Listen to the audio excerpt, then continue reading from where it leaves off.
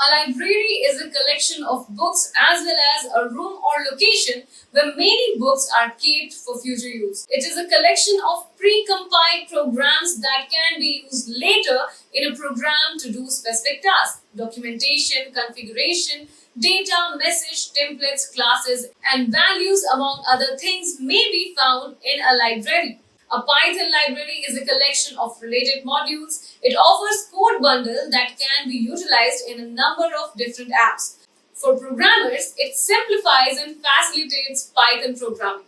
We won't have to rewrite the same code for different apps. Python libraries are widely used in machine learning, data science, data visualization, and other fields. The Python standard library contains all of Python syntax, semantics, and tokens. It has built-in modules that provide you access to basic system functions like I/O as well as few other important modules. For the most part, Python libraries are written in C programming language. The Python standard library contains around 200 essential modules. Because of all these qualities, Python is a high-level programming language. The Python standard library is a crucial piece of software. Python's feature will not be available to programmers until they acquire it. Very interesting, right? So if you feel the need to dig deeper and know more about it, sit tight as we are going to bring you all the information that you need right on your screens.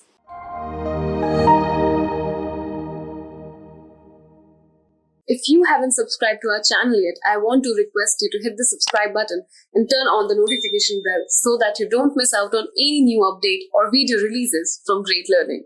If you enjoyed this video, show us some love and like this video. Knowledge increases by sharing, so make sure you share this video with your friends and colleagues.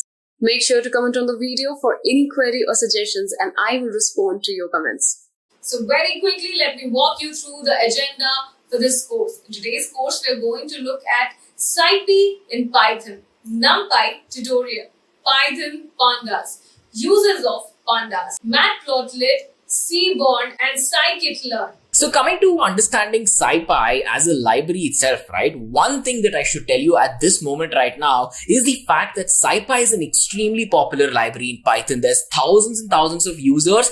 And, when you say it's a library that is really popular, definitely you have to give reasons of why it is popular, right? Now, the entire scientific community, they required a library through which, you can perform certain tasks which you had to do manually otherwise, right? Think about working with algorithms. Think about already having functions which definitely will do the task for you, right? So sometimes what is a function, right? When you think about a function, it's basically, having an equation, solving a lot of things and eventually getting a result after you provide a certain input. That entire process from input to output will be automated if you have readily built functions that can take up the task. Right? So that is possible here as well. And when you think about working with the interactive Python sessions that are out there, right? So what Scipy does, the biggest advantage is that it provides us with high-level commands and classes which we can use to not only just visualize data, but also manipulate it and work with it in real time. Now I'm going to be showing you all the demonstrations, practical demonstrations through which you can see for yourself that, hey, yes, Scipy is a library which is very powerful and it definitely sees its fit in multiple domains out there, right? So whenever the world talks about scientific computing, whenever the world talks about technical computing where there is a requirement of Python, you can be rest assured that, Scipy will be the library that's going to be popular there. Now, after you've understood this about Scipy, here's a very interesting fact you may or may not know about the library. Scipy is basically built, on top of NumPy, and therefore, whenever you have a situation where you have to use Scipy and NumPy as well, right? If you just import Scipy, you're good enough. You can work with all the functionality that NumPy brings to the table, right? In the data visualization scene, if you know that Seaborn is built on top of Matplotlib, right? Similarly, here Scipy is built on top of NumPy, so it brings all the functionality of NumPy and then some, and that definitely is making it's adding more efficiency into the pipeline, and at the end of the day, it's simplifying not just the way you work with Python code, but the syntax through which you write. right? That is becoming more simple as well. Let us quickly come to a section where we can discuss how you can go about installing Scipy.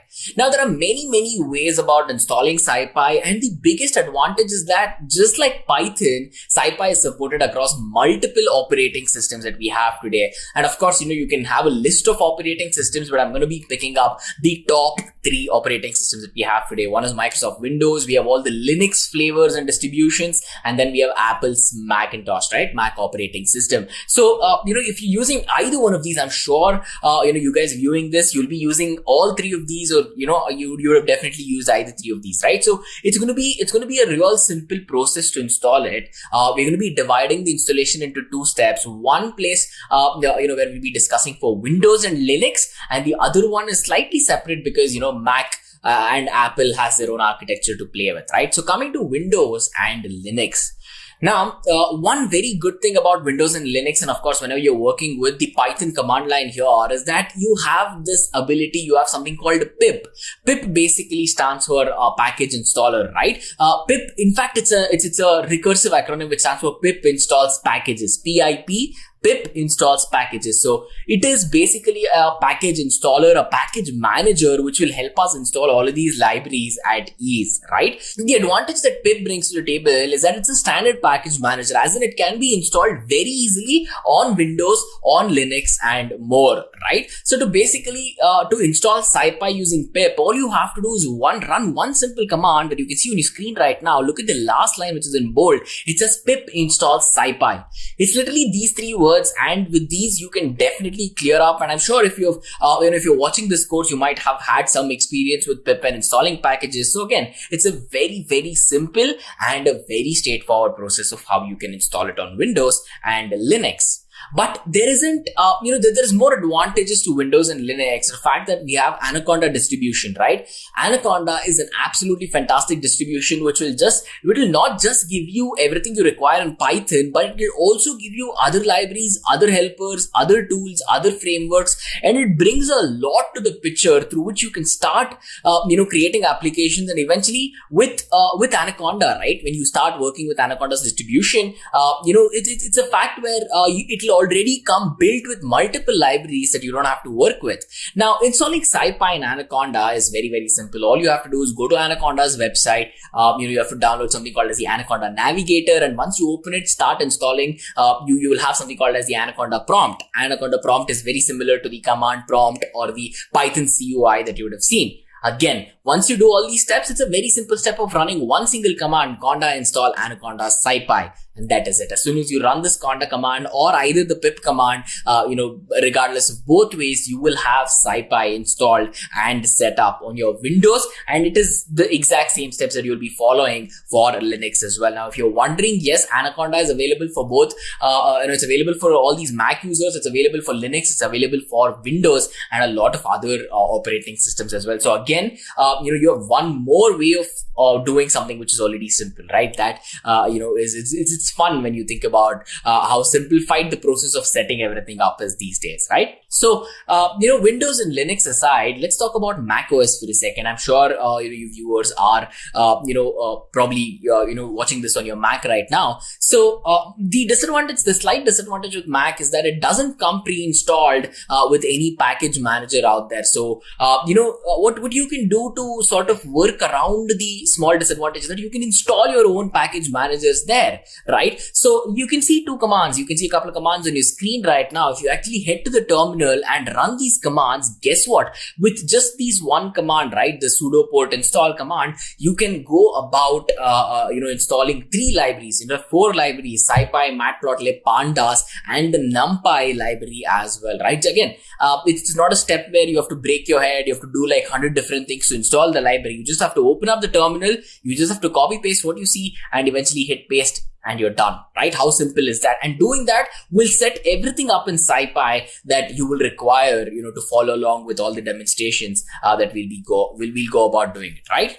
And one advantage with Mac, I wouldn't say advantage, it's a slight helper is for a fact that just like Windows and Linux, where we had multiple ways of installing, here also you have multiple ways of installing. You can use Homebrew to install all these packages, right? But one thing, again, a small disadvantage here by using Homebrew is that whenever you try to install Scipy through Homebrew, it'll not bring the entire library. Right? Now, Scipy is a huge library, as you're going to see through the rest of the course. Of course, we're not going to be covering every single thing in detail, but we are going to be covering all the really important stuff that you guys have to know. And to get to that point, if you're using Mac, again, we have one command: brew install NumPy, Scipy, IPython, Jupyter, right? Now, this will install a lot of things. It's going to install NumPy, which is the library. It's going to install Scipy, again, which is the library under discussion. IPython stands for interactive Python, and we have Jupyter, basically a Jupyter notebook, server, client architecture there, right? So all of this is installed to you, again, using one command, and you really don't have to put a lot of effort in setting it up. Knowing what Scipy is, knowing where it is used, what it can do, and a bit of how we can go about installing it as well, and hoping that all of you all have Scipy installed at this moment, we can jump right into the next section where we'll be discussing all of these sub packages in Scipy, which is literally at the heart of the concept, right? Without knowing these, there is no understanding Scipy at all. So, talking about the sub-packages in Scipy, one advantage is that Scipy supports multiple sub-packages that are out there. Now, there are many dedicated software tools which become necessary whenever you're working with scientific computing, right? Just the term scientific computing seems very complex to think about it, but when you have to implement it in Python, of course, you cannot just have one library, you cannot just have one single entity, tool, or technique that will always work for all the solutions. It doesn't happen, right? So, what Scipy does is it is considered as a very important tool. It is considered as a library which is not only just providing one single aspect of it. It's not saying, hey, just use statistics, just use image processing, just use this, right? It's offering multiple Python modules that you can use, and you can use all of these at once if you choose to tackle everything that's required to perform scientific computing or any sort of technical analysis that's required as well. This is a very popular tool to be used, right? Now, look at your screen. You have multiple sub-packages out there. Of course, we're going to be discussing a couple of these in a small bit of detail, but you have to understand that each of these are used in their own specific purposes, right? Now, you have clustering algorithms. Clustering is a very important part of machine learning, right? You've used clustering again. Just think of a simple example where you're given a couple of fruits and people say, hey, can you put all the oranges on the left side? Can you put all the apples on the right side? Can you keep all the bananas at a different place? You can do that, right? If you can do that, you basically know what clustering can be. There's various types of clustering. There's hierarchical clustering, divisive clustering, agglomerative clustering. There's a lot of types of clustering, but what you should know is that Scipy is going to be giving you a lot of functions and a lot of easier ways to go about doing everything that I said, right? And since we're talking about scientific computing, of course, there's going to be a good amount of physics involved as well. So wherever people are using Python for physics solutions, guess what? Scipy is also providing certain mathematical constants that you can use, right? Now, we all know the most famous constant out there, pi, right? Pi is 3.1418. So on and so on. Now there's multiple, there's a lot of constants if you think about it. There's Boltzmann constant, there's a lot of numbers out there. All of these complex stuff, there's Chandrasekhar limit, there's many concepts. And if you are a astrophysics geek like me, you will definitely be familiar with how complex things can get there, right? So Scipy is providing a way of handling all of that easily. And FFT pack, if you're wondering what FFT stands for, basically it stands for Fourier transforms, right? Fourier transforms are a very important part of handling and working with differential equations. And if you've ever used that, or if you're trying to solve differential equations using Fourier transforms, and you want to apply all of these transforms, Fourier transform, inverse Fourier transforms, and all of that, you have helpers out here that will help you do it easily, right?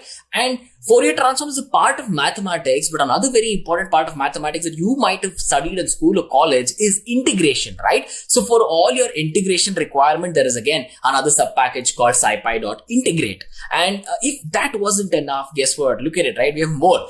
We have one thing to perform interpolation. We have another library, linalg. Again, as I just told you, right? Linalg stands for linear algebra. So for all your linear algebra routines, you have a sub-package ready to go. If you have a requirement where you have to work with a lot lot of data input and a constant source of data filtering and data outputs, you have Scipy.io as well, right? IO talks all about how you can handle data inputs and outputs.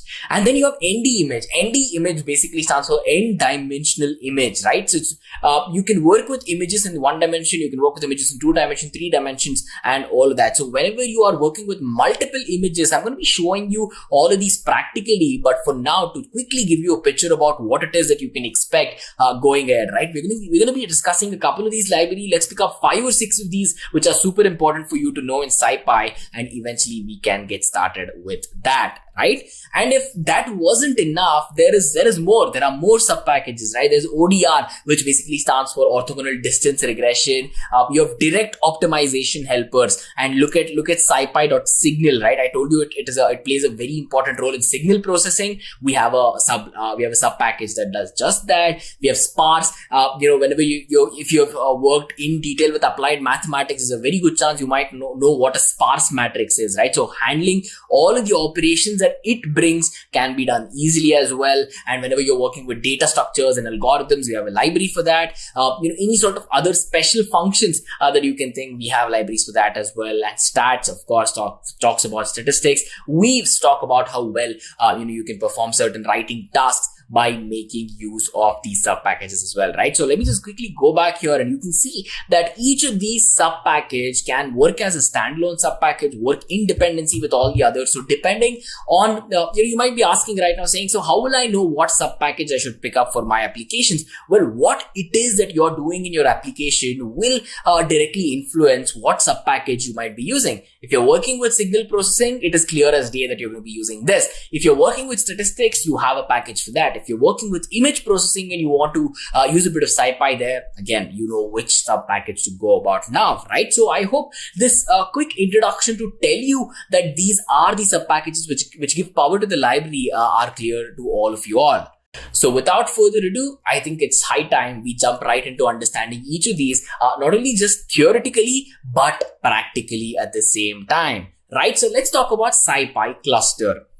Now, ladies and gentlemen, clustering becomes a very, very important part of Scipy, of Python, of all the practical applications we have in today's world. Clustering talks about how you can take one common data set or a heap of data and how you can divide it based on certain data points, based on similarities, based on dissimilarities to other groups as well, right? Now, think about the apple, the orange, and the banana example that I gave you. An apple as a fruit is fundamentally different to an orange. An orange is fundamentally different to a banana, right? So when you bring it all together, it's a jumbled pack. But when I say, hey, I want clusters of different fruits, that's when you get to pick all the similar characteristics, right? Now, when I say, hey, keep all the bananas aside, it can be raw bananas, it can be ripe bananas, everything. Now, I'm asking you to filter it and cluster it based on the type of fruit, not based on the type if the fruit is either raw or if it's ripe or anything like that. And if that were the case, guess what? You can have more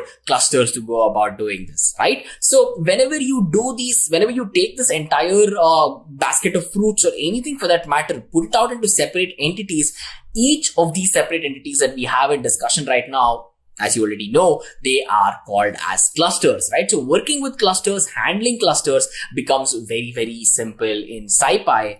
And at this moment, you might be asking a question saying, okay, so clusters is a very wide term of how you can go about using Scipy. Is there any further modularity that will help you understand?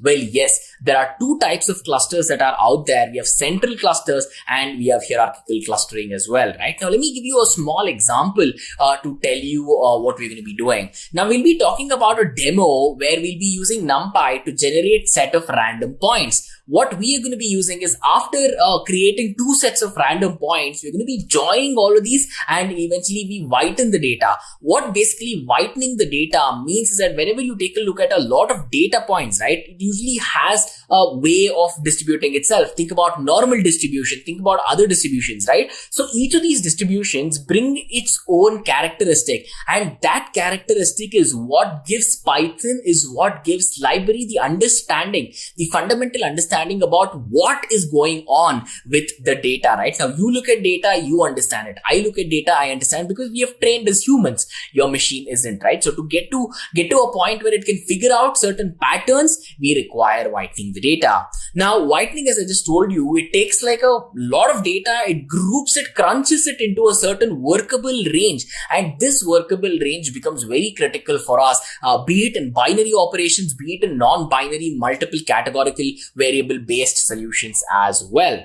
Now, k-means clustering is a very popular way of how you can go about clustering. And what we'll do is we're going to take all the data that we just took together, and we eventually brought it together. We whiten the data. Now what we'll do is we're going to be using the k-means functions and just pass all of the data to it and eventually give it the number of clusters that we want. And those many clusters will be created at the end of the day. So what are we doing? We generated a couple of random data. We eventually brought it together. We ran it through k-means clustering. And after that, we ran it through a function where we can go about talking about how divisive and to what level of modularity that you require with the Scipy clusters that we're talking about, right? So guys, it's not just theory. Everything that we're going to be discussing from now on is going to be practical as well. So let me quickly open up Google Colab. Google Colab is nothing but a Jupyter notebook that is hosted on the Google Cloud platform, right? So it's basically your regular Jupyter notebook, but it has many advantages, and it works on the Google Cloud platform. So you don't require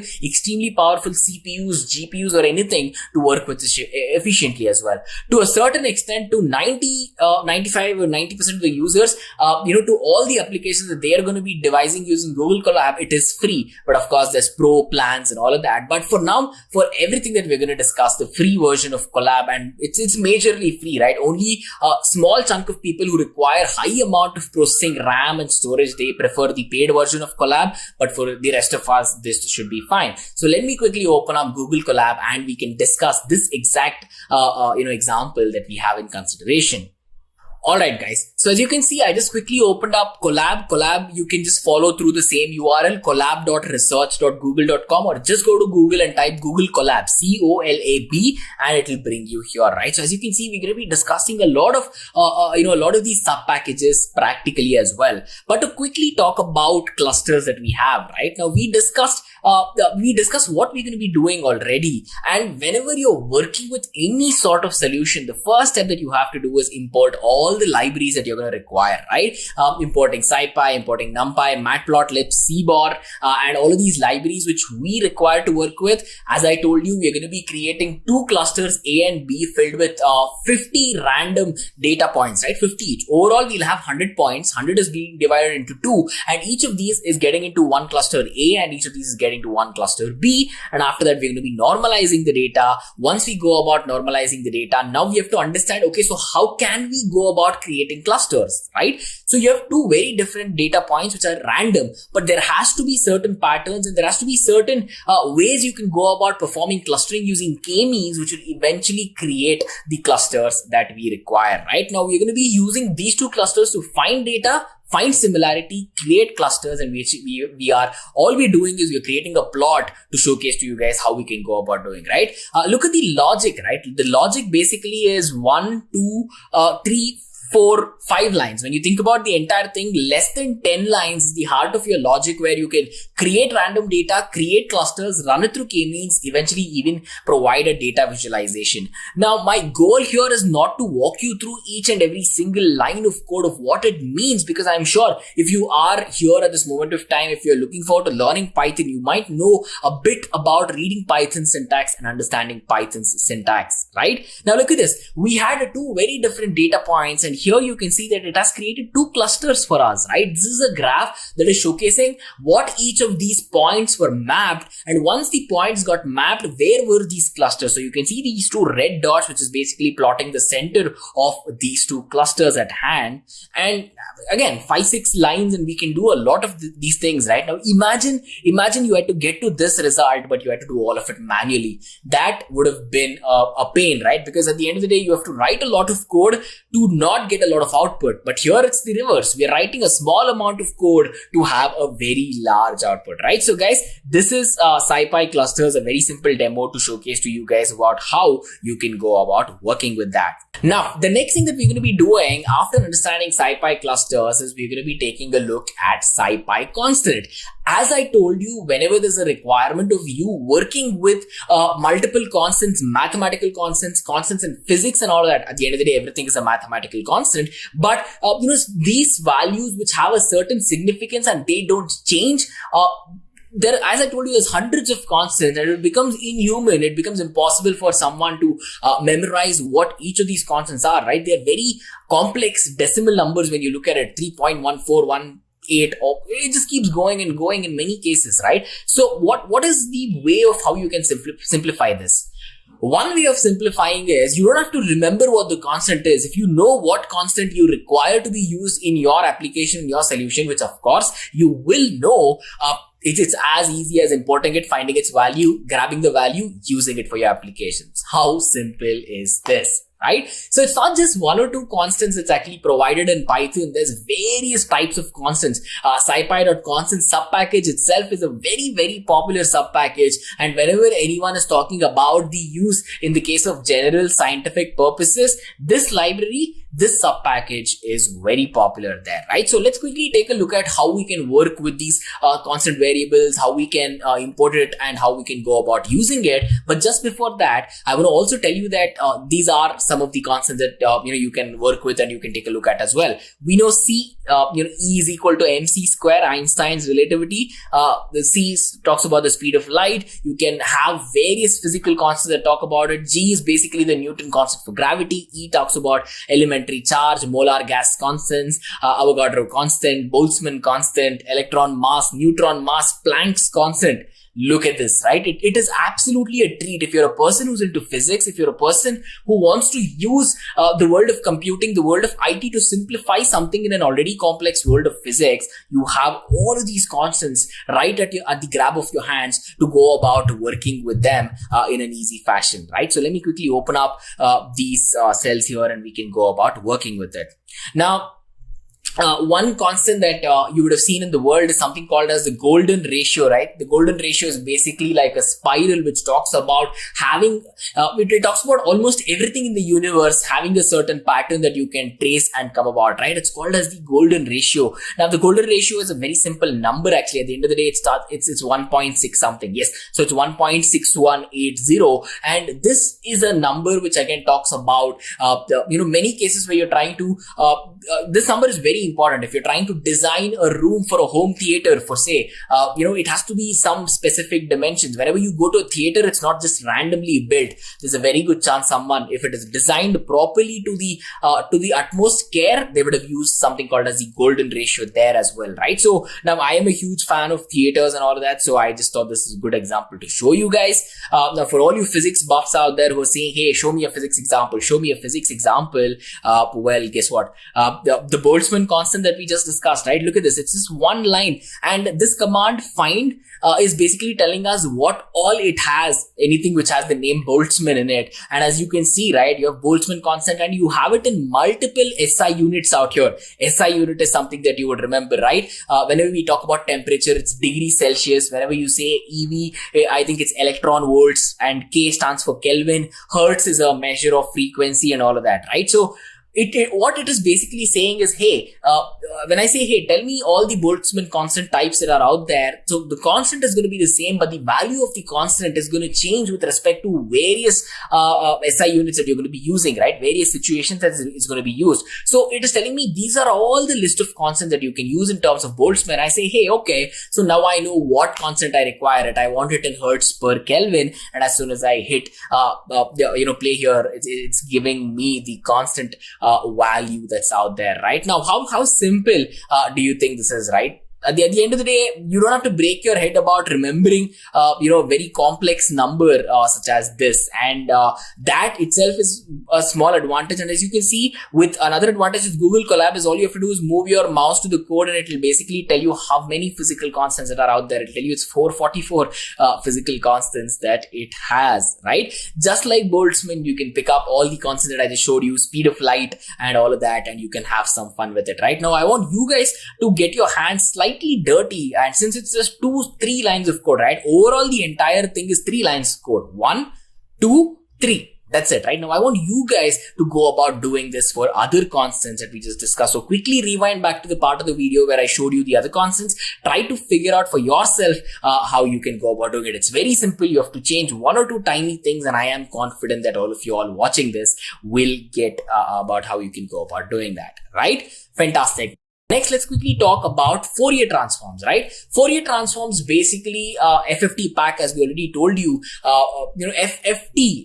If you're wondering why we have 2 Fs, the first F stands for fast Fourier transformation. So whenever you're working with these algorithms, whenever you're working with generic computing and specific scientific applications, you're gonna be using multiple mathematical techniques to go about doing it. DFT is a mathematical technique where you take all these spatial data around you and you take the spatial data, convert it into frequency data. Now, I'm not going to be going into the depth of telling you, why they'd be doing this or how it is done in a detailed way, but a very simple example to show you how you can go about calculating the Fourier transformation is very simple.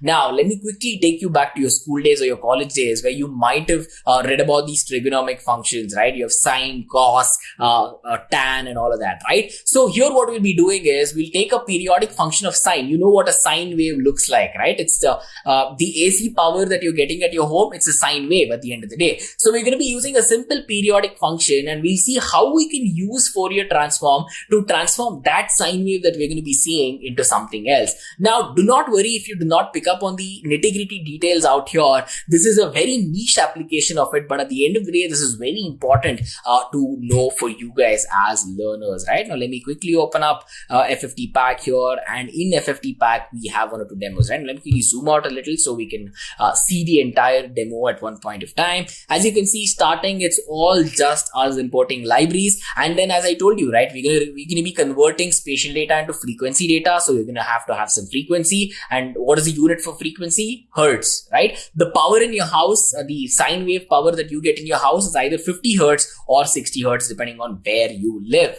right? And then the sampling rate. Sampling is again a fantastic part of working with these analog and digital electronics if you have studied about it in college. And all we're trying to do is we're trying to take spatial data, convert it into simple frequency data, right? And look at this. This is what it might look like. Now, if you do not know what amplitude and all of that means, do not worry. Just look at the graph and understand that this is sort of something similar to what it would look like if you could see the power coming in through the wires to your house, right? It's a simple sine wave that all you're trying to do is, and we've just plotted the amplitude, we've just plotted the time out there, and it's simple, right? Now, the important part here is this is great. We have the sine wave, everything is good. Now, what we need to do, you have to understand, is that we have to take this data. This is spatial data. We're talking about how the wave varies with respect to time and with respect to how much it moves and the power it gets. That's amplitude, right? So what we do here is we basically say, okay, so this is what you have as an input, a processed input.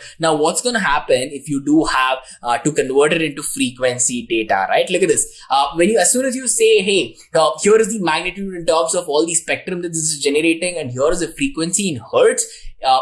Again, we just took this, we use FFT pack, and all you have to do is Fourier transforms is converted spatial data to frequency data, and it did it in what? The logic is basically 2 lines out here, and the logic here is basically again another 1 or 2 lines, right? See, 4 lines at the end of the day. Now you might say, hey, it's not 4 lines, we have 20 lines totally. But all the 20 lines out there, these are like boilerplate code, which again, once you start learning it and once you start doing it, you will not, your brain will not have to put any effort to understanding how how that's gone about doing, right? So it's very simple. You take spatial data, you convert it into frequency. And if you're wondering about, why would someone do this? How is this done? What application in physics? You'll have to do a bit of reading on that yourself, right? Now, I'm a data science guy and I'm definitely not a physics guy, but I love astrophysics if you want to know. All right, cool. Now that we're done with FFT pack, let's quickly take a look at the next thing wherein we are going to be discussing a little bit about interpolation. Now, interpolation is one of these concepts which is again super popular because when you have two values, right? Whenever you have two known values, let's just say 0 and let's just say 10. When you have two values, there are a lot of other values, right? There's infinite values between 0 and 10. But what if you had to estimate unknown values that are present in this range itself? That is where interpolation comes into the picture. And again, as always, since we're discussing it in Scipy, there is a sub package that will help you do this easily. So you can perform one-dimensional or any sort of univariate interpolation. Univariate basically talks about one variable, right? So one variable interpolation is possible, and even multivariate interpolation is possible, as in you can use two or more variables to perform interpolation. Now, when you say multivariate interpolation, it basically is also called a spatial interpolation. It is one of a kind where, you can run functions, and in these functions, you will have multiple unknowns, multiple known variables through which you can process all of them easily, right? So let's quickly head over to Python again, and let's take a look at how we can go about understanding interpolation in a very simple manner. Now, what we're doing here, as you can already see, is let me actually print it out so you have a better idea about what we're doing. We are creating a couple of plots here, and all of these are like functions, right? You can see that we've used the cosine function here. We've run this entire thing becomes a function when you take a look at it, right? A mathematical function to be very precise. And as you can see, we have certain data that we have just plotted it out, right? Now, if these two lines weren't there, the data would still have been there, but it would have not been plotted. The convenience of data visualization is all you have to do is like plot it out, and here's a scatter plot that will give you all the details that you're going to need. Now, one thing that you have to do is wherever we have a situation where we have to create a function based on certain fixed data points. Think about the example that I just told you, 0 to 10, right? Here's where interpolation comes into the picture. Now, if you want to understand what is the difference, what happens after interpolation, again, there's multiple types of interpolation, linear, cubic, and all of that. So all I'm going to do is I'm going to run this tiny piece of code here, and you can see this, right? Your actual data, look at this. This is the data that we have in hand when we ran this cosine function, and all those blue dots that you see is exactly that graph. But over that graph, when you perform interpolation, we have linear interpolation on the solid yellow line, and of course on the dotted green line, we have cubic interpolation, right? Now, the way of us finding out how we can go about printing and knowing all these values. Now, you might be saying, okay, so why did we do this? Why do we have a graph there? Guess what? Between this blue point and this blue point, right? Two data entities. If you want something in the middle, if you want something in between these 2 points,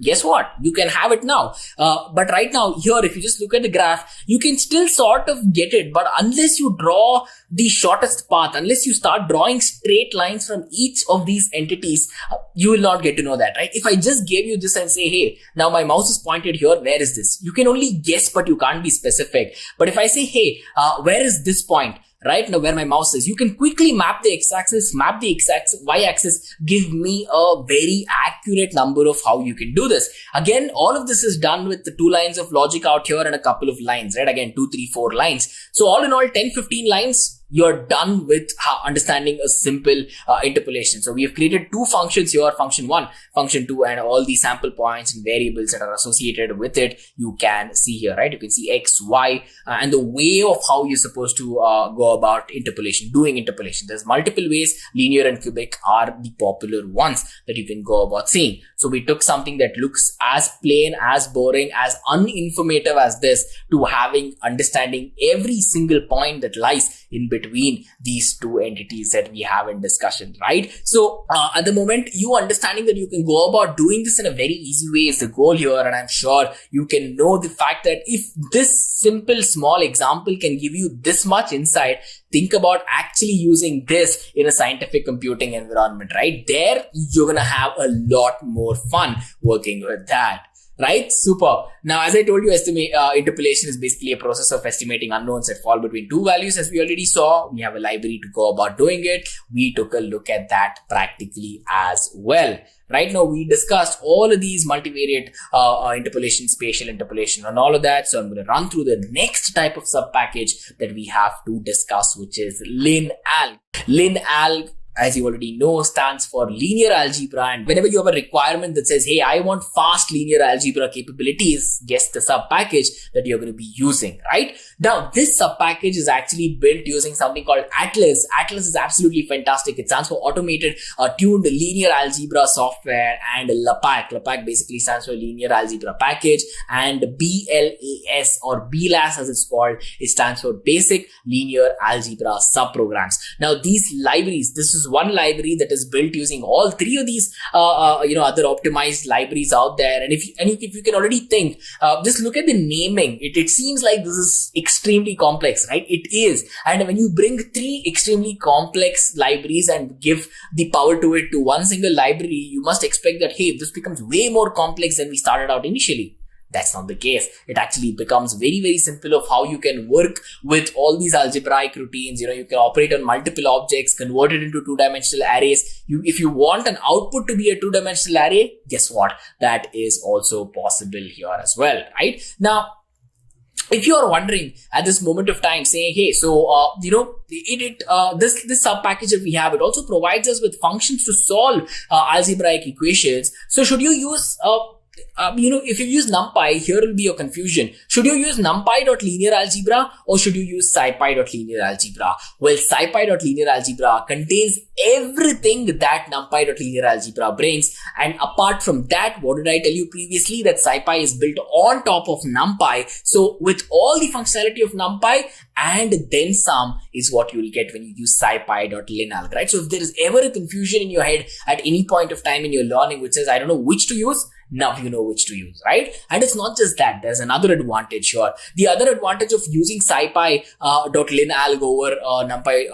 NumPy.linalg is the fact that it will always be compiled ready with BLAS or LAPACK support. While for NumPy, it still is supported, but it is optional. It doesn't come as a standard entity that you can go about using. So the speed at which your equations will get solved is way faster with Scipy.linalg rather than NumPy.linalg, right? I know it sounds a little bit complex, but trust me, this simple slide will give you all the information you need to know about quick comparison, what can do what better, which should be used when, what is the advantage of Scipy.linalg over NumPy.linalg, right? Again, as always, let me quickly show you one or two demos on this and, we can go about doing it. Now, I'm going to take you back to your college days. I'm going to take you back to your school days because look at this. This is a linear algebraic solution, right? Now, when you take a look at the various equations that we have here, all we're trying to do is we're trying to solve these three equations and we're trying to find the value of x, y, and z for whenever these equations become zero, and you can eventually find out, right? So all we have to do is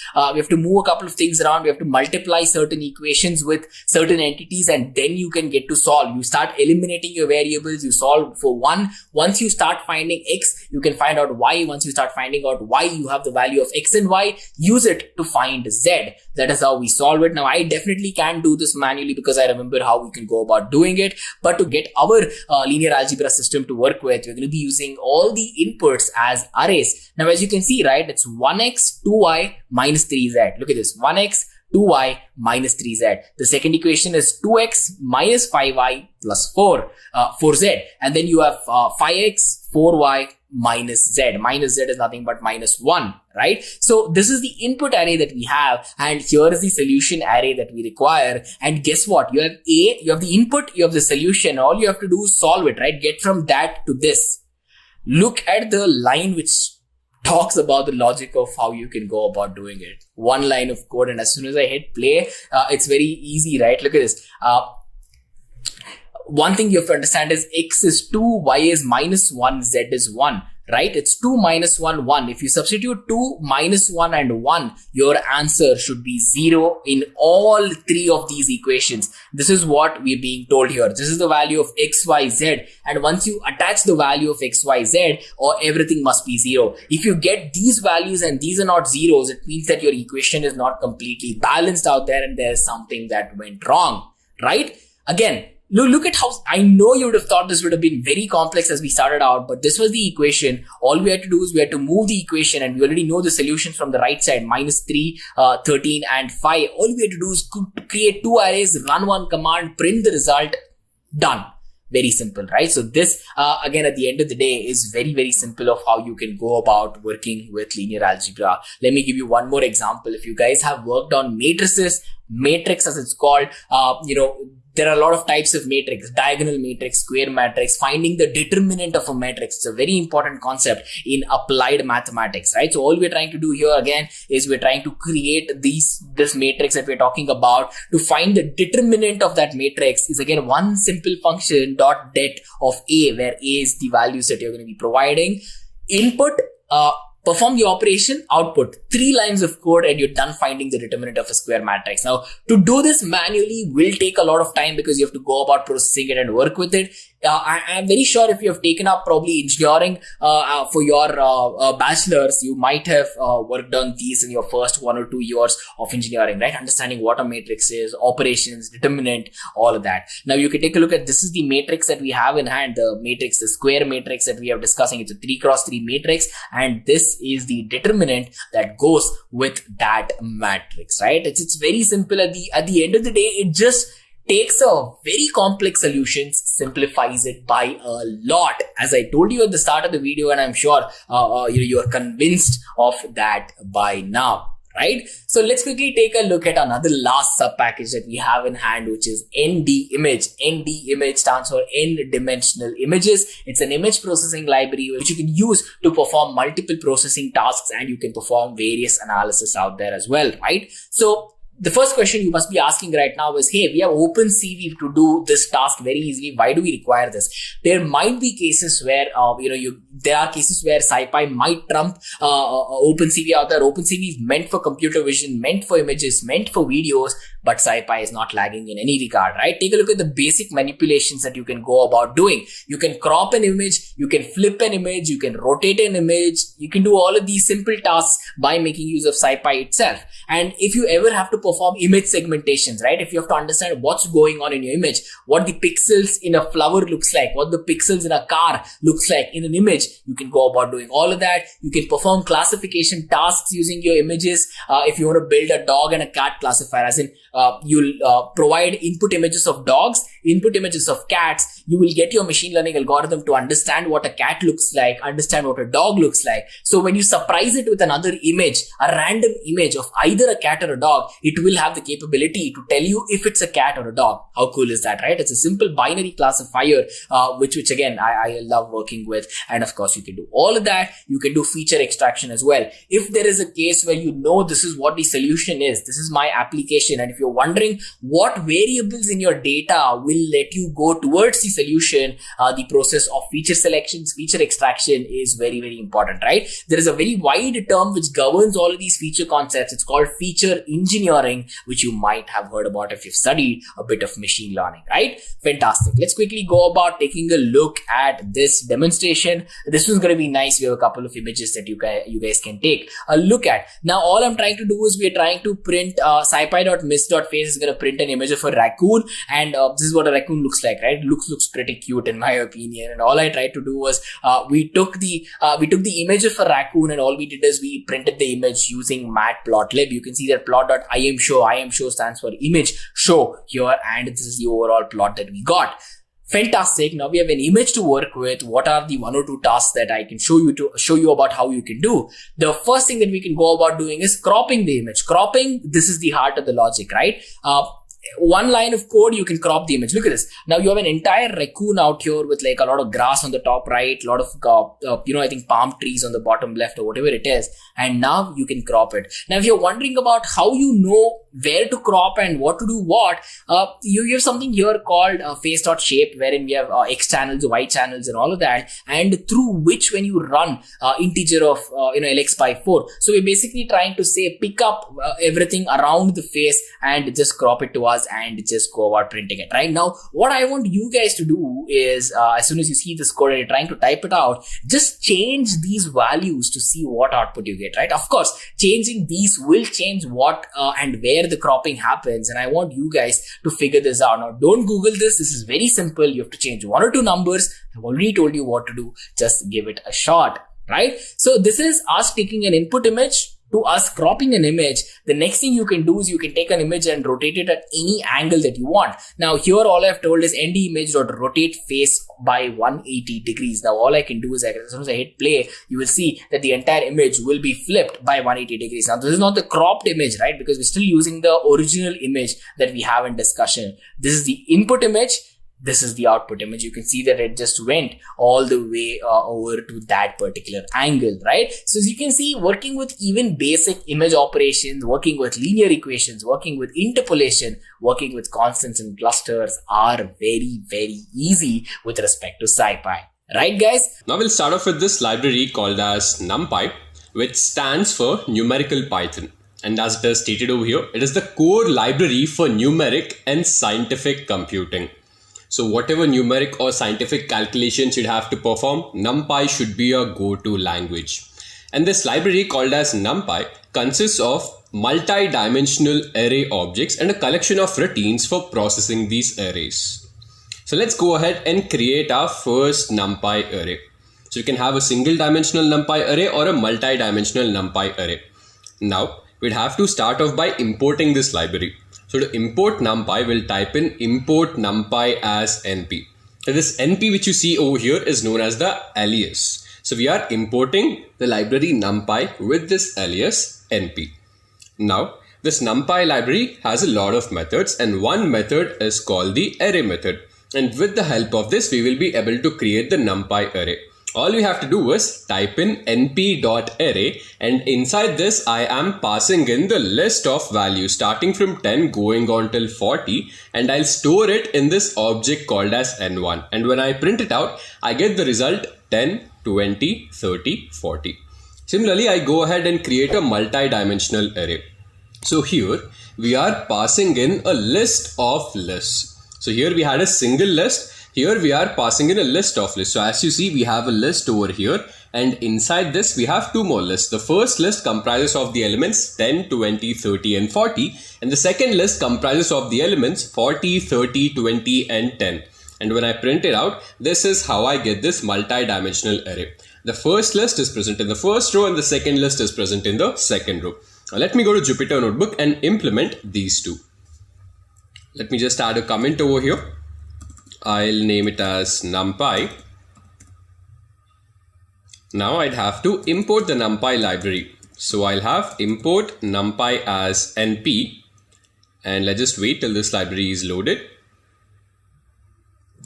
Now that this is loaded, I can go ahead and create the NumPy array. So for this, I'll have to use np.array and inside this I'll be passing in a list of values. So I'll pass in 10, 20, 30 and 40 and I'm storing it in this object called as n1. Now let me print out n1 over here. And as you guys see, I have successfully created this NumPy array, which over here the values are 10, 20, 30 and 40. And just to be sure, I'll go ahead and check the type of this NumPy array. So I'll have type. Inside this, I'll pass in n1 and as you guys see, we get the result numpy.ndArray. So nd array stands for n dimensional array. Now we'll go ahead and create a multi-dimensional array over here. So to create a multi-dimensional array, we'd have to pass in a list of lists inside this np.array method. So I'll have this outer list. Inside this, I will create two lists. So the first list, let's say, comprises of the elements 1, 2, 3 and 4 and the second list comprises of the elements 4, 3, 2 and 1. Now I'll just print out n2 over here And I have created this multi-dimensional array where all of the elements from the first list are present in the first row and all of the elements from the second list are present in the second row. Now that we have created these NumPy arrays, we'll now see how to create or how to initialize a NumPy array with different ways. So now let's say if I want to initialize a NumPy array with only zeros, then we have a method called as zeros. It's very intuitive, isn't it? So here we are importing the NumPy array, then we are using np.zeros and it takes in two parameters. So these two parameters basically indicate the dimensions of the NumPy array. So if I want to create a 1 cross 2 NumPy array where all of the values are zeros, then I can just go ahead and type in np.zeros and inside this I'll pass in the dimensions, which is 1, 2, and I get a 1 cross 2 NumPy array where the values are only zeros. Similarly, over here, I am creating a 5 cross 5 NumPy array where all of the values are zeros. So I'll just use np.zeros and inside this, I'll pass in 5, 5. Now let me go ahead and implement this in Jupyter Notebook. Here, I'll add the comment np.zeros.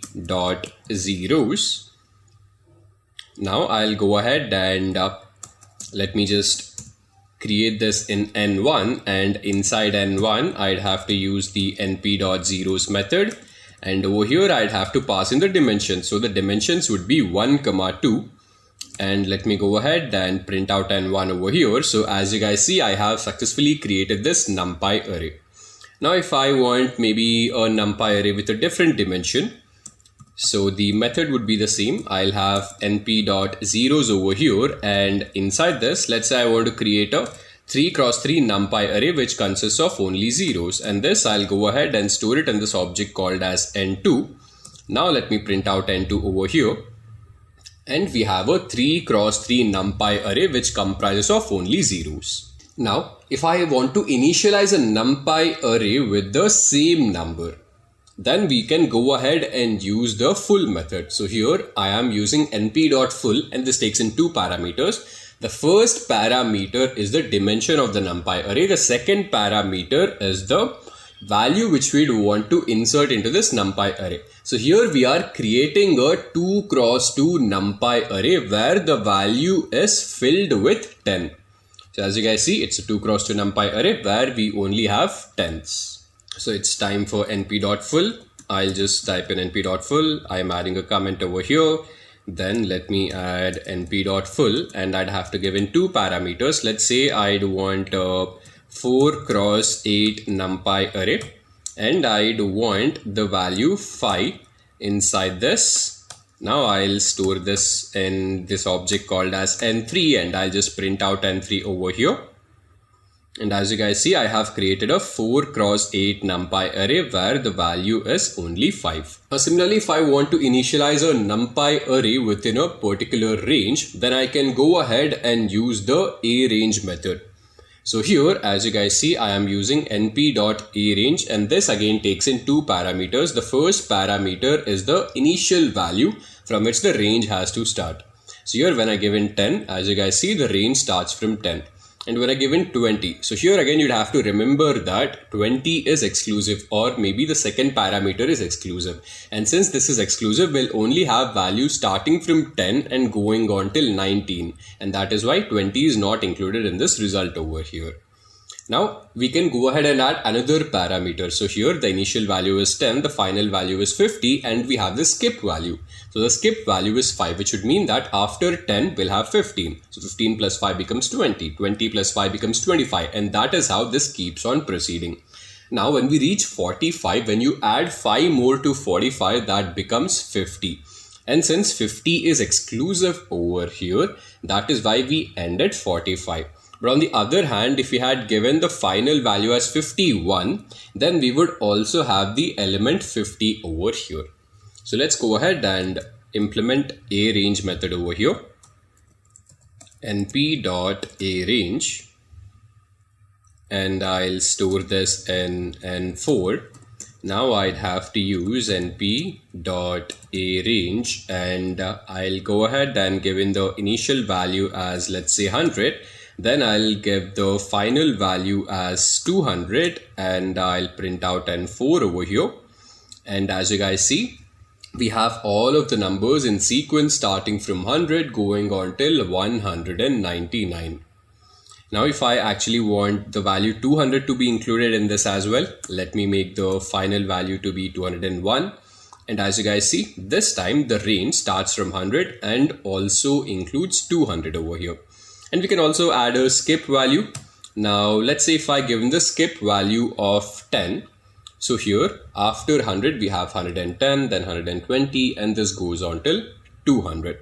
Now instead of 201, if I keep the final value as 200, we see that this NumPy array ends at 190 because 200 is exclusive.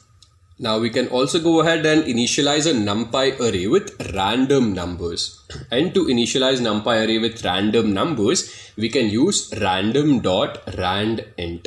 So here we are invoking np.random.randint, and over here we have three parameters. The first parameter is basically, and over here we have three parameters. The first two parameters basically indicate the range from which we would want the random numbers. So we would want the random numbers in this range of 1 to 100. And this third parameter would tell the Python interpreter how many random numbers do we need. So in the range of 1 to 100, we would need 5 random numbers. And as you guys see, this is the result which you get over here. So we have 95, 88, 26, 22, and 76, which are 5 random numbers generated between the range of 1 and 100. I'll add this comment random. Now let's go ahead and initialize a NumPy array with some random numbers. So I'll have np.random.randint because I want a random set of integers, and this will take in 3 parameters. Let's say I would need values between 50 and 100, and I would need 10 random values over here. And let me store this in n5. Let me go ahead and print out n5 over here. And as you guys see, I have 10 random values which are generated between the range of 50 and 100. Now, similarly, if I go ahead and run this again, I'll get a different set of values. As you guys see, we have a different set of values again. When I click this, we again have a different set of values. That was all about initializing a NumPy array with different methods. Now you can also go ahead and check the shape of a NumPy array. And to check the shape of a NumPy array, we have the shape method, which again is very intuitive. So here we are creating a NumPy array where we are passing in a list of lists. So in the first list we have 1, 2, and 3. In the second list we have 4, 5, and 6. So obviously we will have a NumPy array where we'll have 2 rows and 3 columns, and this is what the n1.shape gives us. Now if we want to change the shape of this, then we can use the same method. So here what I'm doing is I'm typing in n1.shape and I'm changing the shape from 2, 3 to 3, 2. That is, instead of having 2 rows and 3 columns, I will have 3 rows and 2 columns. So this same shape method can be used to check the shape of the NumPy array and also reshape the dimensions of the NumPy array. So let me create a NumPy array over here. So we would have to create a multi-dimensional NumPy array. So this will be n6 is equal to, I'll have np.array, and inside this I'll have to create a list of lists. So in the first list I'll have values 10, 20, and 30. And in the second list I'll have values 40, 50, and 60, and I'm storing this in n6. Now once that is done, let me just print out n6 over here, so you guys can see this NumPy array. Now I'll also go ahead and check the shape of it. So I'll have n6.shape, and we get the result that this is a NumPy array where we have 2 rows and 3 columns. Now I can also go ahead and change the shape of this. So I'll have n6.shape, and over here I am changing the shape to be equal to 3, 2. Then I'll go ahead and print out n6.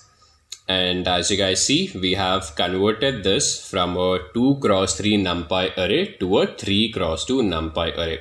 So you had 10, 20, 30 in the first row. We've got 10, 20 in the first row here. So similarly, this is how this has been changed. Then we have some stacking methods over here. We have vstack, headstack, and column stack. So let's just start with vstack. So we are creating a NumPy array n1 where we have the values 10, 20, and 30. Then we are creating the NumPy array n2 where we have the values 40, 50, and 60. Now when we use vstack over here, this again takes in two parameters where we'll just pass in two NumPy arrays inside this. So as you guys see, we are vertically stacking over here. So when I say vertically stacking, I have one NumPy array on top of another NumPy array. So because I'm using n1 comma n2, n1 comes at the top, n2 comes at the bottom. So this is how vertical stacking works. Then we can also go ahead and horizontally stack two NumPy arrays. So n1 and n2, we've got the same NumPy arrays over here. And instead of using vstack, I'm using the headstack method. I'm passing in n1 and n2. And as you guys see, 40, 50, and 60. So n2 has been stacked horizontally to n1. Then we have the column stack. So if we want to stack these NumPy arrays into separate columns, so we have n1 and n2, and when I'm using column stack over here, as you guys see, n1 goes into the first column, n2 goes into the second column. And this is how we can work with these stacking methods. So I'll have to create these two NumPy arrays over here. I'll have n1, which will be np.array, and inside this I'll have 1, 2, and 3. Then I'll also go ahead and create n2. So this will be np.array, and inside this I'll have 4, 5, and 6. So I have my n1 and n2 ready. Now I'll start off with vertical stacking. So I'll use np.vstack, and inside this I'm passing in n1 and n2, and let's see what would be the result. So we have vertically stacked n1 with n2. n1 is at the top, n2 is at the bottom. You can also change how these are stacked. So instead of giving n1, n2, let's say if I give in n2 and n1, you guys would see that n2 is at the top and n1 is at the bottom. Now we can similarly work with the headstack method. So here I'll type in np.hstack, and inside this again I'll pass in n1 comma n2. And as you guys see, I have stacked n2 at the back end of n1. Now, if I want n2 first and n1 second, I just have to change the sequence. So inside np.headstack, I'll give in n2 comma n1.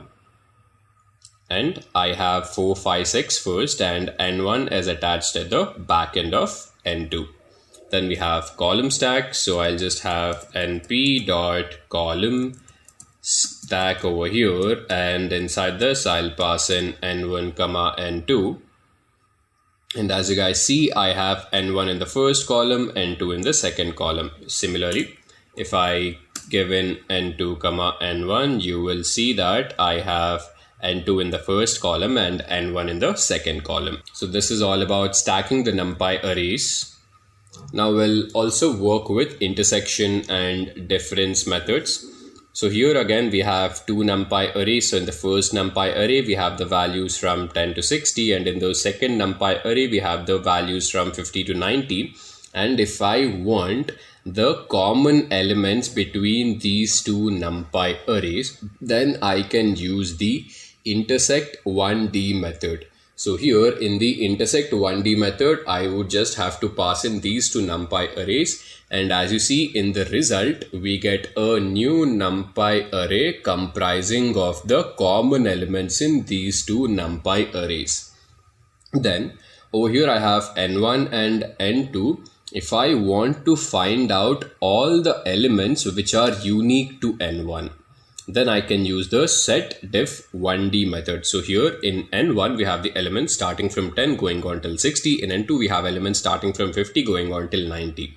So here as you guys see, 50 and 60 are common in n1 and n2. And if I want the elements which are unique to only n1, then I would have to use setDiff1d, and I'll pass in n1 and 2. As you guys see, I get only 10, 20, 30 and 40 because 50 and 60 are present in both the NumPy arrays. I can also change the sequence over here. So instead of passing in n1, n2, when I pass in n2, n1, then this will give me all of the unique elements which are present in n2.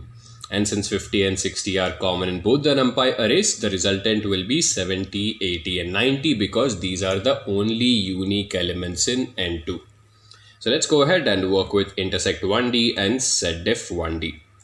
I'll just add a comment over here, intersect 1D, and I would have to create two new NumPy arrays. I'll have n1 over here.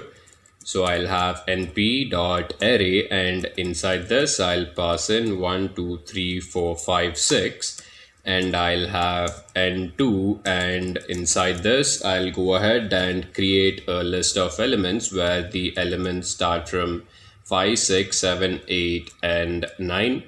So I have these two set over here. Now that my two NumPy arrays are ready, if I want to find out the common elements which are present in these two NumPy arrays, I'd have to use intersect 1D.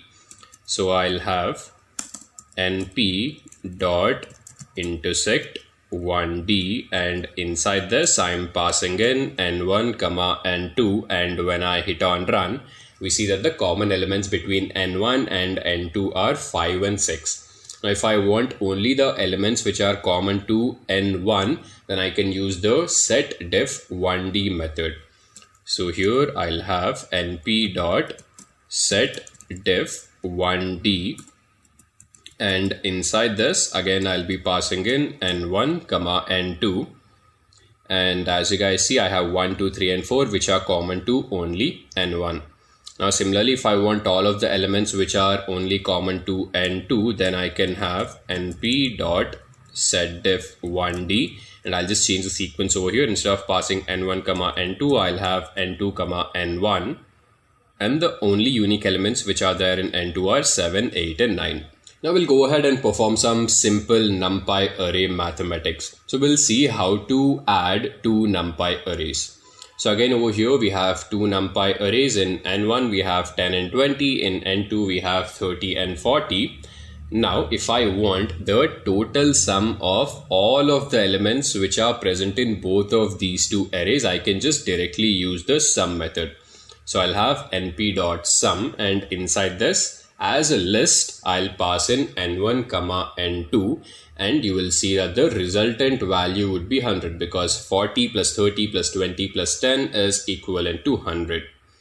Now if I want to find out the individual sum along the rows and along the columns, then I can use the additional parameter called as axis. So if I want to sum the values along the column, then I'll set the axis to be equal to 0.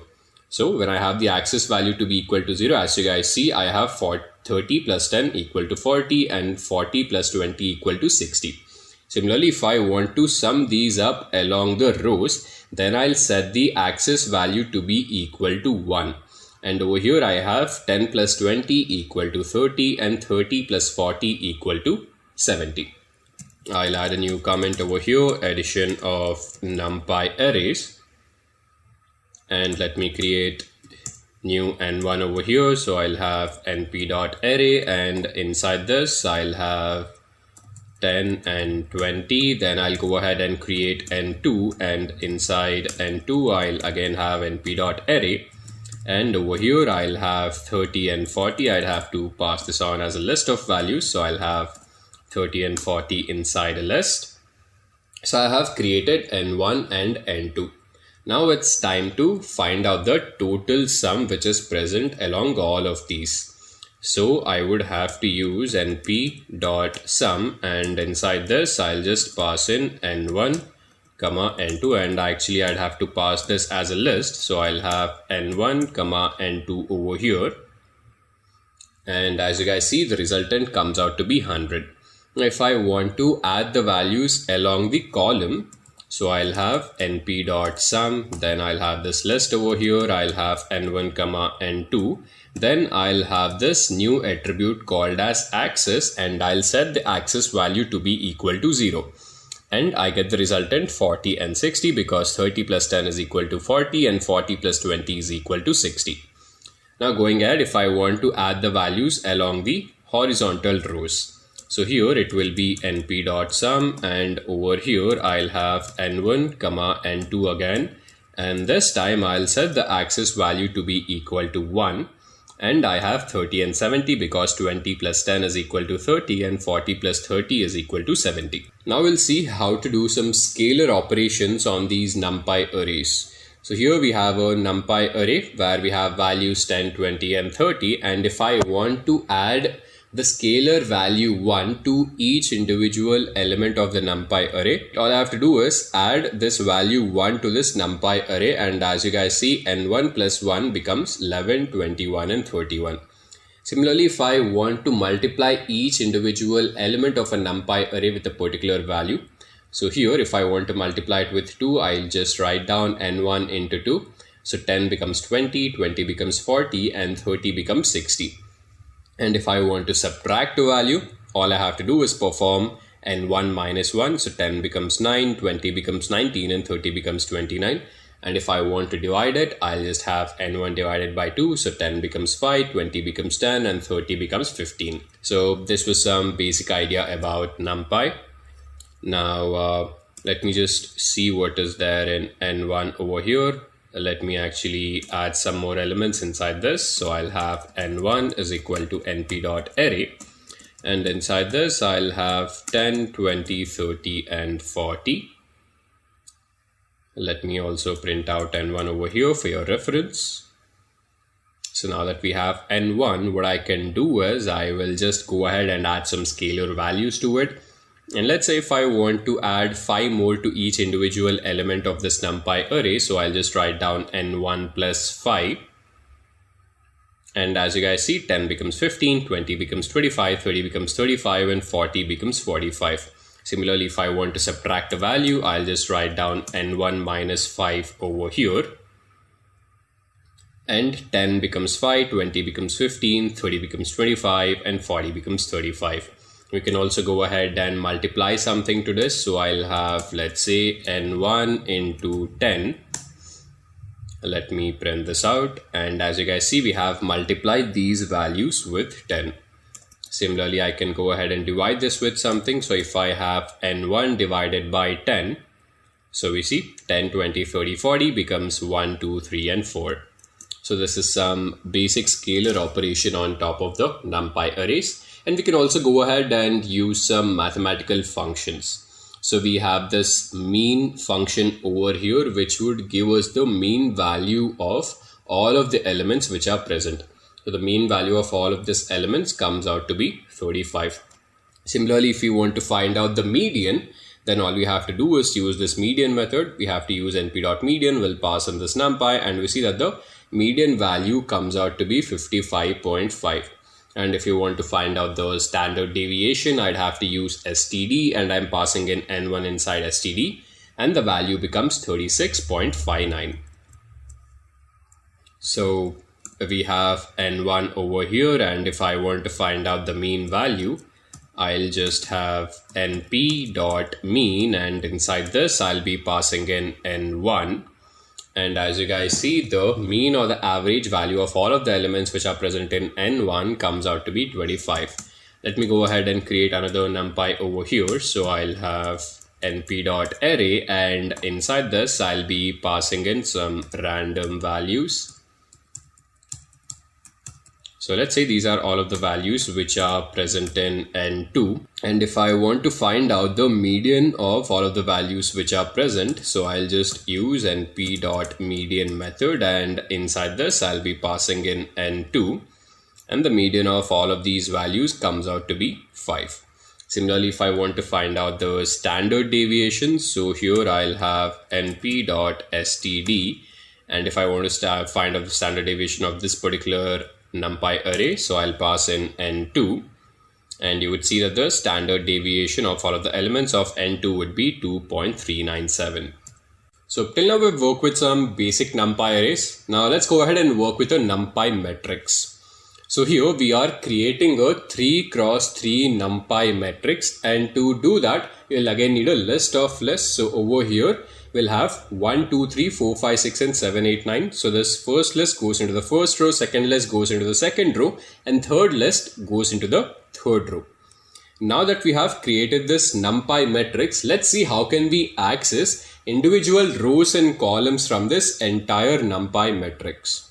So here, let's say if we want to access the first row, again you'd have to remember that the indexing in Python starts from 0. If we want to extract the entire first row, we'll just have n1 and inside parenthesis we'll pass in 0. And as you guys see over here, I have successfully extracted the entire first row.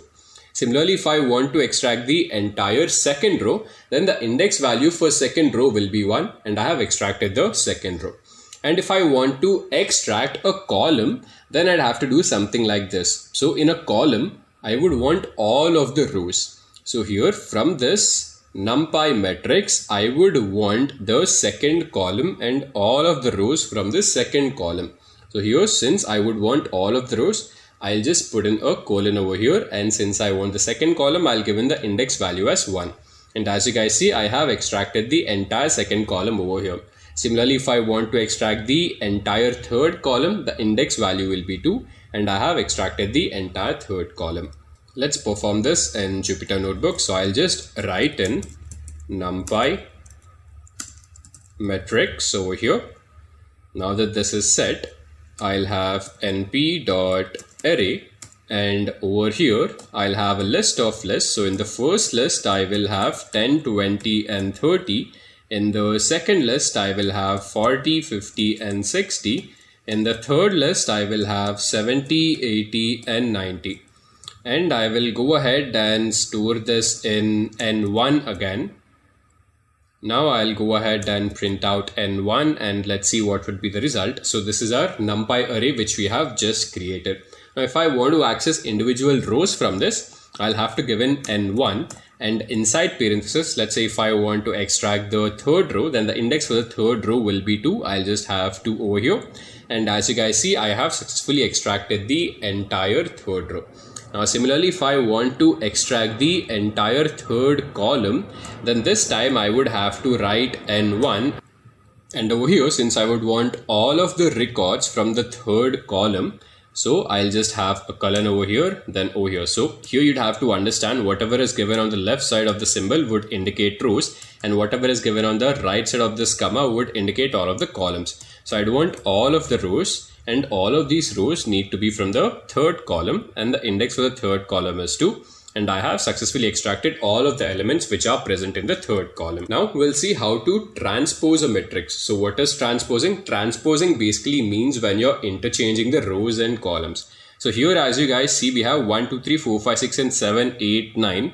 Now the rows would be interchanged with the columns. So here 1, 2, 3 which is present in the first row comes into the first column. 4, 5, 6 which is present in the second row comes into the second column. 7, 8, 9 which is present in the third row comes into the third column. Let's go ahead and perform transpose as well. So all I have to do is use np.transpose, and inside this I'll just pass in n1 over here. So as you guys see, initially I had 10, 20, 30 which was in row. This became in column. 40, 50, 60 was in second row, became the second column. 70, 80, 90 was the third row, which became the third column over here. Now we'll see how to perform two matrices. So over here we have n1 where we have the elements starting from 1 going on till 9. Then we have n2 where we have elements starting from 9 going on till 1. Now if we perform the dot operator on this, which is basically matrix multiplication, this is how the multiplication happens. So the multiplication is row by column, which would basically mean, so here we have 1, 2, 3, here we have 9, 6, 3. So it will be 1 into 9 plus 2 into 6 plus 3 into 3, which will give you a result of 30. Then again we'll have row by column. So here it will be 1 into 8 plus 2 into 5 plus 3 into 2, which will give you a result of 24. Then it will be 1 into 7 plus 2 into 4 plus 3 into 1, which will give you a result of 18. And this is how this progresses, and finally we'll get this result over here. And the dot product of n1 into n2 and n2 into n1 will be different. So as you guys see, This is the dot product of n1, n2, and this is the dot product of n2, n1. Both of these will be different. So I already have n1 over here. Let me go ahead and also create n2. So here I'll write n2 is equal to np.array, and over here I'll have the elements in reverse order. So I'll have 90, 80, and then I'll have 70. Going ahead, I'll have 60, 50, and 40. After this, I'll have 30, 20, and 10, and I am storing this in this object called as n2. Let me also go ahead and print out n2 for you guys over here. So this is what we have. Now if I want to perform the dot product, so I'll have n1. I'll actually have, if I want to perform the dot product here, I'll have n1 dot. Inside this I'll pass in n2, and as you guys see, this is the dot product of n1 cross n2. But we know that n1 cross n2 and n2 cross n1 is different. So when I perform n2 dot n1, the result will be different from n1 dot n2. So this was about matrix multiplication. Now we'll go ahead and see how can we actually save a NumPy array and then load it from somewhere else. So here we are creating this NumPy array where we have elements from 10 to 60. Then to save this NumPy array, we just have to use the save method. And over here we are saving this NumPy array with this name called as my_NumPy. So this takes in two parameters. First parameter is the name by which we'd want to save this NumPy array. Second is the array which we'd want to save. Now once that we save this, to load this NumPy array, we will have to use np.load, and over here we'd have to give in the name by which we save this NumPy array. So we save this NumPy array as my_NumPy, and we'd have to give the extension which is .npy, which basically stands for NumPy, and we go ahead and store this in n2 and we print out n2. We see that we have successfully loaded this NumPy array over here. Now I'll go ahead and save this. So I'll have np.save, and this, as we have seen, takes in two parameters. The first parameter is by which I save this. So I'll have save n1, and I would want to store n1. So I have saved this. Now if I want to load this, I would have to use np.load, and over here I'd have to give the name of the NumPy array. So it will be save_n1.npy. Let me actually remove this over here, and I will store this in, let's say, n9. Let me click on run over here. So we have an error over here. We have this error because I'd have to give this inside single quotes. Now if I click on run, we'll get the result. Now if I print in n9 over here, we finally get the result. So what exactly is Pandas? So Pandas stands for panel data and is the primary library for any sort of data wrangling or data manipulation tasks. And this provides you single dimensional and multi-dimensional data structures. And in this particular session, we will be focusing especially on these two-dimensional data structures called as data frames. So let's go ahead and look at the first important use of Pandas, which is data creation. So you can create tables using Pandas. So let's go to Jupyter Notebook and actually see how can we create a table using this Pandas library. So our first task would be to import Pandas. I'll write down import Pandas as PD, and we'll just wait for a couple of seconds for this library to load up. Now, once we load this library, you can create a table. Now to create the table, we'll be actually using a dictionary. So the table in Python, when it comes to Pandas, is known as a data frame. So you need to write down pd.dataframe over here, and inside this you can just pass in a dictionary. So you can create a dictionary with the help of these curly braces. So what I'll do is I would want to create a very simple student table where I would have the names of the students and the marks of the students. So what I'll do is I will give in the first key, which would be name, and I will give in a bunch of names over here. So let's say the first student is Bob, then we have Annie, after that we have Sam. So I have my first key value pair, then I'll go ahead and create my second key value pair. So the second key over here, I will name it as marks, and let me again go ahead and assign some marks over here. So let's say Bob has scored 56 marks, Annie has scored 89 marks, and Sam has scored 34 marks. So this I'll go ahead and store in a new object called as student, and I'll hit on run. Now let me just print out the student object over here.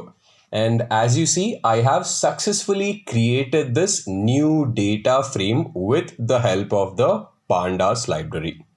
Now we'll look at the second use, which is data loading or data acquisition.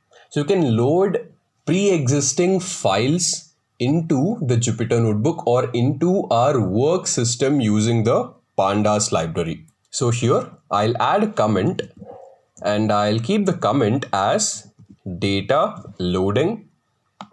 And normally whenever we'd have to work with data frames, we normally load them as a CSV file. So what is a CSV file? CSV is the extension for comma separated values. So if we have a .csv file, we can go ahead and directly load it as a data frame into our Jupyter Notebook. So now if I go to my home page over here, you would see that I already have a data set called as iris. So iris.csv. Now if I would want to work with this .csv file, I can directly load this with the help of the Pandas library. So here I'll write down pd.read_csv, and this is the method which I'll be using to load a CSV file. And inside this, I'd have to give in the name of the CSV file along with the extension. So I'll write down iris.csv and I'll go ahead and store it in a new object called as iris. I'll hit on run. And let me just print out iris for you guys over here. And as you see, I have successfully loaded this file iris.csv, and these are the columns which are present.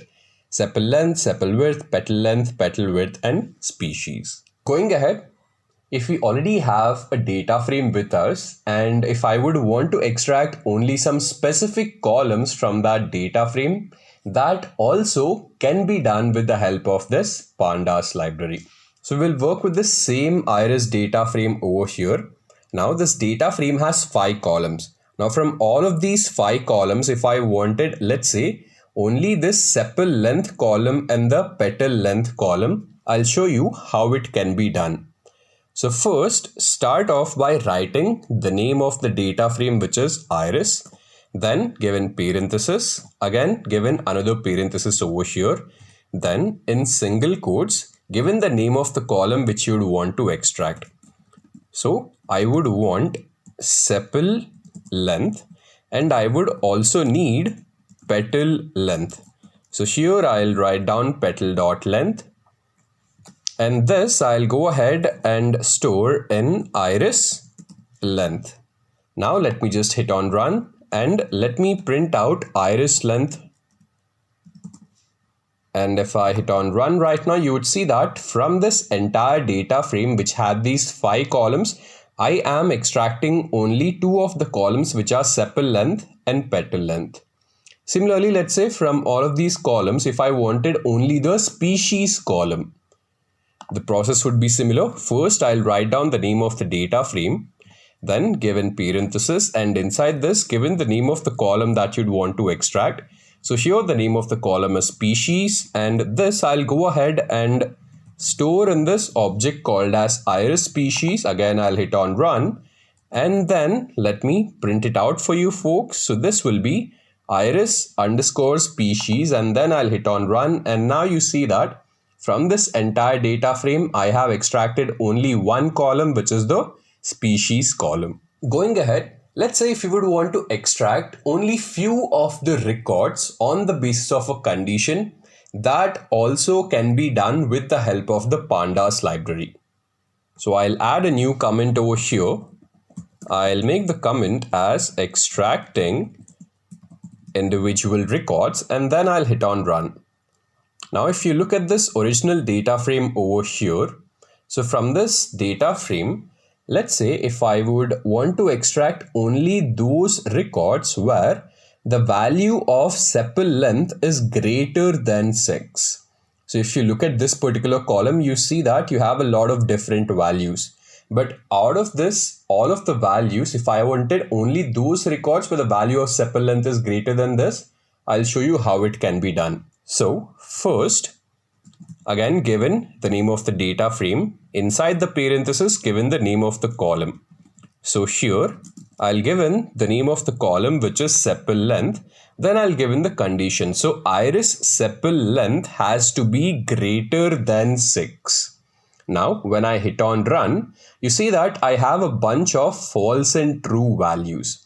So wherever you have a false value, that would mean that the value of sepal length is not greater than 6. And wherever you have a true value, that would mean that the value of sepal length is actually greater than 6. So this, I will extract all of these false and true values and put them back into my original iris data frame. So again, I will write iris over here. I'll cut this command and I'll paste it inside iris data frame, and I'll store this in a new object and I'll call it as iris sepal 6, and then I'll hit on run and let me print out. So this should be iris sepal 6, and now I'll hit on run. So here, if you look at this particular column, you see that all of the values which are present, their value is greater than 6. So initially in this data frame, we had 150 records. Out of those 150 records, I have only 61 records where the value of sepal length is actually greater than 6. And finally, one of the most important uses of Pandas is you can visualize the data which is present in your tables. So let's see how can we make a plot from our data frame using Pandas. Now here, you would see that I have this sepal length column. So now let's say if I would want to understand the distribution of all of the numerical columns which I have. So let's see how can I do that. So if I would want to understand the distribution of numerical columns, I'll be making a histogram. And for that purpose, all I have to do is write down iris. Then I will use the plot method, and I would have to give in the kind of the plot that I'd want to make. So here I will use this parameter called as kind, and I would want to make a histogram. So I'll just write down hist and I'll run this. So as you see, I have successfully created this histogram, and this red color, what you see, this histogram is for petal width, orange color is for sepal width, green color is for petal length, and blue color is for sepal length. So Pandas stands for panel data and is the core library for data manipulation and data analysis. So if you want to perform any sort of data analytical task, Pandas should be your go-to library. And Pandas provides single and multi-dimensional data structures for the purpose of data manipulation. So the single dimensional data structure is known as the series object, and the multi-dimensional data structure is known as the data frame. We'll start off by understanding about the series object. So series object is a one-dimensional labeled array. So we have already worked with the NumPy array. So in NumPy array, we had no labels along with it. It was just a simple blank array where we had stored some values. But over here in a series object, as you guys see, we have labels, or you can consider them to be indexed with labels over here for these. So first we'd have to start off by importing pandas, which is the library, and we are giving this alias as PD. So import pandas as PD. Then if we want to create a series object, we'll have pd.series, and inside this I am passing in the values 1, 2, 3, 4 and 5. And when I print it out, I get this series object. So when I check the type of this, type of S1, this gives me pandas.core.series.series. Now over here, you'd have to keep in mind that S is capital over here. So if you're given a small s, you will get an error. So let's go ahead and create our first series object. So I'll just add the comment pandas Now our first task would be to import the pandas library. So I'll go ahead and type in import pandas as PD. Let's just wait for this to be loaded properly. Now that we have loaded the library, I can go ahead and create the series object. So I'll type in pd.series where S is capital. Inside this, I'll pass in the list of values. So let's say I'll just have 10, 20, 30, 40 and 50, and I'll go ahead and store it in this object called as S1. Let me print out S1 over here, and as you guys see, I have created this series object. Let me also check the type of this. So inside the type method, when I pass in S1, you guys would see that this is a series object. And over here, we have the labels. So the labels are 0 to 4. So by default, the label or the index starts with 0 over here. So 10 is present at label or index 0, 20 is present at index 1, 30 is present at index 2, and that is how it proceeds further. Now, since we have labels in a series object, we can change how the label of the index looks like. So over here, we just had numbers starting from 0, but instead of numbers, let's say if I wanted alphabets over here, then I can add a new attribute called as index. So over here with this index attribute, I am setting the values to be equal to A, B, C, D, E. So here initially we had index 0, 0 has been changed to A. Then we had 1, 1 has been changed to B. We have 2, 2 has been changed to C, and that is how it proceeds. So now over here, let me go ahead and change these index values. So it is the same command over here. And with this same command, all I'm doing is adding a new attribute called as index. And I'll pass in a list of values for the indices. So I'll have A, B, C, D.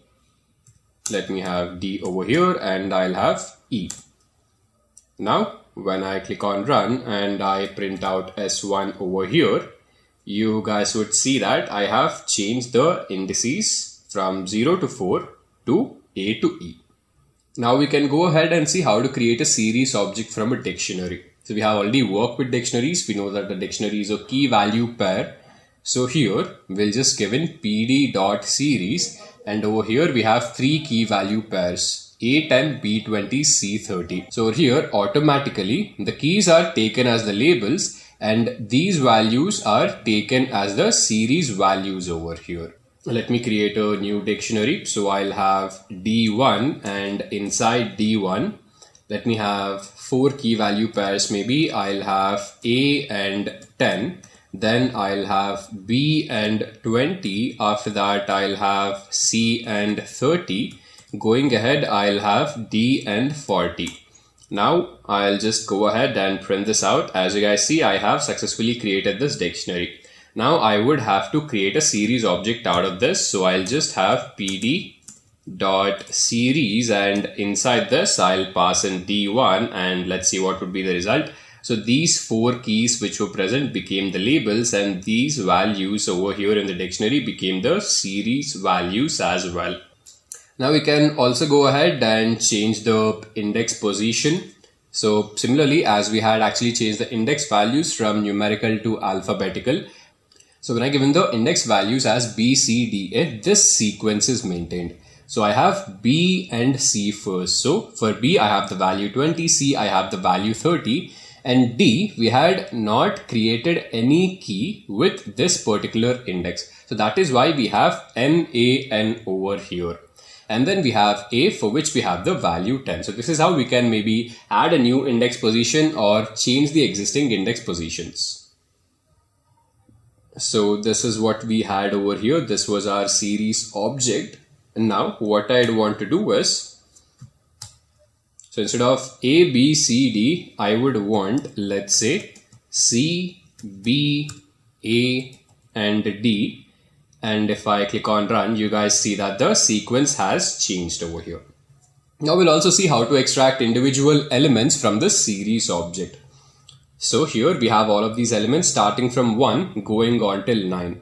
And again, you'd have to keep in mind that the indexing starts from 0. So if I want to extract this particular element over here, so the index value for this would be 3. So 0, 1, 2 and 3. And when I given the index value as 3, I am able to extract this particular element. And if I want to extract a sequence of elements over here, so if I want the first 4 elements, then I'll have S1 colon 4. This would mean that I've been extracting all of the elements starting from index number 0 going on till index number 4.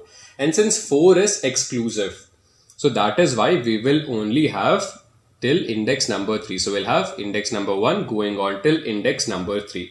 And if you want to extract elements from the back side, here we'll have S1 and we'll type in -3 over here. So -3 basically means third element from the end. Third element from the end, when I give in colon, this would mean third element from the end going on till the end. So this is the third element from the end over here. So that is why I'll have 7, 8 and 9. And this is how I'll be able to extract a single element, a sequence of elements from the beginning, and a sequence of elements from the back. Let me just create a new series object over here. So I'll have S1 is equal to pd.series, and inside this I'll pass in a list of elements. I'll have 10, 20, 30, 40, 50, 60 and 70.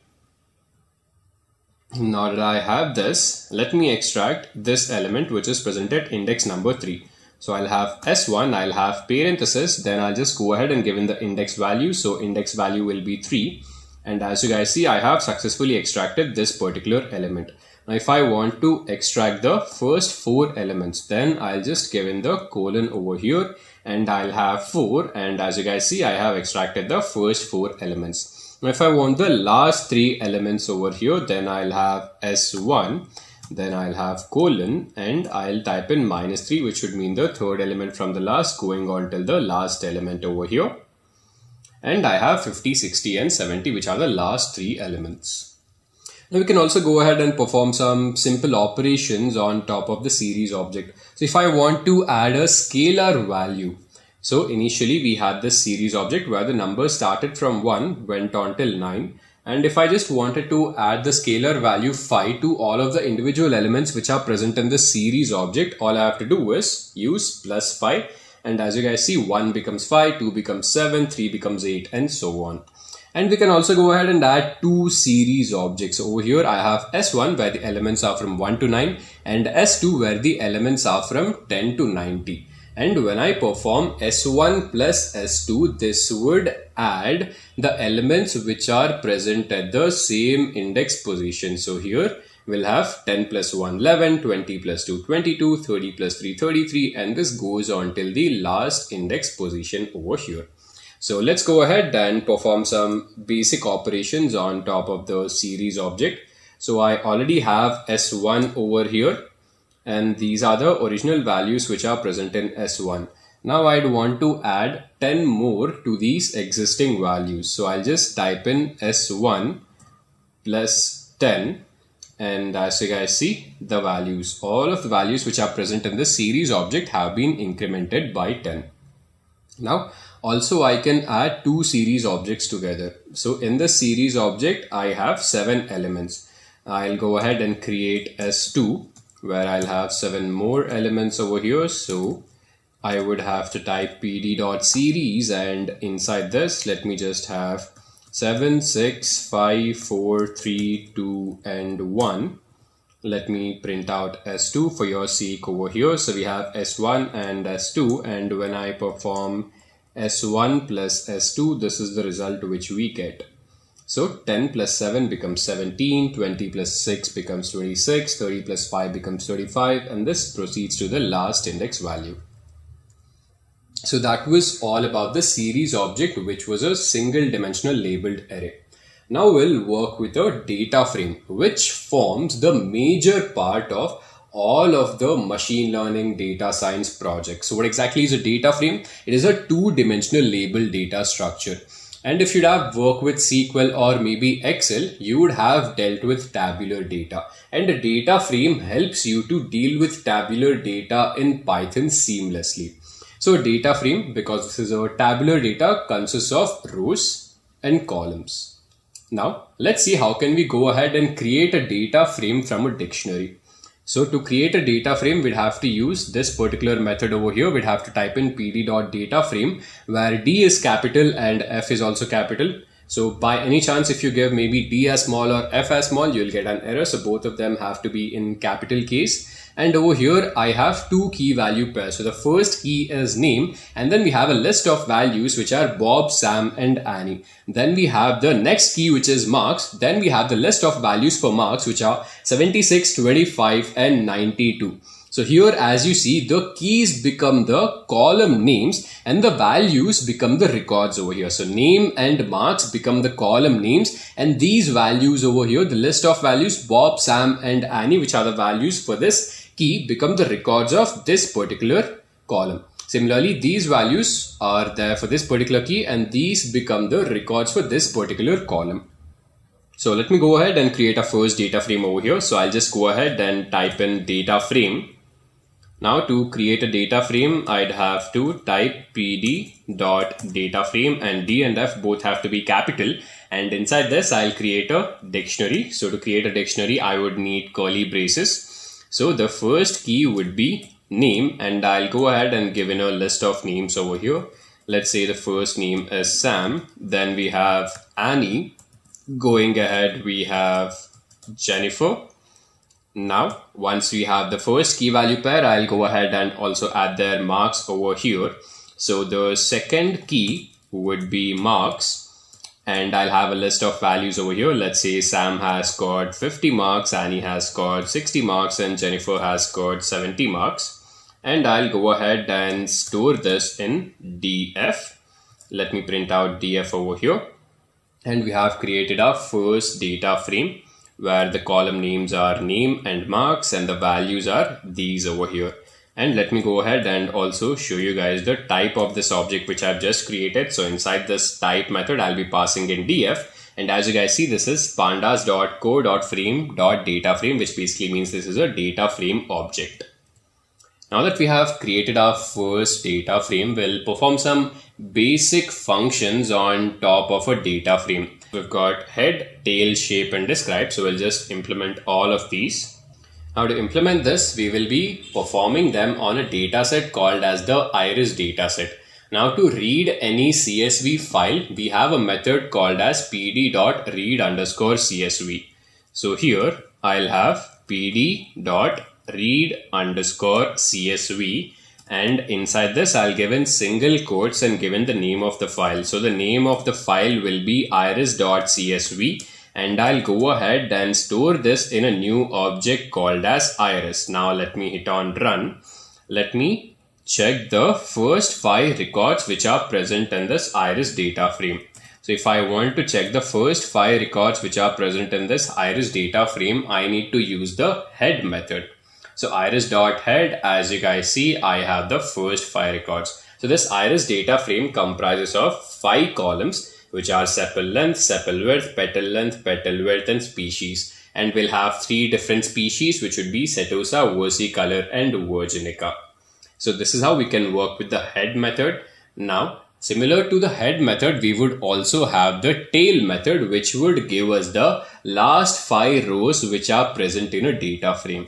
So here I'll type iris.tail, and when I click on run, you guys would see the index value over here. The index value starts from 145 and goes on till 149, because there are 150 records in this iris data frame. So we have extracted the last 5 records and we have printed it onto the console. Then if you want to check the number of rows and number of columns which are present in this iris data frame, we can just use the shape method. So here I'll have iris.shape, and as you guys see, this gives us a dimension value of 150, 5, which means there are 150 records and 5 columns. Then we'll have the describe method. So here I'll have iris.describe. And now when I click on run, we have all of these numerical quantities over here. So let's say if I want to find out what is the minimum value which is present in the sepal length column. The minimum value present in this sepal length column will be 4.3. Similarly, what is the maximum value in sepal length column? It will be 7.9. What is the mean value? It will be 5.84. So these are some interesting metrics which you can find out with the describe method. So now that we know this, let's actually see how can we extract individual records or individual columns from a data frame. So for that purpose, we can use the .iloc and loc methods. So let's start off with the .iloc method. So .iloc method, with the help of it, we can extract rows and columns on the basis of index. So here iloc basically stands for index location. And over here, as you see, I have a comma, and on the left side of the comma, that would indicate all of the rows, and the right side of the comma, that would indicate all of the columns. So from this entire iris data frame, I am extracting the first 3 records. So here, the rows would be 0 to 3, and 3 is exclusive over here. That is why I'll have the records where the index values are 0, 1, and 2. And similarly, the columns would be 0 to 2, which would mean the column which is present at index 0, which will be sepal length, and the column which is present at index 1, which is sepal width. 2 again over here is exclusive.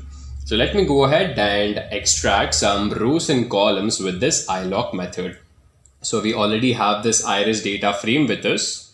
Let me again print out the head for you guys so that will be easier for you to have a glance at this. Now let's say from this entire data frame, I would want the records from index number 30 going on till index number 40, and I would want the columns which are present at maybe index number 3 and index number 4. So index number 3 will be 0, 1, 2 and 3. This is index number 3, this is index number 4. So here I'll have index number 3 going on till the end because this is the last column. Let me print this out and show you guys the result. As you guys see, I have extracted all of the records starting from index number 30 going on till index number 39, and the columns which you see starts from index number 3, which is this particular columns index, and goes on till the end over here. So this is how we can extract individual rows and columns with the .iloc method. Now we have the .loc method. So instead of giving the column index, if I want to extract columns on the basis of their names, then I can go ahead and use the .loc method. And over here, when it comes to rows, you see that I've given 0 to 3. Here, when it comes to .loc, you'd have to keep in mind that 3 is inclusive. This is the only case where maybe you will find that the final value over here is inclusive. So when I given 0 to 3, you will get all of the records starting from index number 0 going on till index number 3, which is also inclusive. And over here I'm giving in the column names which are sepal length and petal length, and that is what I'm extracting over here. So I have this iris data frame, then I'll just go ahead and use this .loc method. Now from all of these records, let's say I'd want all the records starting from index number 10 going on till index number 20, and the columns which I'd want to extract are sepal length and petal length. I'll just have sepal.length over here, and the next column which I want would be petal.length. Let me hit on run, and as you guys see, I have all the records starting from row number 10 going on till row number 20, and 20 is also inclusive over here. And the columns which I've extracted are sepal length and petal length. Now we'll see how to drop a particular column. So many a times it would happen that not all columns which are present in a data frame are important. So from this entire data frame, if we want to drop a particular column, then we can just go ahead and use the drop method. So here I'll have iris.drop, and I am dropping or removing the sepal length column from this entire data frame. So here, when I set the axis value to be equal to 1, this would basically mean that I am dropping a column. So if you want to drop a row, then you'd set the axis value to be equal to 0. And if you want to drop a column, then you'd set the axis value to be equal to 1. So if from this entire iris data set, again, I'll show you guys the head of this so that you guys can have a glance at all of the columns which are present over here. So from all of the columns, if I want to drop the species column, all I have to do is type in iris.drop, and inside this I'd have to give in the name of the column, which would be species, and I'd have to set the axis which will be equal to 1 because I'm dropping a column. And as you guys see, I have successfully dropped the species column from this entire data frame. Now, similarly, if I want to drop some particular rows which are present in this data frame. So here, as you guys see, the index value, it starts from 0, goes on till 4 over here. But if I want to drop the row indexes of 1, 2 and 3.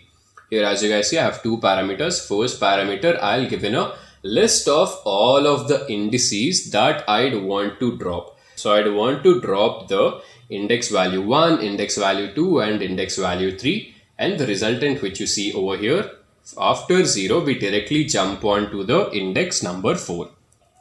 So now from this entire data frame, this what you see over here, I'll just use iris.drop.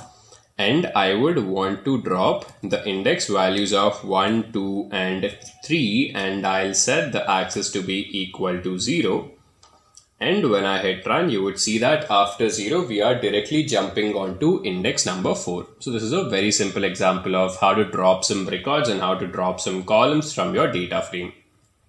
Now we'll go ahead and work with some simple pandas functions.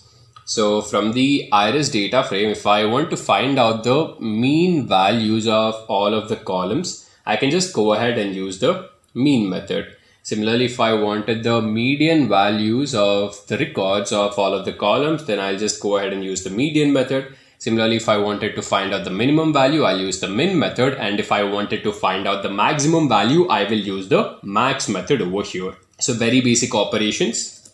So when I use iris.mean, this would give me the average values of all of the columns. So average sepal length of the entire data frame is 5.8.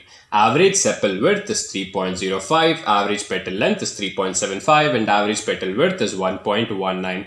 Similarly, if I want to find out the minimum value of all of the columns, so I'll have iris.mean. And this will give me all of the minimum values. And if I want to find out the maximum values, I'll just go ahead and type iris.max and this would give me the maximum value of all of the columns over here. So I've got the mean value, the minimum value, the maximum value, and I can also find out the median value. So I'll just type in iris.median and when I click on run over here, this would give me the median values with respect to all of the columns which are present. Now we will get on with this library called as Matplotlib, which is mostly used for data visualization. And with the help of this library, we can create stunning plots such as bar plots, scatter plots, histograms, and a lot more. So we'll start off by creating our first plot, which will be a line plot. So we would require two libraries over here. The first library would be NumPy because we would want to create our data with this NumPy library. Then we would import this pyplot submodule from this Matplotlib library. So we'd have to type in from Matplotlib import pyplot as plt and the alias which I'm giving for pyplot is plt. Then I'll create two NumPy arrays over here. The first NumPy array will be X and I'm creating this NumPy array with the help of this np.arange method and the range will be from 1 to 10. And then I'll create the next NumPy array which is basically 2 times of X. So all I have to do is multiply X with 2 and then I'll get Y. So here we have 1, we have 2. 2 becomes 4, 3 becomes 6 and this is how it proceeds. Now once we create the data, all we have to do to create a line plot is use this plt.plot. So we'll have the plot method in this pyplot module. So this takes in two parameters which are X and Y. So we have already created our data X and Y. So X will be plotted on the X axis, Y will be plotted on the Y axis. And as you guys see over here, X goes from 0 to 10 and Y goes from 1 to 20 over here. And we see that there is a linear relationship between X and Y, or in other words, as the value of X increases, the value of Y also correspondingly increases. So let's go to Jupyter Notebook and create our first line plot using Matplotlib. So I'd have to start off by importing the required libraries. So I would need NumPy. Here I'll type import NumPy as np. And after this, I would also require Matplotlib. So I'll type from matplotlib import pyplot as plt. Let me write the spelling properly over here. And once I've imported these two libraries, I'd have to create the data. So first I'll have x, and this I'll be creating with np.arange, and the range will be from 1 to 10. Since I want the numbers from 1 to 10, I'd have to give the value 11 because 11 will be exclusive over here. Then let me just go ahead and print out x for you folks over here. As you see, we have the numbers starting from 1 going on till 10. Now, if I have to create y will just be 2 times of x. So here I'll have 2 into x, and then let me print out y for you folks over here. And as you guys see, this is all of the elements are just 2 times of the elements which are present in x. Now, since I have to create a simple line plot, I would have to use plt.plot, and this would take in 2 parameters which are x and y. So this data would be plotted onto the x-axis, this data would be plotted onto the y-axis, and I'll just show this as a result. So as you guys see, we have this object x mapped on the x-axis, this object y mapped on the y-axis, and this is the corresponding line plot. Now that we have created this, we can also add the title x label and y label. So we'd have to use this title method. So we'll have plt.title, and inside this we'll give the title as line plot. Similarly, we can also add x label and y label by using these two methods. And as you guys see, we have added these two labels over here. So let me add the title x label and y label plt. So I'll copy this entire code over here and then I'll paste it over here. Now after this, I'd have to add the title. So for that, I'll use plt.title, and I'll just give the title as first line plot. Then I'll have x label. So here I'll have plt.x label, and here I'll give the x label as x-axis. Then I would have the y label, so plt.y label, and inside this I'll give the y label as y-axis. Let's run this and wait for the results. So as you guys see, initially this was just a bland plot without the title and the x and y-axis labels. Now with the help of these three methods, we have added the title, the x-axis label, and the y-axis label. Now we can also go ahead and change some more attributes with respect to this line plots. So we have color, line style, and line width. So initially, as you see over here, the color of this line by default is blue. But if I don't want the blue color and if I want some other color, then I can just use this color attribute and assign it a new color. Since I'm giving it a value of G, which basically means green color, and as you guys see, this is a green color. Similarly, we have this next attribute called as line style. So initially we have a solid line, but instead of a solid line, if I want a dotted line, then I can go ahead and use a colon over here. And as you guys see, we have a dotted line right now. And by default also the line width is 1. So we can go ahead and increase or decrease the line width. So here we are setting the line width to be equal to 2. And this is the final result which we get. So let's go ahead and add some color, line plot, and line width. I have the same code over here. Now what I'd have to do is add in some color. So I'll have this attribute called as color, and I'm setting, let's say I'll give it orange color to this. Now I would have to change the line style. So I would want a dotted line instead of this solid line. So I'll give in a colon over here, and I'll also change the line width. So I'll give the line width as 3. So as you guys see, initially this was the line which we had, but now I have changed it to this. So from blue we have converted it to orange, from a solid line we have converted it to a dotted line, and also you see that this is a thin line and we have increased the width of this line by 2 points. Now we have only created one line in one plot, but we can also have 2 lines in the same plot. So for this purpose, I'll have 2 y variables. So x variable will be the same, which will be the numbers starting from 1 going on till 10. But I'll have two y variables, y1 and y2. y1 is 2 times of x, y2 is 3 times of x. So now that we have y1 and y2 ready, I'll have to make two plots because I do want two line plots in the same graph. So first I'll have plt.plot, and this line will be between x and y1. So this first line which you are making, it will be between x and y1. And for this particular line, I'm setting the color to be equal to green, the line style to be equal to, so this will be a dotted line. Then we'll set the line width to be equal to 2. Then we'll have our next line, which will be between x and y2, and the color of this line will be red, and this will be a dashed line, and we are setting the line width to be equal to 3. Then again we have the title, x label and y label, and we also have this new method called as grid. So in the earlier plot, as you guys see, we don't have any grid over here, but when we set plt.grid to be equal to true, we'll have a grid as well. And this is the resultant line which we get. So here we have the green line over here, which is this dash line. Then we also have this next line over here, which is between x and y2, and this is the line. And since I've also set the grid to be equal to true, we also have a grid over here in this particular graph.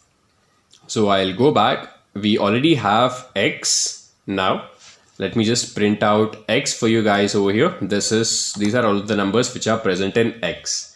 Now y1 I'll set it as 2 times of x, and then I'll have y2 which will be equal to 3 times of x. So I have y1 and y2 ready. Now after this, I would have to make a plot between x and y1. So I'll have plt.plot, and onto the x-axis I'll obviously have x, then onto the y-axis I'll have y1, and the color for the first line I'll have green, and let's say the line width I'll set this to be equal to 2. Then I'll have the next line which will be between x and y2. So here I'll just write down x comma y2, and for this line I'll set the color to be equal to red, and I'll change the line width over here again. So I'll set the line width to be equal to 5, and I would just have to print it out. So it will be plt.show, and I would also want a grid over here. So before this I'll set plt.grid, and I will set this to be equal to true. Let's hit run, and as you guys see, I have two lines in the same plot. Now in the earlier example, we had two lines in the same plot, but if we actually want two subplots itself, that is, as you guys see over here, this is one subplot, this is one subplot, and this line is present in the first subplot, this line is present in the second subplot. So this is also something which we can create. So first we have x, y1 and y2, so these would be the same variables. Once we have our variables ready, we would have to use the subplot method. So we'll have plt.subplot, and inside this I am passing in 1, 2, 1. So here 1, 2 basically means that I would have two plots over here, and those two plots would be present in this way. So I'll have one row, two columns. As you guys see, I have one row and two columns. So this is column number 1, column number 2, which are present in the same row. Then I will give in the index of this subplot. So this is index number 1. And for this first index, this will be the plot which we'll be creating.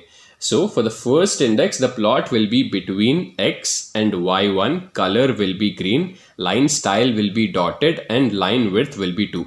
And as you guys see, at index number 1, we have this green colored line between x and y1. Then we'll have plt.subplot, which is our next subplot, and the first two parameters will be the same. The third parameter here will set the index value, which is 2. So this is what we'll be getting over here. And the second index will have the line plot between x and y2, and the color as you see is red, line style is dotted, and line width is equal to 2. Then we'll just go ahead and print it out. So we already have x, y1 and y2 ready with us. Now after this we would have to start off by creating a subplot. So here I'll have plt.subplot, and I'd have to give in the dimensions over here. So I'll have 1, 2, 1. So I'm creating my first subplot over here, plt.plot, and this plot will be between x and y1, and I'll set the color to be equal to yellow. Then after this I'll go ahead and create the second subplot, and the first two parameters will be 1 and 2 because I'd want these two plots along the columns, and I'll set the index to be equal to 2. Then I'll have plt.plot, and the next plot will be between x and y2, and over here I am setting the color to be equal to orange. Then I can just go ahead and show you guys the result. So as you see, I have two subplots over here. The first subplot is between x and y1, and the color of this line is yellow. The next subplot is between x and y2, and the color of this line is orange. Now if I want the subplots along the row and not along the column, that is also I can set. So all I have to do is make this change over here. I'll set this to be equal to 2, 1, and similarly over here I'll make this to be 2, 1, which means that I will have the plots along the rows. I'll have 2 rows and only 1 column. When I hit run, as you guys see, I have 2 rows and only 1 column. This is the first subplot, this is the second subplot. So that was a line plot which helped us to understand the relationship between two numerical entities. So whatever we mapped onto the x-axis was a numerical entity, and whatever we mapped onto the y-axis was also a numerical entity. Now we'll go ahead and work with something known as a bar plot, which would help us to understand the distribution of a categorical column. So for this, we are creating a dictionary called as student, and it comprises of 3 key value pairs. We have Bob 87, Matt 56, and Sam 27. Now we'll go ahead and extract the names and values individually. So the names of these students are basically the keys. So I'll have student.keys, which will give me all of these keys, and I'll go ahead and convert these keys into a list. So I'll pass this into this list method, and I'll store the result in this names object. Similarly, I'll extract all of the values, I'll convert all of the values into a list, or I'll store all of the values into a list, and I'll store that list in this object called as values. So I've got names, I've got values, and to create a bar plot, all I have to do is use plt.bar, and this takes in 2 parameters. The first parameter will have the categorical values, the second parameter will have the numerical values. Since the first parameter comprises of the categorical values, I'll pass in names over here, and the second parameter will be the values. And as you guys see over here on the x-axis, I have the names which are Bob, Matt, and Sam, and on the y-axis, I have the corresponding values. So we see that Bob has scored the highest marks, followed by Matt, followed by Sam. Now, since we are creating a bar plot, I'll just add this comment bar plot over here, and I'd have to create a dictionary so that we get the data for this bar plot. So I'll name this dictionary as student, and we can create a dictionary with these curly braces over here. So I'll have the first student, who is Bob. Let's say Bob has scored 45 marks. Then we'll have the second student, Sam, and Sam has scored, let's say, 97 marks. Then we'll have Matt, and let's say Matt has scored only 23 marks. So we've got 3 key value pairs. Now that this is done, I'd have to extract the keys. So I'll type in student.keys, and I will convert this into a list. So I'll cut this, I'll put this inside the list, and I will store this in a new object called as names. Now that I have names of all of the students, I'll go ahead and also extract marks of all of the students. So I'll store that in this object called as values. I'll have to convert the result into a list, and inside this I would basically have to extract all of the values. So it'll be student.values. I have names and values ready, and to create the bar plot I would just have to use plt.bar. The first parameter will be names and the second parameter will be values. Then I can just go ahead and show out the result. So we have Bob, Sam and Matt mapped on the x-axis and their corresponding values, and we see that Sam has the highest marks and Matt has the lowest marks. And now the plot which we had created earlier was very bland, and we can go ahead and add the title, x label and y label to it, and also assign a grid. So we'll be using the same methods. To add the title, we'll have plt.title, and to add the x label and the y label, we'll be using plt.xlabel and plt.ylabel, and we'll also set the grid to be equal to true. I'll copy these two set of commands over here, and I would have to set the title. So here I'll have plt.title, and I'll set the title to be equal to marks of students. Then I'll have something on the x-axis, plt.xlabel, and I'll just have names on the x-axis. Then I'll have something on the y-axis. Here I'll just write down plt.ylabel, and on the y-axis I'll just write down marks, and I would also have to set the grid to be equal to true. So it'll be plt.grid, and here I'll set the value to be equal to true. And as you guys see, I have names on the x-axis, marks on the y-axis, and I've also set the grid to be true. Now after this, we can also create a horizontal plot. So the plot which we had created earlier was a vertical plot. So here we are basically doing two things. So if we have to create a bar plot, we have to use bar h instead of using just bar, and we are adding a color as well. So by default we had the blue color, and if I want to change the color from blue to green, I'll use this color attribute and I'll map the green color to this. Rest everything will be the same. Let me add a new comment over here, which will be horizontal bar plot. Now that I have added this comment, let me go ahead and copy everything. I'll paste it over here, and instead of just having bar, I'll have bar h, and I'll set the color to be red, and we have this bar plot over here. So it's just that we have to interchange the labels. So on the x-axis now we have the marks, so let me keep this as marks, and on the y-axis we'll have names. Let me change this to names, and as you guys see, we have successfully created this horizontal bar plot. Now that we are done with the bar plot, we will head on to the next geometry, which will be a scatter plot. A scatter plot again is used to understand the distribution between two numerical entities, and these entities are represented in the form of data points. So we'll be creating two lists over here. The first list will be storing in X, which basically comprises of the elements starting from 10 going on till 90. Then we'll have the next list A, which comprises of some random elements. And here you'd have to keep in mind that both of the lists have same number of elements, else there'll be an error. And to create a scatter plot, we'll just use plt.scatter.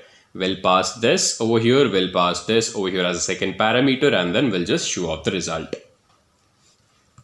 Let me go ahead and add a comment over here. So this will be a scatter plot.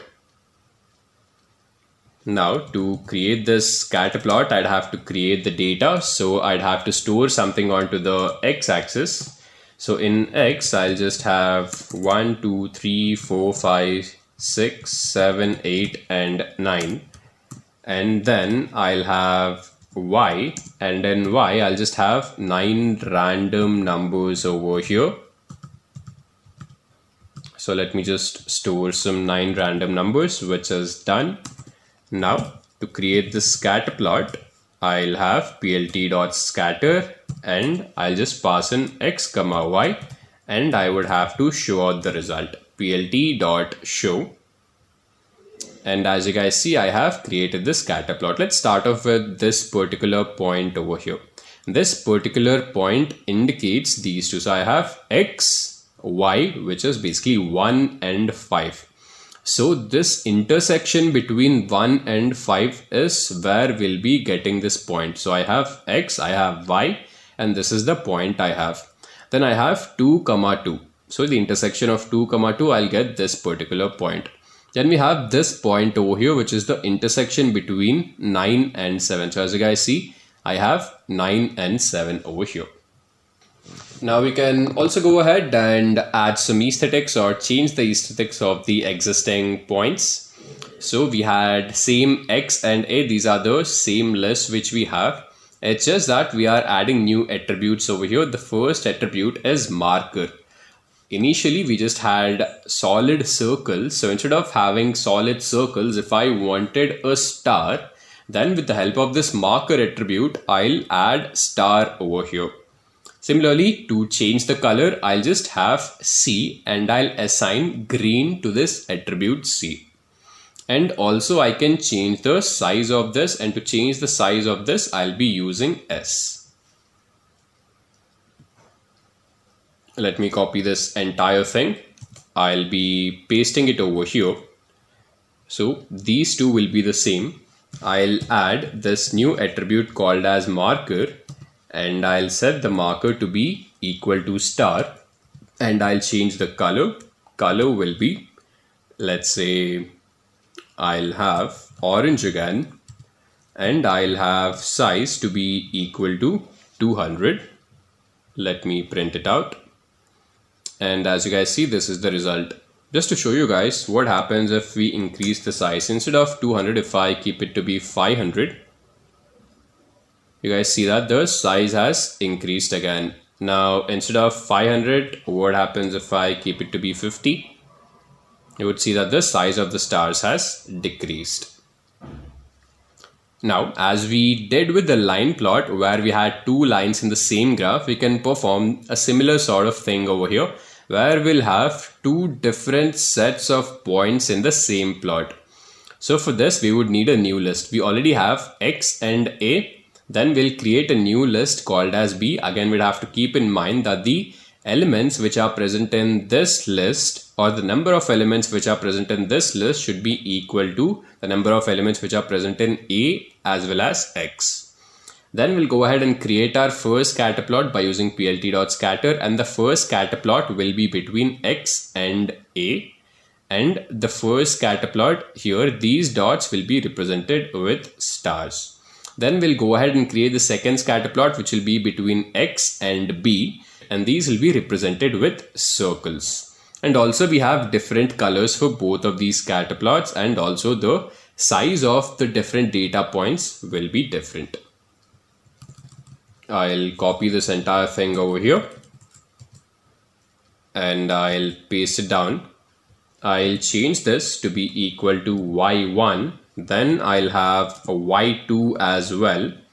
And then y2, I would need some bunch of elements over here, random 9 elements. So let me just have some random 9 elements. Let me just check how many elements do we have. So I have 1, 2, 3, 4, 5, 6, 7, 8, and 9. So these 3 lists are ready.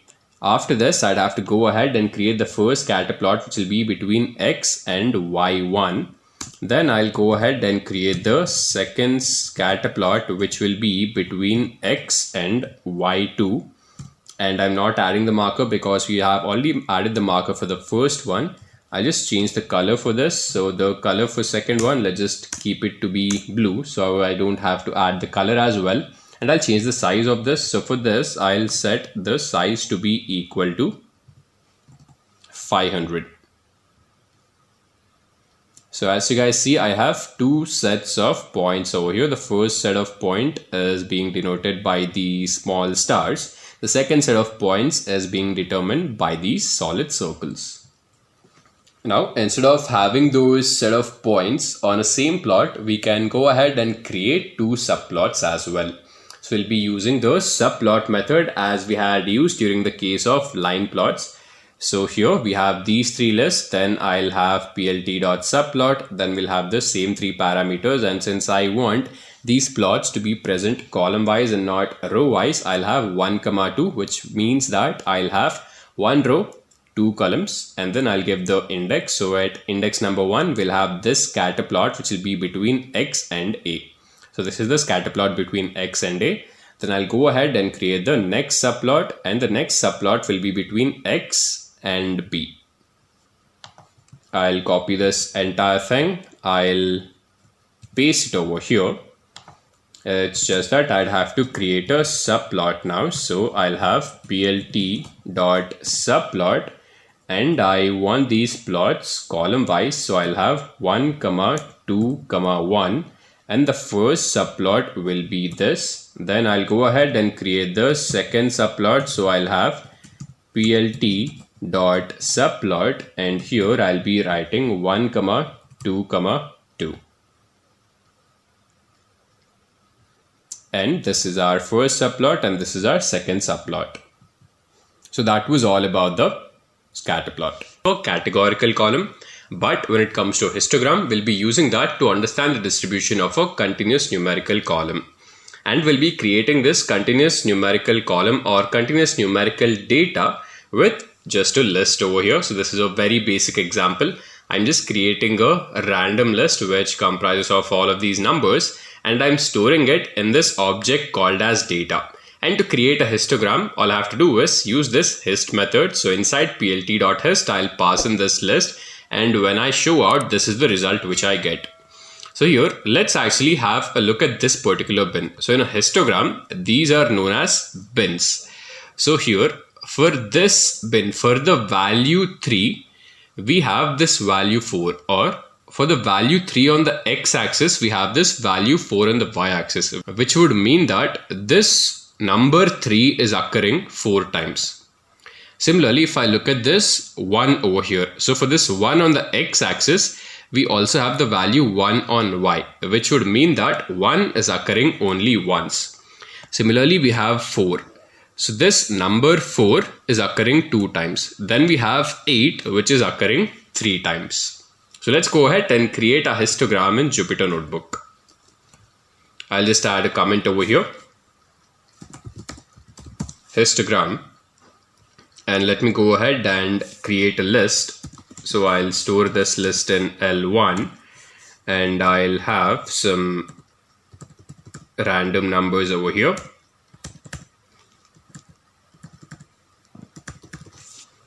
So I have created my list. Now that this is ready, I can just go ahead and build out the histogram by using this method called as plt.hist, and inside this I'll be passing in L1. Then since I just have to show this out, I'll just have plt.show, and this is the result. So as you guys see, this number 3 is occurring 4 times. Then we have this number 6, which is occurring 3 times. And the rest of the numbers are occurring only once. Now we can also go ahead and change the number of bins which are present or the color of the histogram as well. So to change the color, we'll just use this over here. So for the color attribute, we are mapping in G, which will give us this green color. And initially we had 1, 2, 3, 4, 5, 6, 7 bins over here.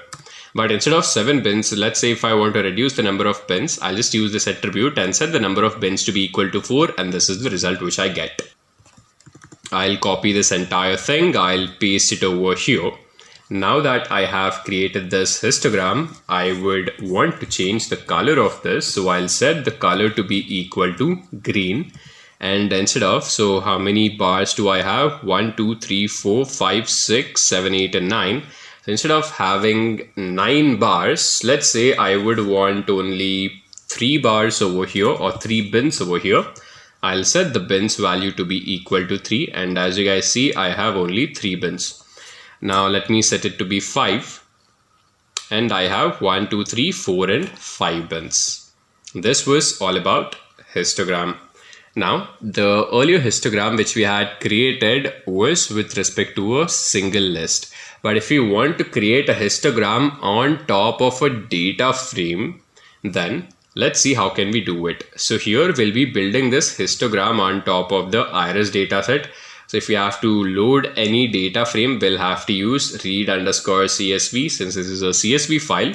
So inside read_csv, I am passing in the name of the file and I'll store it in this object called as iris. And when I use iris.head, this will give me the first 5 rows which are present in this data frame. Now after that, to create the histogram, we'll just use plt.hist, and inside this, so here we were passing in the list of numbers, but here instead of passing in the list of numbers, I'll pass in the column. So we have this sepal length column which is present in the iris data frame. So I'll just pass in the sepal length column and I'll set the number of bins and I'll also set the color to be equal to something. And when I show it out, this will be the result which I'll be getting. So here I'd have to load the iris data frame first. So in the iris object, I'll just have pd.read_csv, and inside this, I'll give in the name of the file which will be equal to iris.csv. I'll click on run. So I'd have to import the pandas data frame as well to use read_csv methods. So I'll have import pandas as pd. And we have, let's just wait till this is loaded, both the library and also the data frame. Now in the while it is loaded, I'll go ahead and write in the head method as well. Now if I click on run, we'll have a glance at the first 5 records which are present in this data frame. And as we see, we have sepal length, sepal width, petal length, petal width, and the species column. And now I'd want to create a histogram for, let's see, this petal length column over here. Then I'll just have to type in plt.hist, and inside this I'd have to pass in this petal length column. So here, so I'd given the name of the data frame first, and using this parenthesis, I'll give in the name of the column. So the name of the column, let me keep this to be small, it'll be petal length. And I'll set the number of bins to be equal to, let's say 50. And after that, I'll set the color of the bins to be equal to green again. And we can just go ahead and show out the result. So this should be color and not C. I'll keep it as COLOR.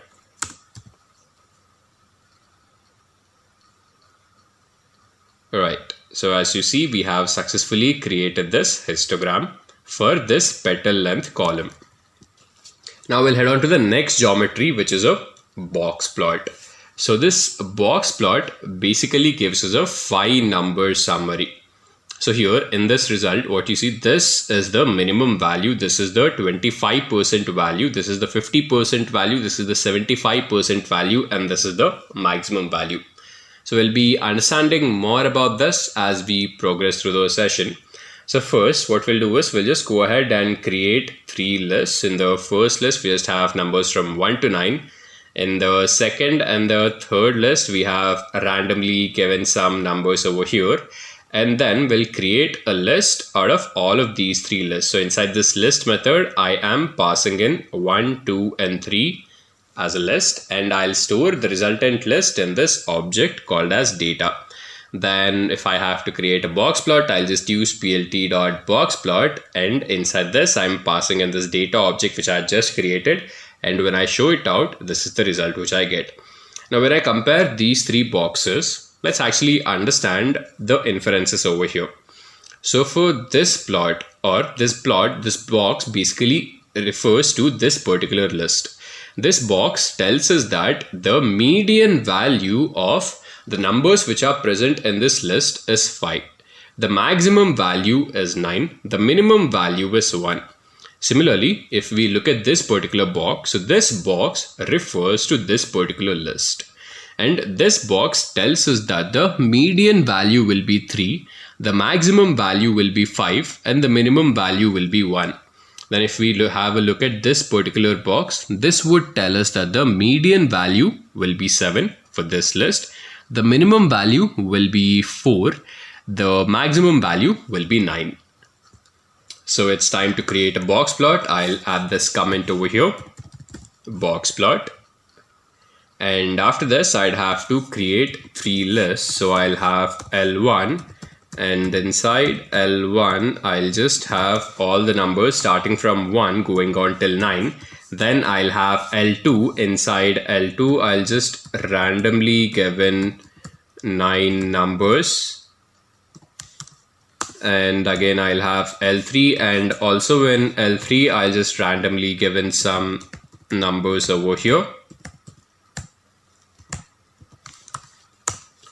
Now, once we have L1, L2 and L3, I'd have to create a list of lists. So inside this, I'll just be passing in L1, L2 and L3, and I will store this in a new object called as data.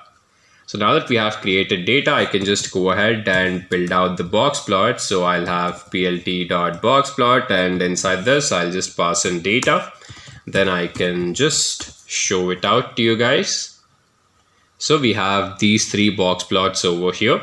So the first box plot represents this particular list. We see that the median value is 5, minimum value is 1, and the maximum value is 9. Then we have this second list over here. So for this, the median value is 5, the minimum value is also 1, and the maximum value is 8. So, and for this particular list, it seems that the median value and the 75% value is same. So for this, the median value is 8, the minimum value is 5, and the maximum value is 9. So one another geometry which is analogous to the box plot is the violin plot. So the only difference is to create a violin plot, we'll be using violin plot method instead of box plot method. And this is the difference between how these boxes and violins look. And we can so normally if we don't set the show medians to be equal to true, we'll not have these lines or these indicators over here. So we'd also have to set this to be equal to true. So now here I'll just copy this entire thing, I'll paste it over here, and instead of having plt.boxplot, I'll just have plt.violinplot, and I'm printing out the same data. And as you guys see, I have created this violin plot. And now if I want the median, so I'll have show medians, and I'll set this show medians to be equal to true. And as you guys see, I have added the medians as well. And after the violin plot, we'll have the pie chart. And pie chart again helps us to understand the frequency or percentage of different categorical values. So here we have 2 lists. The first list comprises of all of the names of different fruits. So we've got apple, orange, mango and guava. Then in the second list, we've got the quantity of these fruits. So we've got 67 apples, 34 oranges, 100 mangoes and 29 guavas. And if I want to represent this relationship of the quantity of these fruits in a pie chart, this is how I can do it. So I'll be using plt.pie. And here first I'll be passing in the numerical entity. So the numerical entity is this quantity, and I'll be passing that over here. Then I'll have the categorical entity over here, which is fruit. So I'm assigning fruit to labels. Then I can just go ahead and show the results. And as we see in the result, we see that the maximum percentage is of mango and the minimum percentage is of guava. So I'll have to create 2 lists over here. I'll create the first list. I'll have fruit, and the first fruit will be apple. The second fruit will be mango. The third fruit will be orange, and the fourth fruit will be lychee. Now that we have created all of these fruits, I'll also assign the quantity. So let's say I have 53 apples. I've got 43 mangoes, I've got only 12 oranges, and I've got 97 lychees. So I've got these 2 ready. Now after this, I'd have to create the pie chart. So I'll have plt dot py. First I'd have to give in the numerical object, which will be quantity. Then I'd have to give in the categorical object, so I'm mapping fruit onto the labels. Then I would just have to show out this pie chart, so plt dot show. As you guys see, this is the resultant pie chart. So the maximum portion belongs to lychee and the minimum portion belongs to orange, because we have 97 lychees and we have only 12 oranges. Now we can also go ahead and change the colors of these different sectors and also add the actual percentage in these different sectors. To add the percentage, we'll be using auto PCT. So here, for this auto PCT attribute, I am using 0.1f. Now, what this basically means is the 0.1 basically means that I'll have the decimal values to one place. So if I have 0.1, this will mean I have decimal values to one place. If I'll keep it as 0.2, then I'll have decimal values to two places. And after this, I'm just adding this new attribute called as colors. And the coloring, it starts from the first label, which is apple over here. Orange, then I've got blue, which is for mango. Then I've got black, which is for guava. I'll copy this entire thing over here. I'll paste it over here. Now, to add the percentage, I'll be using auto PCT. And here I'll have to use %0.1f. Let me add %%. And after this, I'll also have to set the color over here. So the colors, I'd have to give in a list of colors. So let's say for apple, I'd want to give in green. Then for mango, I'd want to give in yellow. Then for orange, I'd obviously want orange. And for lychee, I'd want pink. Now when I hit on run, let's see what would be the result. Let me change this to colors instead of color. So as you guys see, I have the percentage over here because I had used auto PCT attribute, and it seems that we have, out of all of the fruits, 47.3 of them are lychees, and this is the color indicated. Similarly, out of all of the fruits, only 5.9% of them are oranges. So we have created the pie chart. Then something which is very similar to pie chart is the donut chart. And to create this donut chart, we'll be using two pie charts over here. So the data is same. We have fruit and quantity. It's just that first we'll go ahead and create our first pie chart, which comprises of quantity and labels. And I am adding a new attribute inside this, which is the radius. So I am setting the radius of this to be equal to 2. Then I'll go ahead and create another pie chart. Here inside this, I'll just pass in. So first we'd have to pass in numerical entity. So I'll just have a list which comprises of only one element or one value, which is 1. And this entire value or this entire list comprises of only one color, which is white. And I'll set the radius to be exactly half of the original pie. So I'm setting the radius to be equal to 1. And as you guys see, this is the outer pie chart. This is the inner pie chart. So the outer pie chart has a radius of 2. The inner pie chart has a radius of 1. And since I've given a color of white, this is what I have over here. So you can give in any random number over here. That doesn't really matter. So you can give 1, 10, 5. It is all the same. It's just that keep the color as W, because since a donut, it just basically looks like a donut, we'll have to give in the white color. I'll copy this entire thing. I'll paste it over here. I'll set the radius for this to be equal to, let's say, 4. Then I'll have a new pie chart over here. I'll just give in a random value. Let's say I'll give in 5 over here. And after this, I'd have to set in a color. And since there is only one value, I'll just give in white color over here. And after this, the only thing which I have to set is radius, and I'll set the radius for this to be equal to 2. Let's hit on run. And this is the donut chart which we get. So as you guys see, the radius for the outer pie chart is 4. The radius for the inner pie chart is 2. Let me reduce this. Let me keep this to be 2 actually, and let me keep this as 1, and this is the resultant donut chart. So Seaborn is another visualization library which is built on top of Matplotlib. So if you want to work with Seaborn, then we'd have to import Matplotlib as well.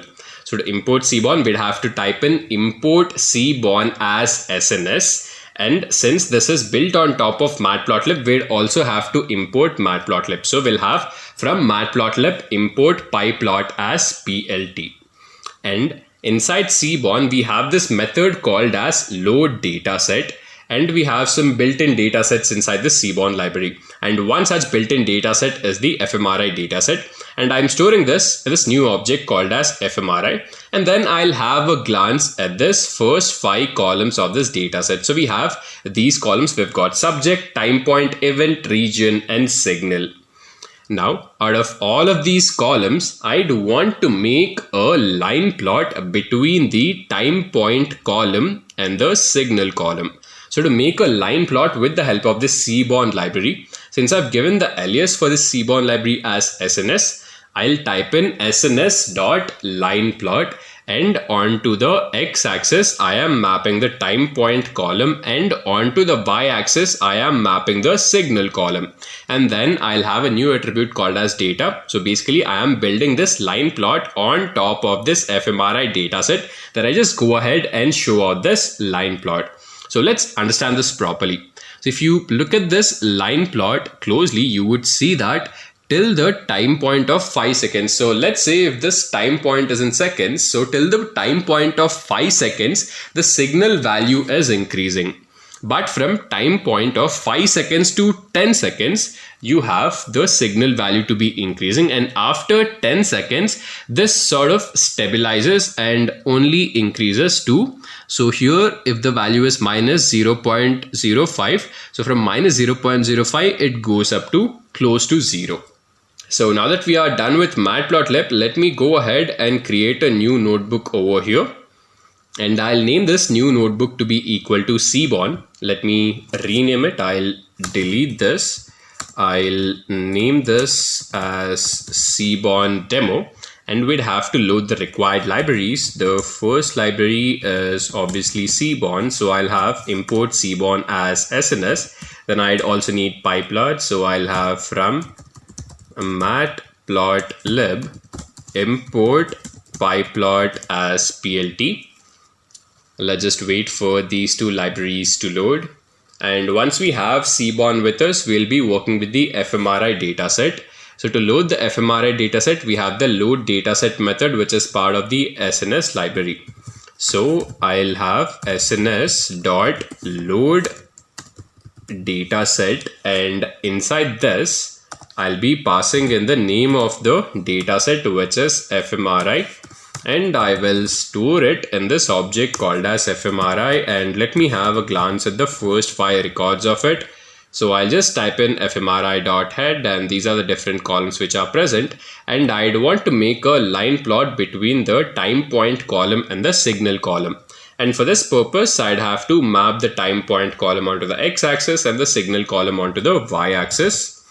sns.lineplot, and onto the x-axis, I am mapping time point, and onto the y-axis, I am mapping signal, and the data is obviously fMRI. Then I would just have to show out the result. So I'll have SNS. I'd actually have to give in plt.show over here. Let's hit run.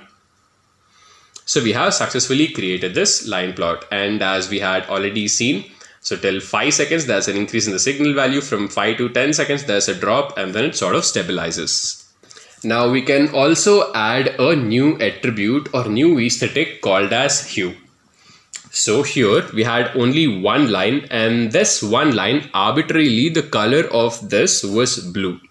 But if I want the color of the lines to be actually determined by a column, what I can do is I can map a column onto the hue aesthetic. So we have the event column, and we are mapping the event column onto the hue aesthetic. So now the color of the lines would be dependent on this event column. And since we have two events over here, we have the stem event and we have the queue event. This blue color line represents the stem event and this orange color line represents the queue event. And if we look at this blue color line over here, you would see that till time point of 5 seconds, the signal value, it goes up till maybe 20 and then it drops down to a minus 0.1. And similarly, if we look at this queue event, you see that the peak is not so high.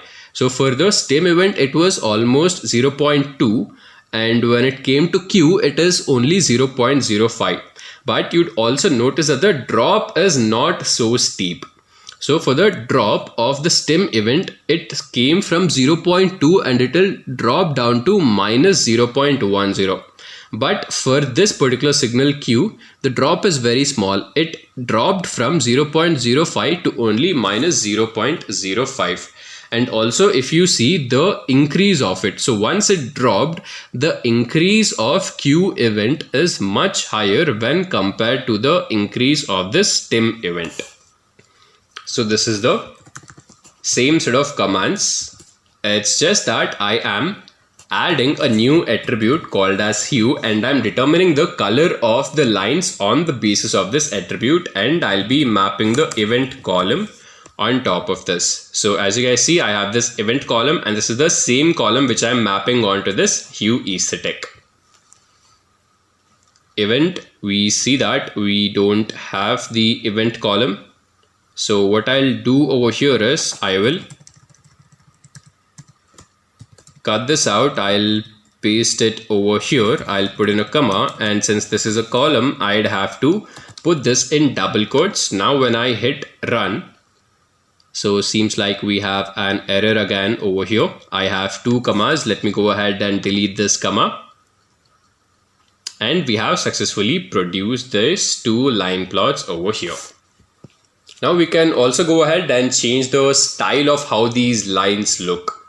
So now if I want these lines again, or the style of these lines again, to be dependent on a column, I can just go ahead and add a column onto the style aesthetic. So the color is also being determined by the event column, and also the style is being determined by the event column.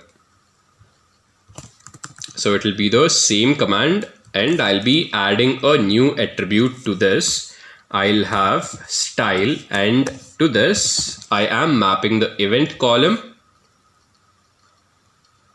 and you see that the queue event is being represented with this dotted line and the stem event is being represented with this solid line. So now that we have created that, we can also add markers on top of it. So all we have to do is set the markers to be equal to true.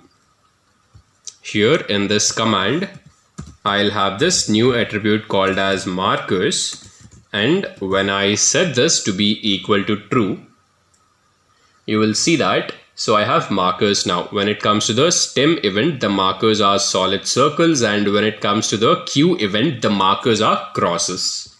So that was all about line plot with the help of the Seaborn library. Now we'll go ahead and create a bar plot with the Seaborn library. So to create this bar plot, we'll be actually needing the Pokemon dataset. So we'd have to start off by loading the Pokemon dataset. So we'll have pd.read_csv, and we'll store this pokemon.csv file in this Pokemon object. And once we store it in this object, we can go ahead and create a bar plot for this isLegendary column. So this isLegendary column is a categorical column, and that is why we are creating a bar plot. And in this isLegendary column, we have two categories, 0 and 1. So 0 indicates that the Pokemon is not legendary, and 1 indicates that the Pokemon is legendary. And onto the y-axis, I am mapping the speed column. And from this bar plot, it is very evident that legendary Pokemons, or the speed of the legendary Pokemons, is higher when compared to the speed of non-legendary Pokemons. So now I'd have to go ahead and load up the required data set. So to load the data set, I would need pandas. So I'll just type in import pandas as pd. Now once I have this, I need to load the CSV file. So I'll type in pd.read_csv,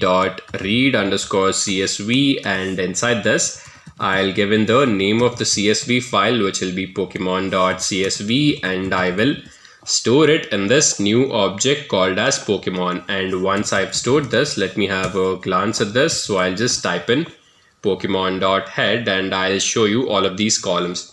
So these are the different columns which are present over here. So against bug, against dark, against dragon, all of these columns basically tell us how does a Pokemon perform against these types of Pokemons. Then let me scroll it to the last. So here we have this is legendary column, which would tell us if the Pokemon is legendary or not. Then we have this generation column, which would tell us to which generation does this Pokemon actually belong to. Then this column tells us what is the weight of this Pokemon in kg. Then this type 1 tells us what is the primary type of the Pokemon. Type 2 tells us what is the secondary type of the Pokemon. And then we've got other columns as well. So now for this bar plot, we'll be only working with this is legendary column and then the speed column. So I'll be using sns.barplot, and onto the x-axis I would have to map is legendary, and then onto the y-axis I'll be mapping the speed column, and the data onto which I'd want to build this bar plot is the Pokemon dataset. Then I can just go ahead and show this out. And when I hit on run, you would see that I have successfully created this bar plot. And again, it is very evident that the legendary Pokemons, the speed of the legendary Pokemons is higher when compared to the speed of non-legendary Pokemons. So now we'll create a bar plot between is legendary column and weight in kg column. So is legendary column is again mapped onto the x-axis. It's just that here for the y-axis we are mapping weight kg column. And this time it is very obvious that legendary Pokemons, their weight is much higher when compared to non-legendary Pokemons. I'll cut this out, I'll paste it over here. And instead of mapping speed, I have the weight kg column. And when I hit on run, you would see that the weight in kg of a legendary Pokemon is much higher when compared to the weight in kg of a non-legendary Pokemon. Now, we can also go ahead and determine the color of these bars on the basis of a column, and we already know to do that we'll be using the hue aesthetic or the hue attribute, and I want the color to be determined by the generation column. So this time I'll be mapping the generation column onto the hue aesthetic. And as you guys see, we have 7 generations over here, starting from generation 1 going on till generation 1. And since we have 2 different legendary status, so 0 indicates that the Pokemon is not legendary, 1 indicates that the Pokemon is legendary. For these 2 categories, I'll have 7 bars each. So for those Pokemons which are not legendary, I'll have these bars, these 7 bars indicating to which generation does the Pokemon belong to. Similarly, for all of the Pokemons which are legendary, I'll have these bars indicating to which generation does the Pokemon again belong to. And again on the y-axis, since we have mapped speed, we have the speed values corresponding to whether the Pokemon is legendary or not legendary. So the same set of command, I would have to use the hue aesthetic, and onto this I'll be mapping the generation column. And as you guys see, so this denotes all of those Pokemons which are not legendary, this denotes all of those Pokemons which are legendary, and it is very clear that legendary Pokemons, they have much higher weight when compared to non-legendary Pokemons. And we have the distribution of Pokemons which belong to the different generations with respect to both legendary Pokemons and non-legendary Pokemons. Now going ahead, we can also change how the different palettes look for these bars. So we will use the palette attribute. So we've got these 3 different palettes over here. So again, the bar plot is between is legendary column and weight column. And it's just that instead of using a column to map it onto the hue aesthetic, we are using a new aesthetic called as palette, and we can directly use different predefined palettes. So first we have the Blues D palette with a capital B. This is how it looks like. Then we have the Rocket palette, and this is the resultant. And then we have the VLAG palette. Let me delete this hue attribute over here, and instead of that I'll have palette attribute, and the first palette which I'll be using is Blues D. And as you guys see, this is the Blues D palette. Similarly, if I want maybe a more of red color, then I'll be using the Rocket palette. Then if I want maybe a light shade of bluish gray, I'll be using VLAG, and this is what I'll be getting. Now, instead of maybe using a palette or maybe mapping a color onto the hue aesthetic, I can just go ahead and use the color attribute and assign one single color for all of the bars which are present. So I'm using the color attribute and I'm mapping the orange color to both these bars.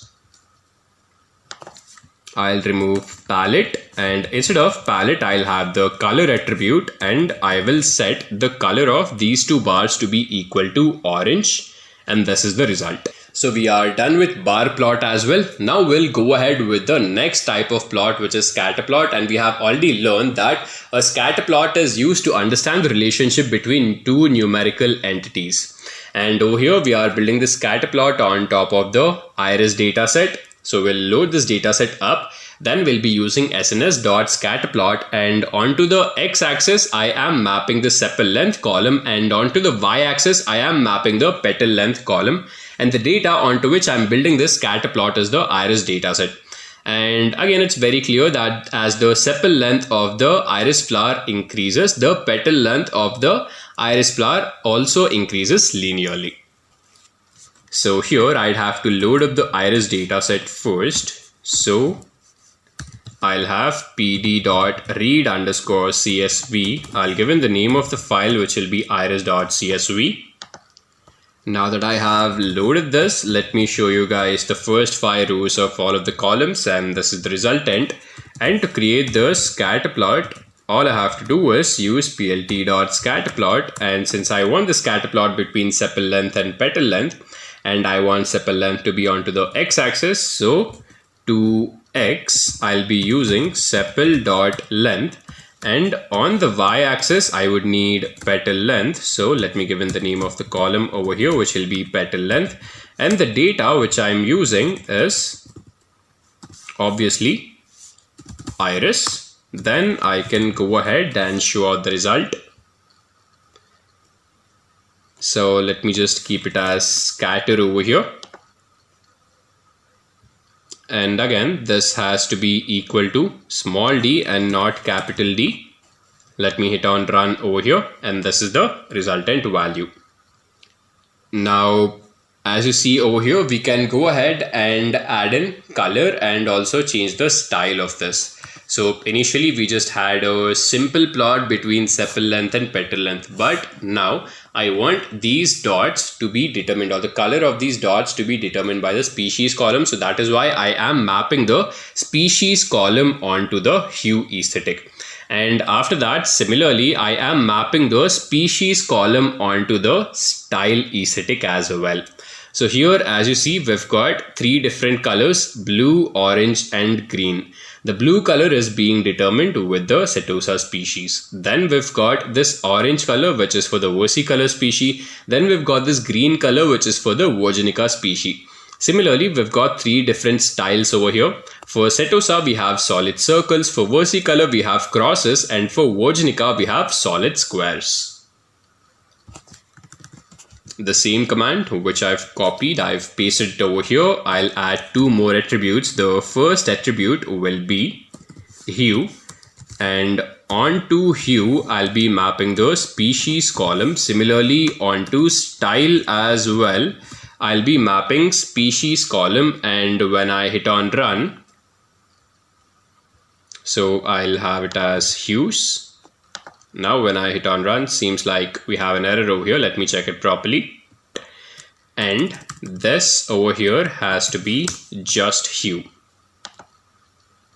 Now when I hit on run, this is the resultant scatter plot which I get.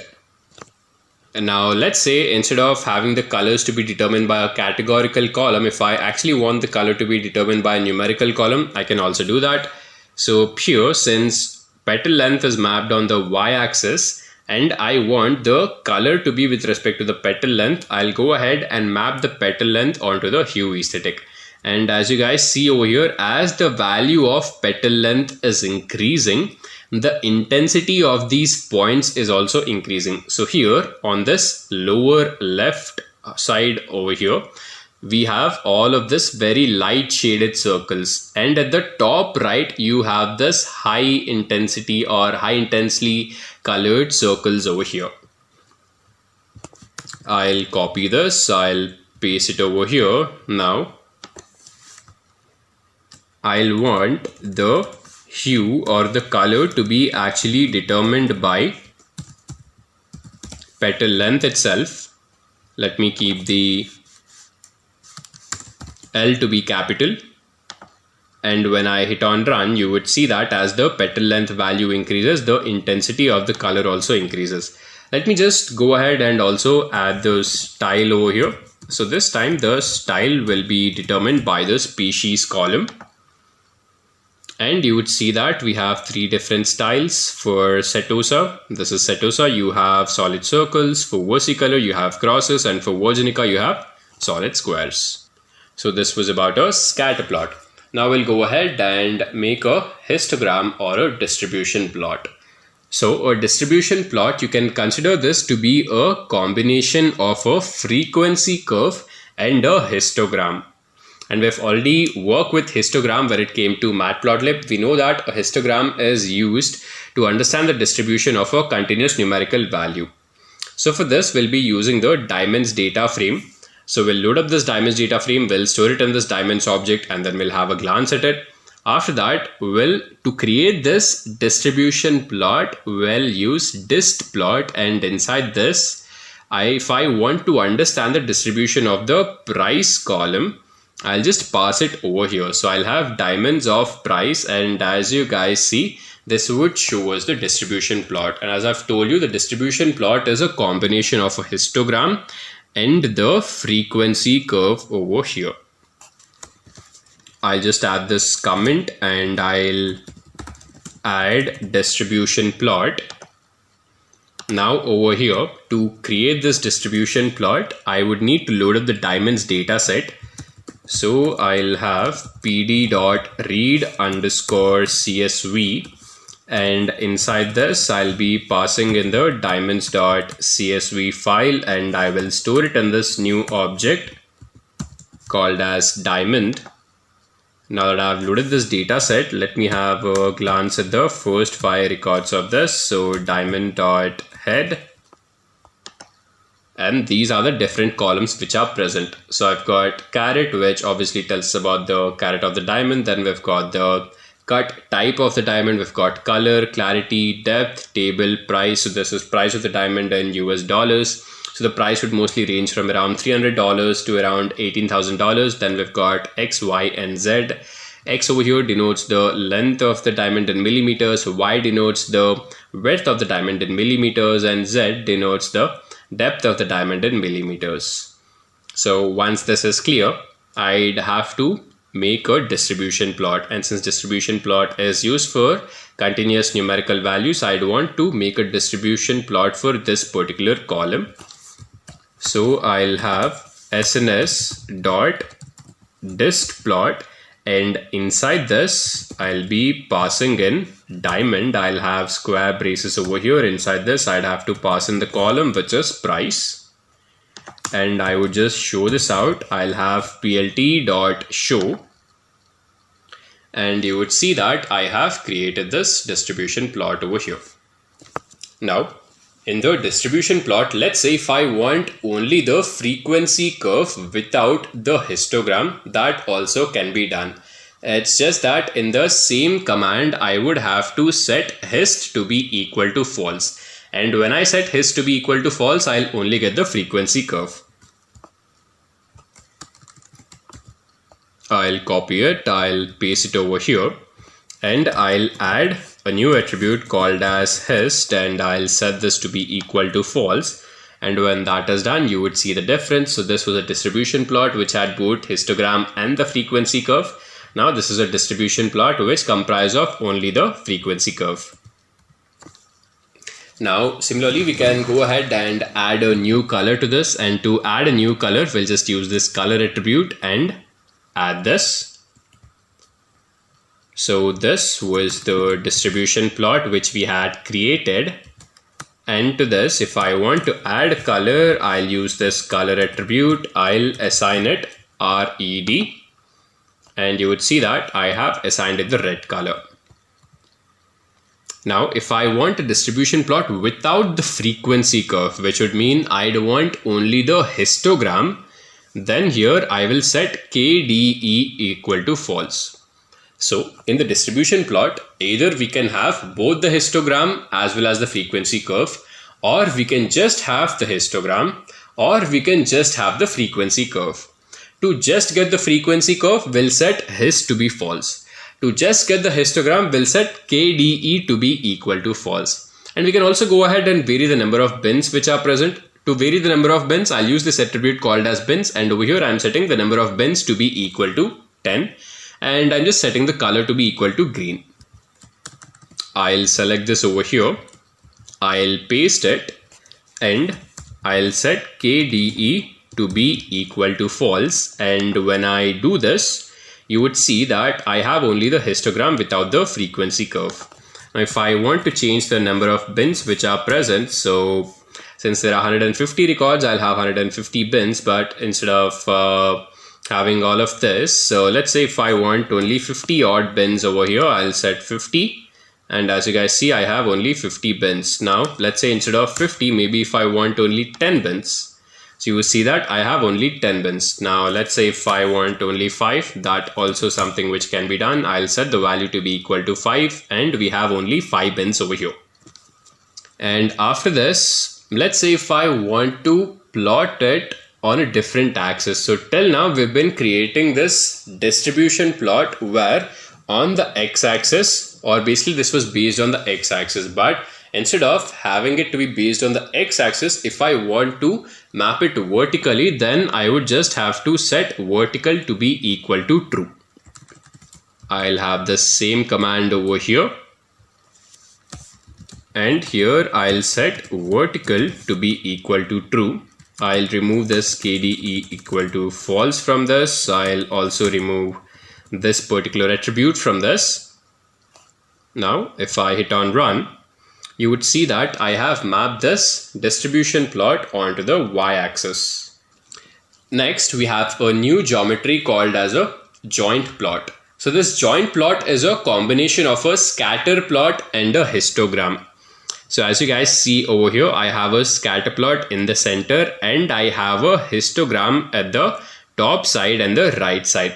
And I'll be creating this joint plot on top of this iris data frame. So once I've loaded this iris data frame, I want to create a joint plot between sepal length and petal length. So I just created a scatter plot. So for scatter plot, we are just use scatter plot method.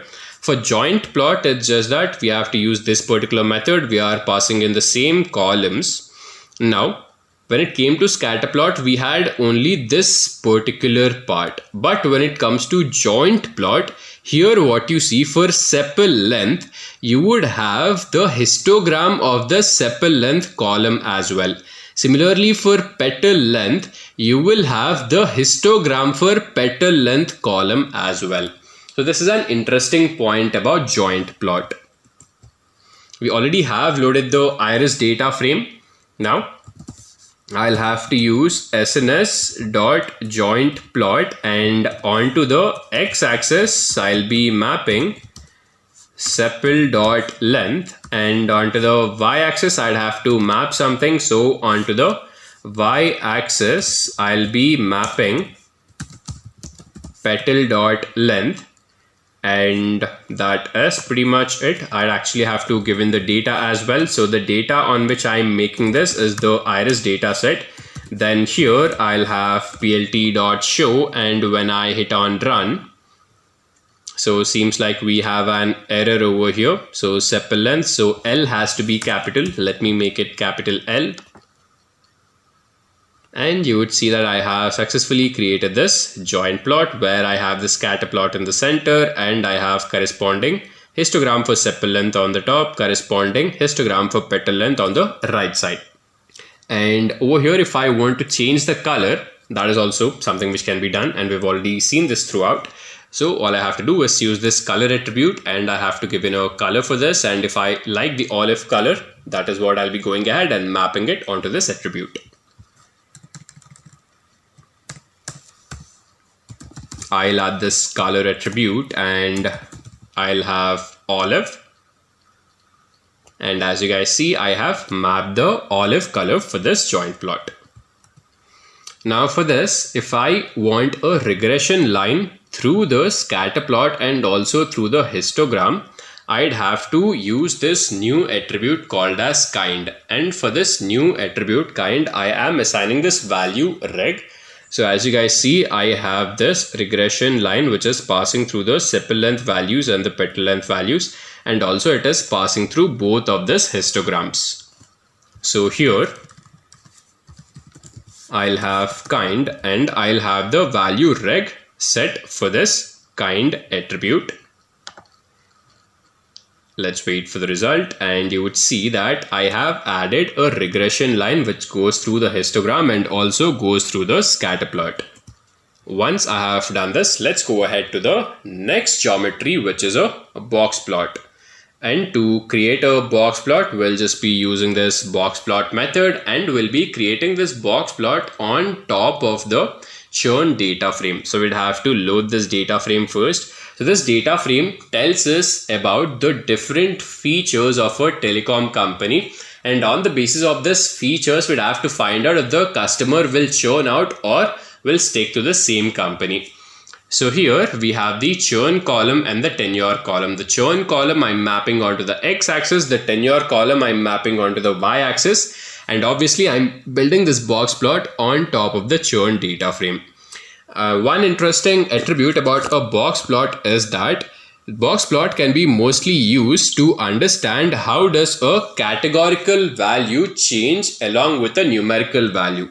So that is why here we have mapped this categorical column churn onto the x-axis and this numerical column tenure onto the y-axis. And we see that, so this what you see is the median value which we have already seen. So when it comes to people who do not churn out, it seems that those people who do not churn out, their median tenure or their tenure in general is longer than those people who actually churn out. So I would have to load this data frame first. I would have to store it in this churn object. So churn is equal to pd.read_csv, and inside this I'll have churn.csv, and then let me have a glance at the first 5 records of all of the columns, and these are all of the columns. And for all of these columns, I'd have to make a box plot between this tenure column which would go on the y-axis and this churn column which would go on the x-axis. SNS.boxplot, and onto the x-axis I'd have to map obviously the tenure column. Onto the y-axis I am mapping the churn column. Then I'd have to use the data which is churn, and I'd have to show it out. So I'll have plt.show. So I've actually made a mistake over here. So tenure will go onto the y-axis and churn will go onto the x-axis. Now we get this box plot, and we've already seen the inference. It seems that those people who do not churn out, their tenure seems to be longer than those people who actually churn out.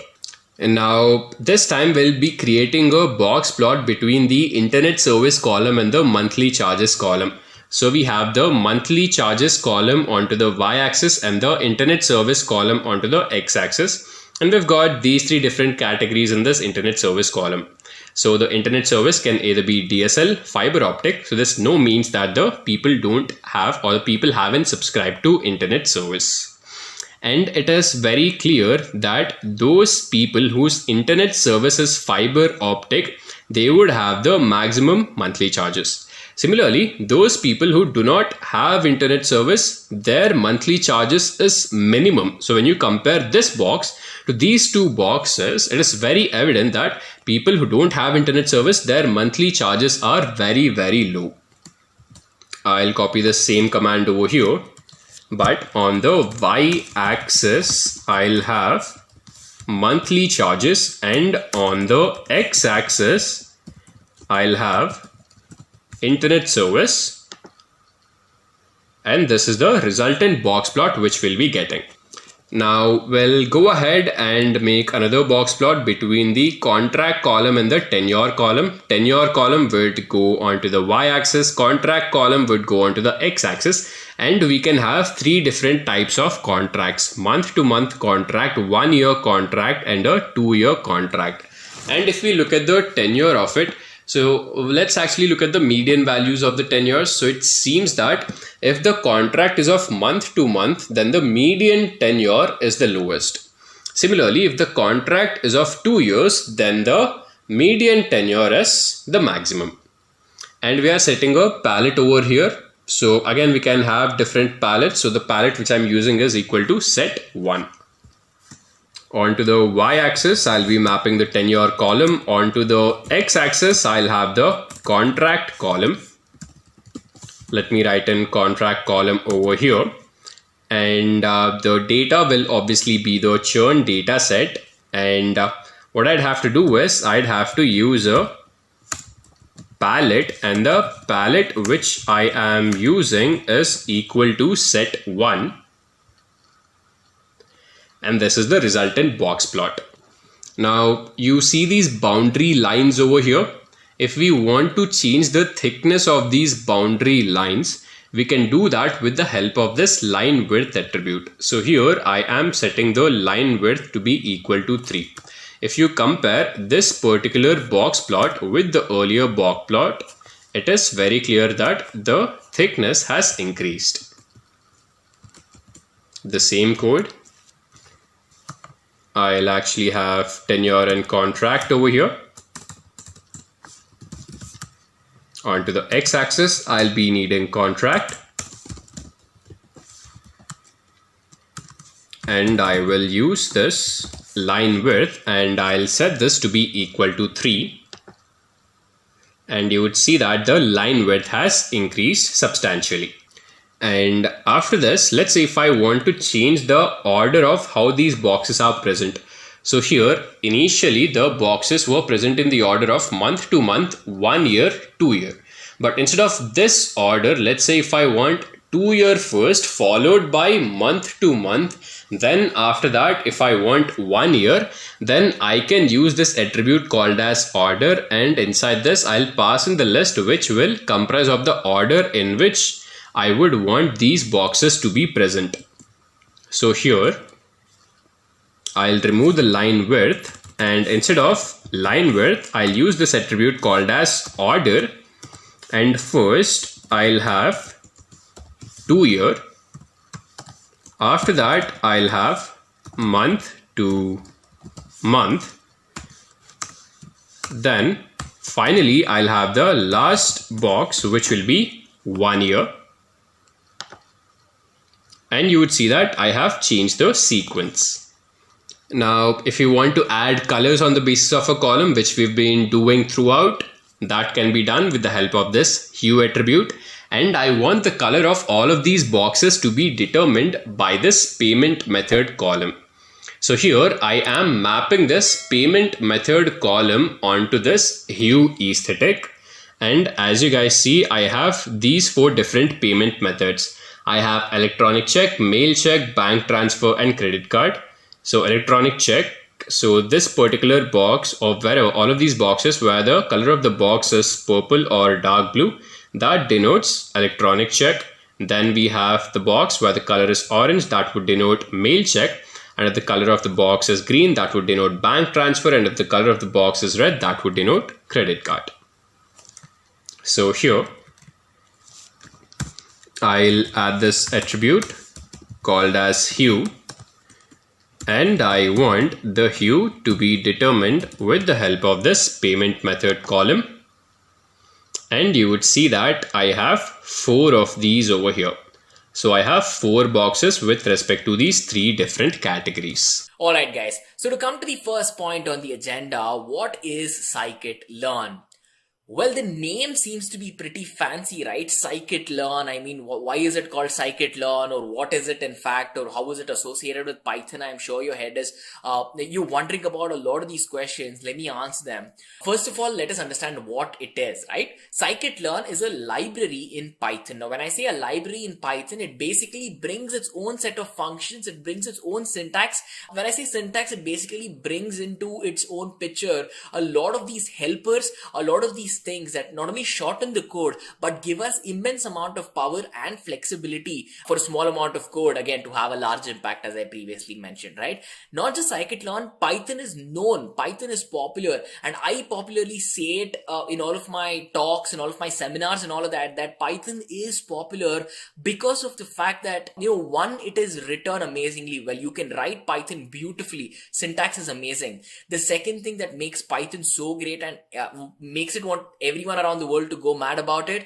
is for a fact that it has these libraries which are taking extremely complex tasks and eventually simplifying it to the maximum extent so that you and I can work on it with ease, right? We have an entire community to thank. Of course, the Python community and the Scikit-learn community, you have to understand, but all of these are like open source. So at the end of the day, for you, it is completely free to use. So if you're wondering about starting machine learning in Python, you really don't have to pay anyone anything to actually maybe buy the tools to use it, because Python is free, Scikit-learn as a library is free. You have multiple IDEs, integrated development environments, that you can use to work with Python for free.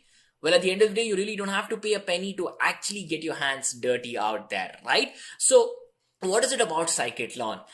Scikit-learn, is, people usually call it the father of machine learning in Python, as in a library, right? It's a way of explaining and understanding the importance of the library. Scikit-learn as a library itself is considered to be a core library in Python. Now, when I say a core library, what I basically mean is that it has extreme importance, because without the library Scikit-learn, it would actually make it very, very difficult for us to manually implement machine learning. Now, what I mean, just keep this in your mind until the end of the course, because when I actually practically show you how simple it is to work with this, then you'll realize saying, okay, so if it weren't for this library, that task would have been absolutely horrendous to do, right? So you're going to be understanding all of that firsthand. And again, as I just told you, right, it's a library that is considered super important, not just for machine learning, but at the end of the day, when you think about Python's library, set of libraries that make Python popular, Scikit-learn is sitting way high up in that chart. And as you can see, it's also say that it's used alongside other beautiful libraries like NumPy, Pandas, or even Matplotlib.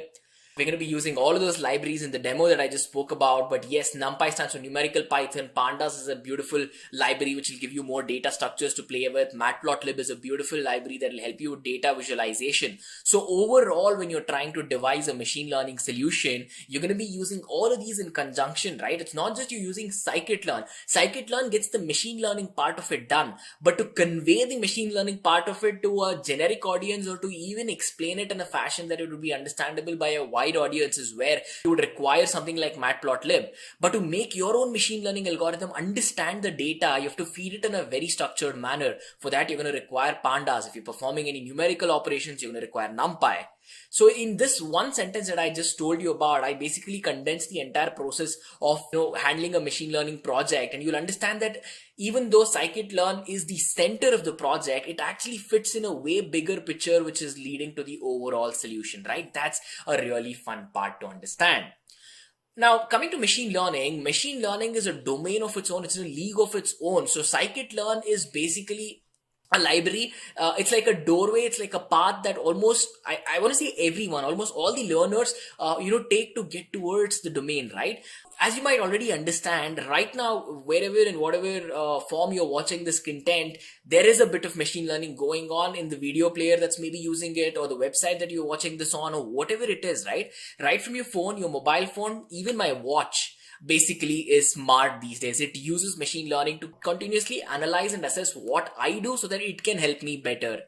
How fantastic is that, right? Now, if it can help me like that on a personal basis, be it fitness or whatever it is, think about what it can do around the world where we have so much requirement, right? So literally, it has millions of applications and millions of developers who are working day in and day out to make machine learning more accessible to all of you all, first of all. And at the end of the day, it's not just accessibility, it's the way of simplifying a complex domain such as machine learning to make sure you understand it easily, right? Because without Scikit Learn, again, to reinforce on the same, it would have been very difficult to implement some very simple machine learning solution, because you have to manually just think about the process of machine learning. You're getting your computer to learn a lot of things which it has probably not learned before, it has not seen before, right? Now, you and me, we are cognitive species. We can go about learning really rapidly. When it comes to your computer, when it comes to your laptop, mobile phone, anything digital, in its most fundamental sense, in its most basic sense, the more in depth you dive into your computer, you will understand that you will reach an end point where your machine only understands zeros and ones. Everything in your computer's world is just zeros and ones.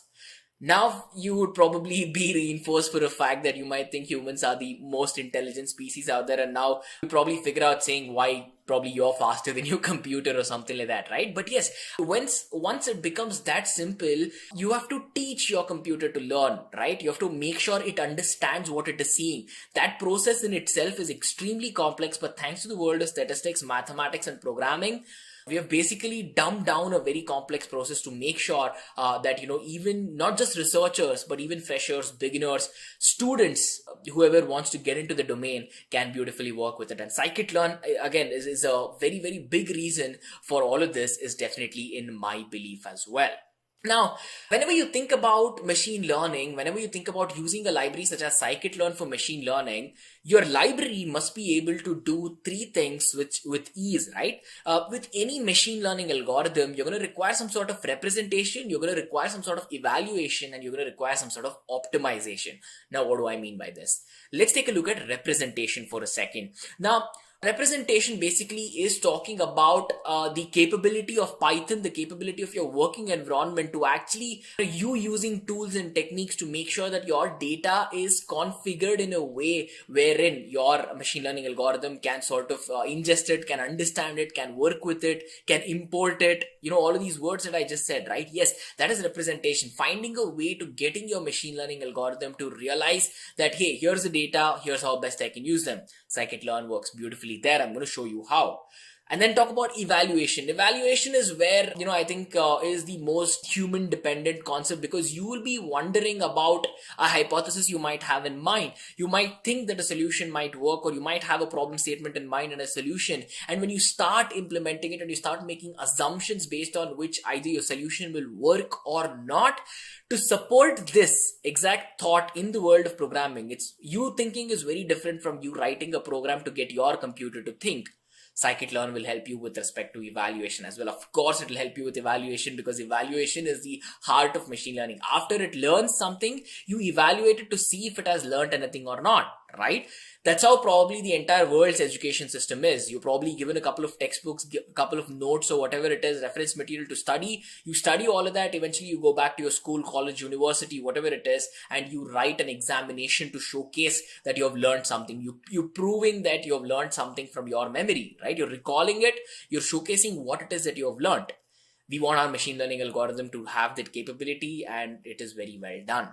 Now, the third thing that the library should help you do is optimization. Now, when I say optimization, think of a situation where you have created a machine learning solution. It is working well maybe to the level of 75% accuracy, right? Now, in the general machine learning world, anything above 80 and all the way to 90-95% is considered to be really, really good accuracy in terms of a machine learning model. Now, it's not just you write a program once, you execute it, the solution is working well, boom, you're done. That never, ever happens in a real world situation. In a real world situation, you'll be the happiest guy when your solution actually starts working towards the goal. But it is also a starting point to make sure you can tune your model to perform better. Think about a very simple example, right? Let's just say you just want to start running. You really like running marathons. You love people whenever they post stories of running like 10 kilometers, 5 kilometers, 15 kilometers and all of that. You want to do it. day one, you would probably not be able to run 10 kilometers or 15 kilometers at a stretch. Maybe with 6 months of everyday training, you can do it with ease, right? First day, you try it out. Maybe 1 kilometer, you run really well, and then you're tired and you're like, there's no way I can run 10 more. But maybe 6 months later, that starting 1 kilometer becomes like the easiest warm up ever, and you can maybe run 20 more at your best performance ever, right? So what happened over those months? You learned, your muscles are trained better, everything in your body is working towards you becoming faster and having more endurance. Similarly here, we find ways to ensure we can train machine learning algorithm not just to solve a problem, but we are continuously changing something in the way it learns to make sure that at the end of the day you have the maximum accuracy possible. So you're tweaking, you're tuning, you're making some changes to get your machine learning algorithm to understand better, and if it understands better, what happens? It gives you a better result that you can take away, right? So it becomes very important in this part of our discussion. Now, coming to the origin of Scikit Learn, you might have seen machine learning's popularity like rapidly increase all around the world, maybe like what, in 2012, 2014, right? A couple of years back, less than 10 years back. So it is, whenever again I go to seminars and I address an audience, they always ask me saying, hey, this is a brand new library which, beginners might have not heard of. Well, to your surprise, Scikit Learn is actually over 10 years old. It was basically developed as a summer project, Google Summer of Code project in the year 2007 by this person, a really talented person called David. And originally it was called as Scikit Learn with a S at the end. And of course, we don't have that S anymore. And what started as a project, a brainstorm of one very talented individual, the project actually went public in the year 2010, after having some sort of research application development. And right since 2010, where are we right now? 21, 22, right? So when you think about it, 10 years back, a library which was made open source, popular, and everyone in the community are not just working to use the library, but there are thousands of developers and millions of intelligent people who are making the library better, as in they're working on the library to make sure you and me can have a more easier way to work with it, right? So Scikit Learn started out as a research project. It went public. It is open source. It is free. It has millions of collaborators who are working to improve. In fact, there are developers right now as you're watching this course, who are working on improving and bringing a better version of Scikit Learn, right? And all of that is being done for free, mind you. And at the end of the day, Scikit Learn is used commercially everywhere around the world. So that should really tell you about not just the power of machine learning, but really the brains. And my kudos to all the contributors who have made sure that we have a very good library such as this, right? Now, you might be asking a question saying, wow, this sounds really fancy, but what are some of the things that I should know about when I begin working with Scikit Learn? Well, I can tell you one important thing. There are definitely certain prerequisites when you have to think about working with Scikit Learn. And mostly, as I told you at the start of the course itself, it is the dependency with other libraries, because Scikit Learn fits as a puzzle piece on a very big scale to make sure you get towards a solution. It is not the only puzzle piece, but it is just one among a lot of other things that you're going to require, right? So what are these other things that you're going to require? First of all, we're discussing Python. So you definitely require the understanding of Python syntax. You need to know how Python syntax is written, and you must have the capability to, take something in your head, a thought in your head, and maybe put that down as code. That is going to be a skill that's going to help you a lot in machine learning. Then working with libraries such as NumPy and Pandas and Matplotlib and even Scipy, it stands for Scientific Python. All these libraries that you're seeing on your screen right now, NumPy, Scipy, Pandas, and Matplotlib, they are 90% used together with Scikit Learn in all of these solutions. So as and when you're learning Scikit Learn, if you're brand new to Python, brand new to machine learning, watching this course, I highly suggest you spend some time learning Scikit Learn, at the same time ensuring that you're up to speed with NumPy, Scipy, all the other libraries which are sometimes direct dependencies, right? Now, in the demo that I'm going to be showing you guys, you will realize that it's not just Scikit Learn that I'm using. For example, the way we ingest data, the way we bring in data, we primarily require Pandas for that. And once you work with it, maybe at the end of the solution, you want to create beautiful looking charts and graphs to showcase the solution. You're going to require Matplotlib for that. Maybe you want to do some array computations and you want to change some values and make sure your data is fed into your model in the right way. you might require a bit of NumPy as well, right? And if you're performing all these statistical operations, data analysis, you're hunting for a lot of insight in your data, you're going to require Scipy. So all in all, a bit of everything is required, but my goal here is to tell you guys, if you do not know, either of these or any of these at this moment of time for this course, it is completely all right, because I promise you can follow to the end of it and you can definitely take away a ton of insights from the course, right? Fantastic. Now that we are done with that section, ladies and gentlemen, now we know what Scikit Learn is, we know its importance, we know its origins, we know the prerequisites, we know what it does, we know that it is a fantastic library, right? So to get you guys started, here is a section where we can discuss about how you guys can install Scikit Learn. Now, installing Scikit Learn is very, very simple, because at the end of the day, you never have a hassle to say, oh, my operating system is not supported, right? It is a very common issue that happens. You guys are Mac OS users. There is always a situation where there is an app which is maybe not built or not ready for Mac. In this case, never. Python is widely available in any operating system that you can think of.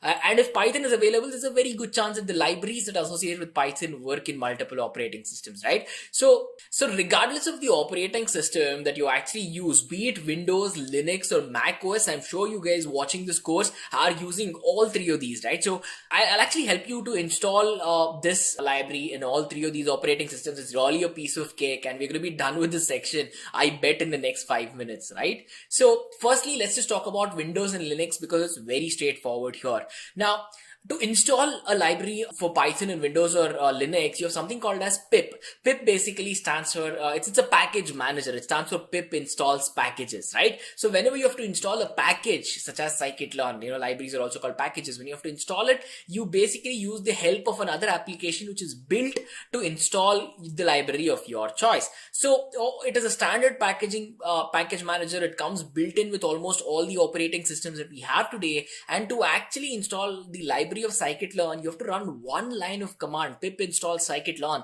As you can probably see here, of course, we have 1 or 2 tabs, which is adding a little bit more of functionality about how it installs. But at the end of the day, if you're on Windows or Linux, all you have to do is open up your command prompt, you open up your terminals, and if you install it via Anaconda or something like that, open up the navigator, open up a command line interface, type in pip install Scikit Learn, and it works. Now, in Anaconda is basically a distribution that will help you install all of these at ease. It not only installs Python, but it installs all these libraries which we are actually discussing these days. It will install it automatically for you. There again, if you, for some reason, if it is not installed and if you want to manually install it, all you have to do is open up the prompt, Anaconda prompt, type in another command, conda install Scikit Learn. So we went from pip install Scikit Learn all the way to conda install Scikit Learn, and this works for Windows. I think most of the version of Windows and most of the Linux flavors, Ubuntu, whatever it is that you guys are using, right? So how simple is this? You have to open a terminal, run a command, done, right? 3-4 steps, you good to go. So it's pretty simple installing it on Windows and Linux. And similarly, if you've been waiting for the section where I say, oh, it's a bit difficult to install on Mac, not really. It's actually as straightforward as us installing it on Windows or Linux, because here again, Mac OS provides you with Homebrew, right? Homebrew is beautiful, and Homebrew is not the only way of how you can install Mac OS. You can actually install Anaconda here as well. Anaconda is supported for Mac OS. You can install Anaconda, through which you can run the same conda command that we discussed, and you are good to go. Now, let's just say you want to install it via Homebrew. Installing via Homebrew is very simple. First of all, you're going to have to install Python itself. Brew install Python will get you to get Python set up on your machine. And after Python is installed, again, it's another simple pip command, pip install Scikit Learn, and boom. Now you have Python set up. Now you have Scikit Learn set up, right? So again, just quickly pause in whichever section that you wish. Maybe you're a Windows or a Linux user, pause in those sections. You're a Mac user, pause in this section, get it all set up. And I promise you, it's going to probably take you 5, maximum of 10 minutes to get everything set up for you guys to start using Scikit Learn, right? So as you can take a look at it, it's very, very simple and straightforward. But you might be asking your question saying, okay, so now I installed it, what next? What do I get after I finish the installation? What is Scikit Learn giving me after installation, right? Well, first of all, we have to discuss about how it is used completely in the world of machine learning. And in machine learning, supervised learning algorithms are really, really popular, right? Everywhere around the world, but a majority of the solutions are definitely supervised learning algorithms which are put into use to get the solution done. Scikit Learn supports many supervised learning algorithms that are out there, and whenever you have to find a way to train your machine learning algorithm better, or find a way to use a certain set of data to make sure that it runs through the same data multiple times and learns better, it's a technique called as cross validation. And here as well, it's not just one technique that is given to you. You have multiple methodologies that you can use with respect to cross validation as well. And not just supervised learning algorithm. I'm sure you read the first point and you're like, okay, where is unsupervised learning? Well, of course, it's the core library for machine learning, so you have to have a lot of unsupervised algorithms, and yes, there's a lot of support for that as well. Now, it's not just that you get the functionality of supervised learning algorithms or unsupervised learning algorithms or anything around that. When you have these algorithms, what do you require to start learning and using them? You're going to require data sets, right? So we actually have multiple data sets that come built in with Scikit Learn. Think about the Iris data set, think about the Boston housing data set. All these data sets are, if you're a learner, these are like the pathways that you have to take, and once you've started working with these, right? So whenever a machine learning enthusiast actually comes onto the picture and wants to learn machine learning, I am very sure they go through all of these data sets to actually learn the basics of machine learning, and I promise you that you might have heard of it, right? So what Scikit Learn people have done is they realize that these are the data sets that are being popularly used by people to learn. So they just built it inside Scikit Learn. So if you have to ever use Boston housing dataset, if you use Iris dataset or anything as such, you can actually do two ways. One, you can manually import it if you have the dataset ready in hand. Many cases you might not have the dataset in hand. That's when you quickly actually run a couple of commands in Python and it automatically imports it because the library already has it for you, right? Fantastic. Look at the last point. It says support for feature extraction like bag of words or more. Now, bag of words and all these concepts are super popular in the domain of natural language processing. It has its own library called NLTK, which is super popular for that. But then again, in collaboration with NLTK, in collaboration with natural language processing, you would see that machine learning has a large role there to play, right? So there again, there are multiple support for features which are dependent not just for that subdomain of natural language processing, but it brings together again another piece of the puzzle, which is you using machine learning to solve it. There again, support is provided, right? So it's, as I just told you, this is probably one of the best slides to tell you that it is an all-in-all solution for machine learning in Python. And this is everything that you get after running two simple commands. Now think about how easy it must be to actually go about using these libraries, right? Now, coming to a section where we can discuss what are some of the algorithms that are supported, by this library Scikit Learn, right? As I just told you, since it's the core library, it has to support a ton of these supervised and unsupervised learning algorithms, and it does. So whenever you have any supervised learning tasks which uses regression or classification, it can be worked with ease. Now, when I say regression, think about maybe performing predictions in the future. Think about weather prediction. Weather prediction is a beautiful example of regression. Then if you want an example for classification, think about me giving you a couple of fruits and saying, can you keep all the apples to the left side, oranges to the right side, and maybe keep all the bananas somewhere else? Could you not do that? Yes, if you can do that, you teach your machine how to do that, and that's called classification and supervised learning, right? And then comes unsupervised learning. Of course, unsupervised learning is broken down into two types. It's clustering and association. And Scikit Learn works really good for both of these applications. Now, when you say clustering, you're basically trying to find the common entities. You're trying to find the common characteristics in your data points, group all of these common entities, and eventually try to make assumptions out of it, try to have data-driven decisions out of it, or at the end of the day, use your own clusters to make sure that you are finding maybe better ways of analyzing something, or eventually you are dividing it into clusters to help you further down the line. Either way works really great, right? Clustering is sort of similar to classification, but here the way it works, the way your algorithm itself works is different because it's not supervised, it's unsupervised, right? There's no labels for learning here. And then association. I promise you have used association. Every time you go on to Amazon or any other e-commerce site to actually buy something, let's just say maybe you bought a brand new phone, there's a sale happening, you bought a new phone. As soon as you add the new phone to the cart, have you ever seen that Amazon or any other site, it recommends a lot of other stuff that people have bought. It says, hey, people who have bought the mobile phone also have bought two other things. It's very common. One is a tempered glass, the other one is maybe like a protective case for the phone. We know that majority part of the world, we love putting cases on our phones. In fact, I have a case on my phone right now, putting tempered glasses as well. So Amazon is like sort of telling you, hey, people who have bought that, they've also bought this. So they're making more sales and they're probably making it more convenient for you. You maybe require a tempered glass in a case and they're giving it to you at your fingertips, right? So that is association. It happens in Netflix. Maybe if you watch like 10 continuous crime detective stories, the 11th one Netflix is going to recommend to you is going to be a crime detective story. It's not going to be a comedy TV show they'll recommend to you, right? Because they know what it is that you want to learn or what it is that your tastes are and eventually cater to that. And all of that is happening by making use of machine learning, right? So guys, in terms of support for algorithms, there's amazing support for algorithms. If you want to quickly take a look at the supervised learning algorithms that are supported, of course, there's more algorithms that are supported, but as you can see, you have naive Bayes, you have decision trees, you have KNNs, K nearest neighbors, support vector machines, random forest algorithm, RFA as it's called,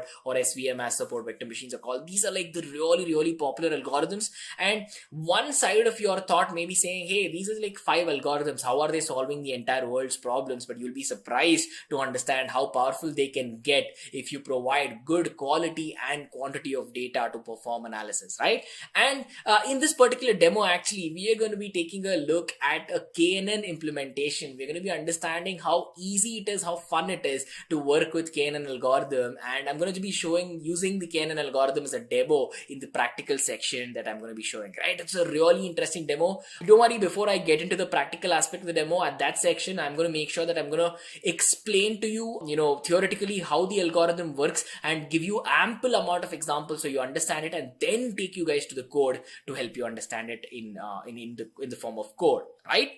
So supervised learning algorithms are great. What about unsupervised algorithms? Well, of course, think about clustering, think about Gaussian mixture models, neural networks, biclustering, density estimation.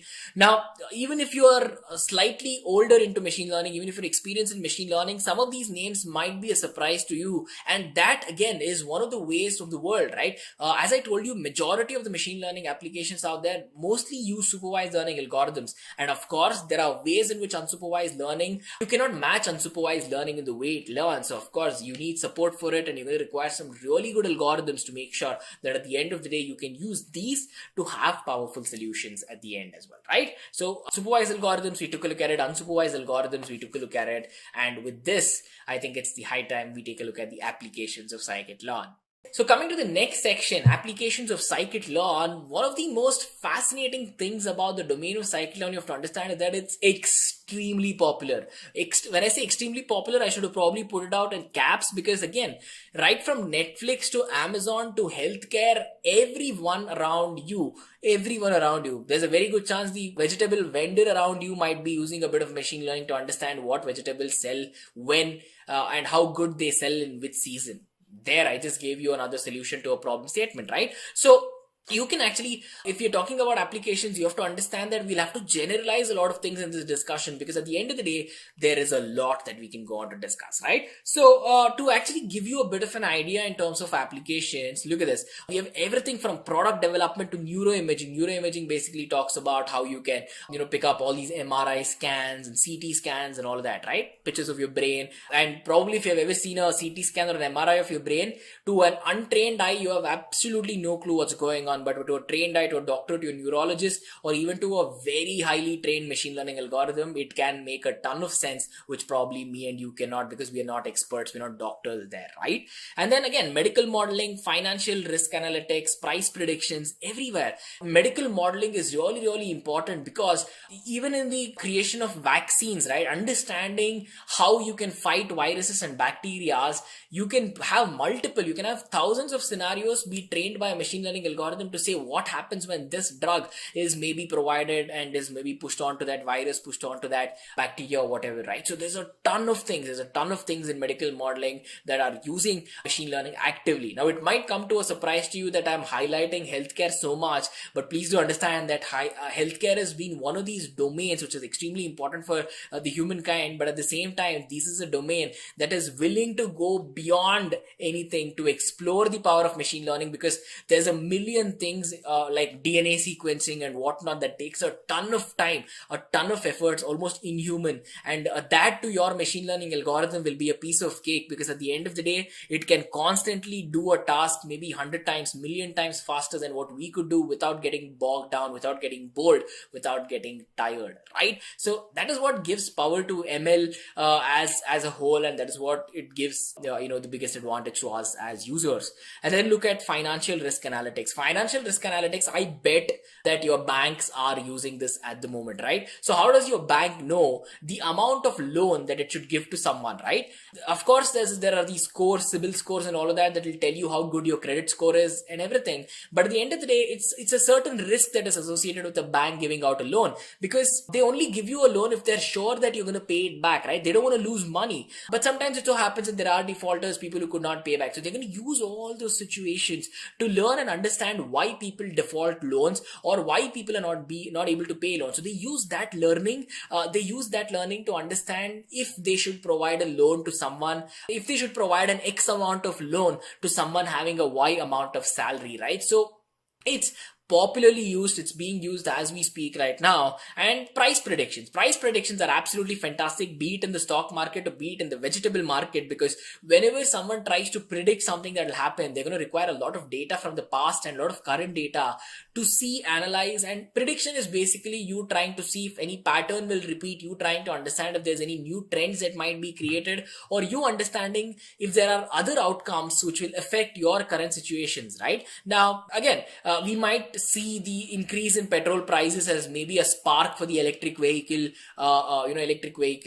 revolution around India, especially right now, right? So maybe one of that is leading to something else, and you want to analyze what is causing what happens if something else happens. All of that is easily possible with the use of Scikit Learn, with the use of all of these. The applications are endless, right? Again, I have more for you. Think on the lines of weather prediction. Now, this is a very, very fascinating topic wherein you'll be surprised you have machine learning that is so well integrated into your life that you don't know it's there.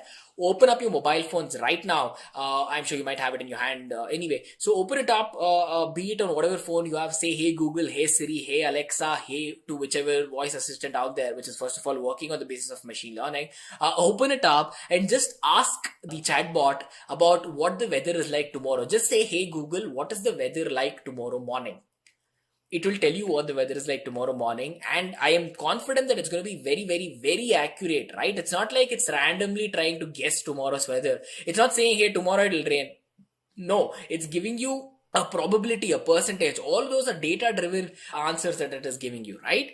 And then another really nice application of Scikit Learn, which I absolutely am a huge fan of, is in emergency services. Now, think about what causes floods, right? An underwater earthquake in the middle of an ocean is where two tectonic plates move and it brings in a lot of water rapidly inside and it pushes all of that out. So when it pushes a ton of water out, you know what happens, right? After an earthquake, it's usually a flood, and that's the entire process of it basically. But what you should know is that it will only take a couple of seconds or a maximum a couple of minutes for a huge flood or a huge wave. Probably the wave is like 10 stories tall, 10 buildings tall. It will take a couple of minutes to reach from the center of the ocean all the way to the coast or something like that, right? So in those emergency services, we cannot rely on human speed. Of course, we are great at a lot of things, but when it comes to certain things like this, if you have a computer there, it's great.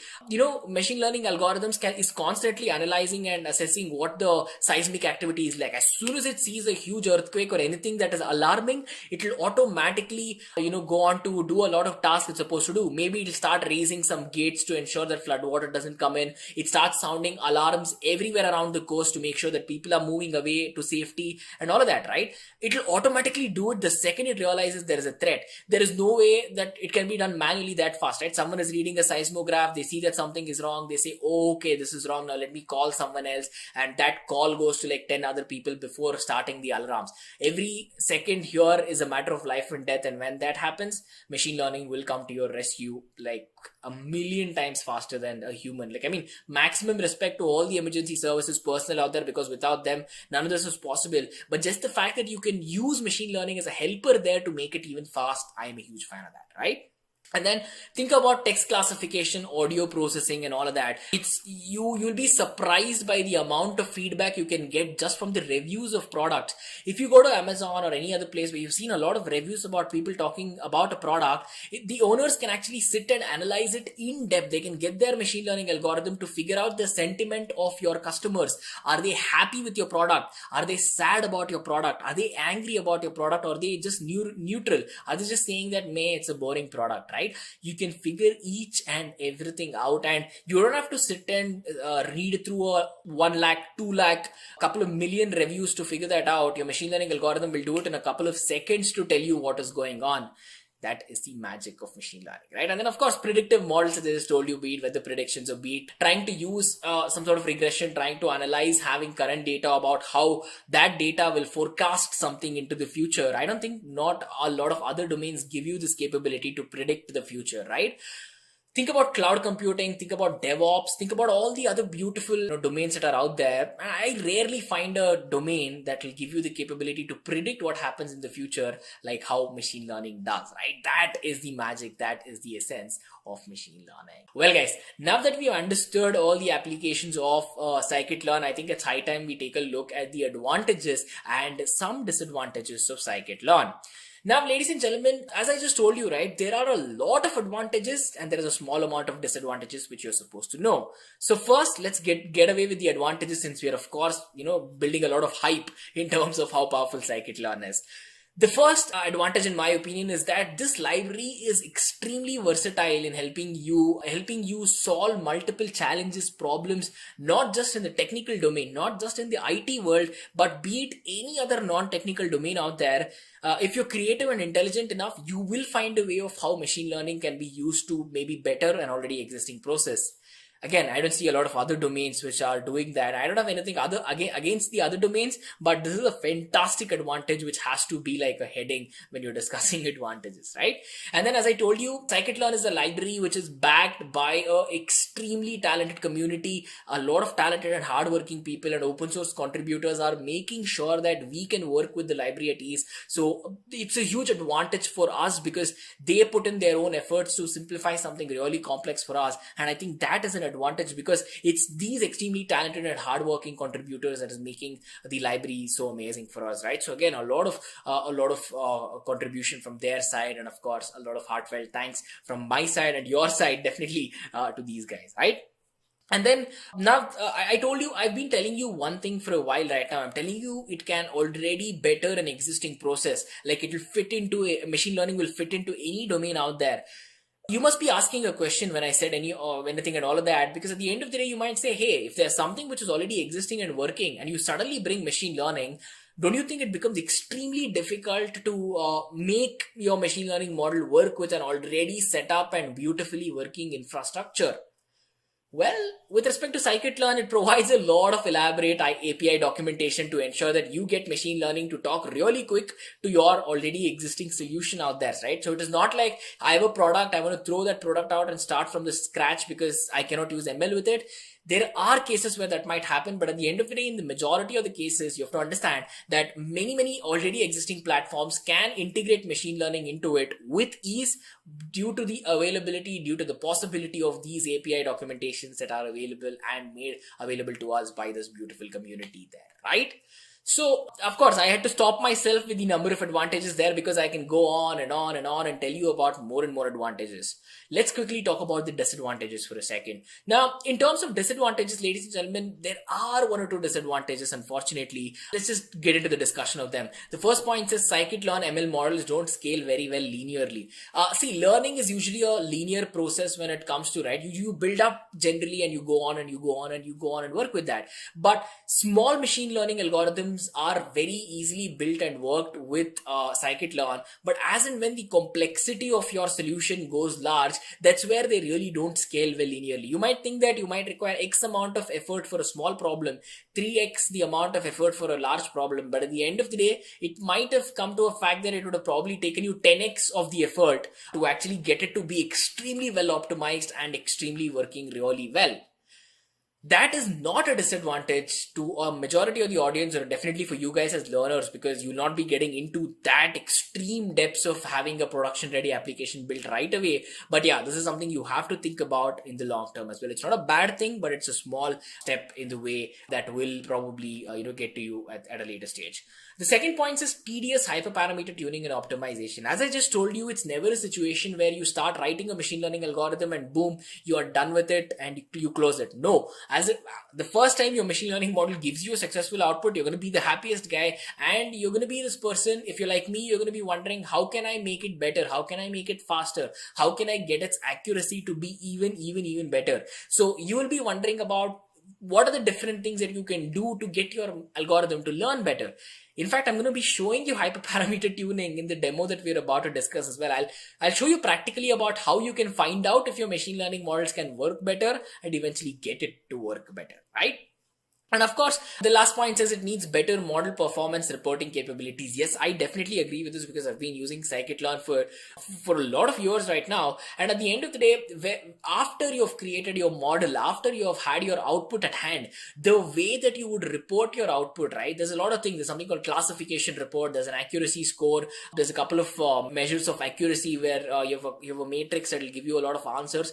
A lot of ways are there, but is it the best that can be done? I'll say no to that, definitely. I think the community is also working towards that. At the end of the day, we want better ways to denote that our model performance is better. We want better ways to track how the model performance, why the model is behaving the way it does, and we want to do it intuitively, we want to do it easily, and at the end when we're reporting it, we want to make sure that it's not just us doing all the tedious manual tasks, but wherever possible, Scikit-Learn can help us do it better, right? That is at the end of the day the goal of Scikit-Learn, the goal of machine learning here as well. That's what we're after, right? Fantastic, guys. So these are some of the advantages and important disadvantages you definitely need to know about.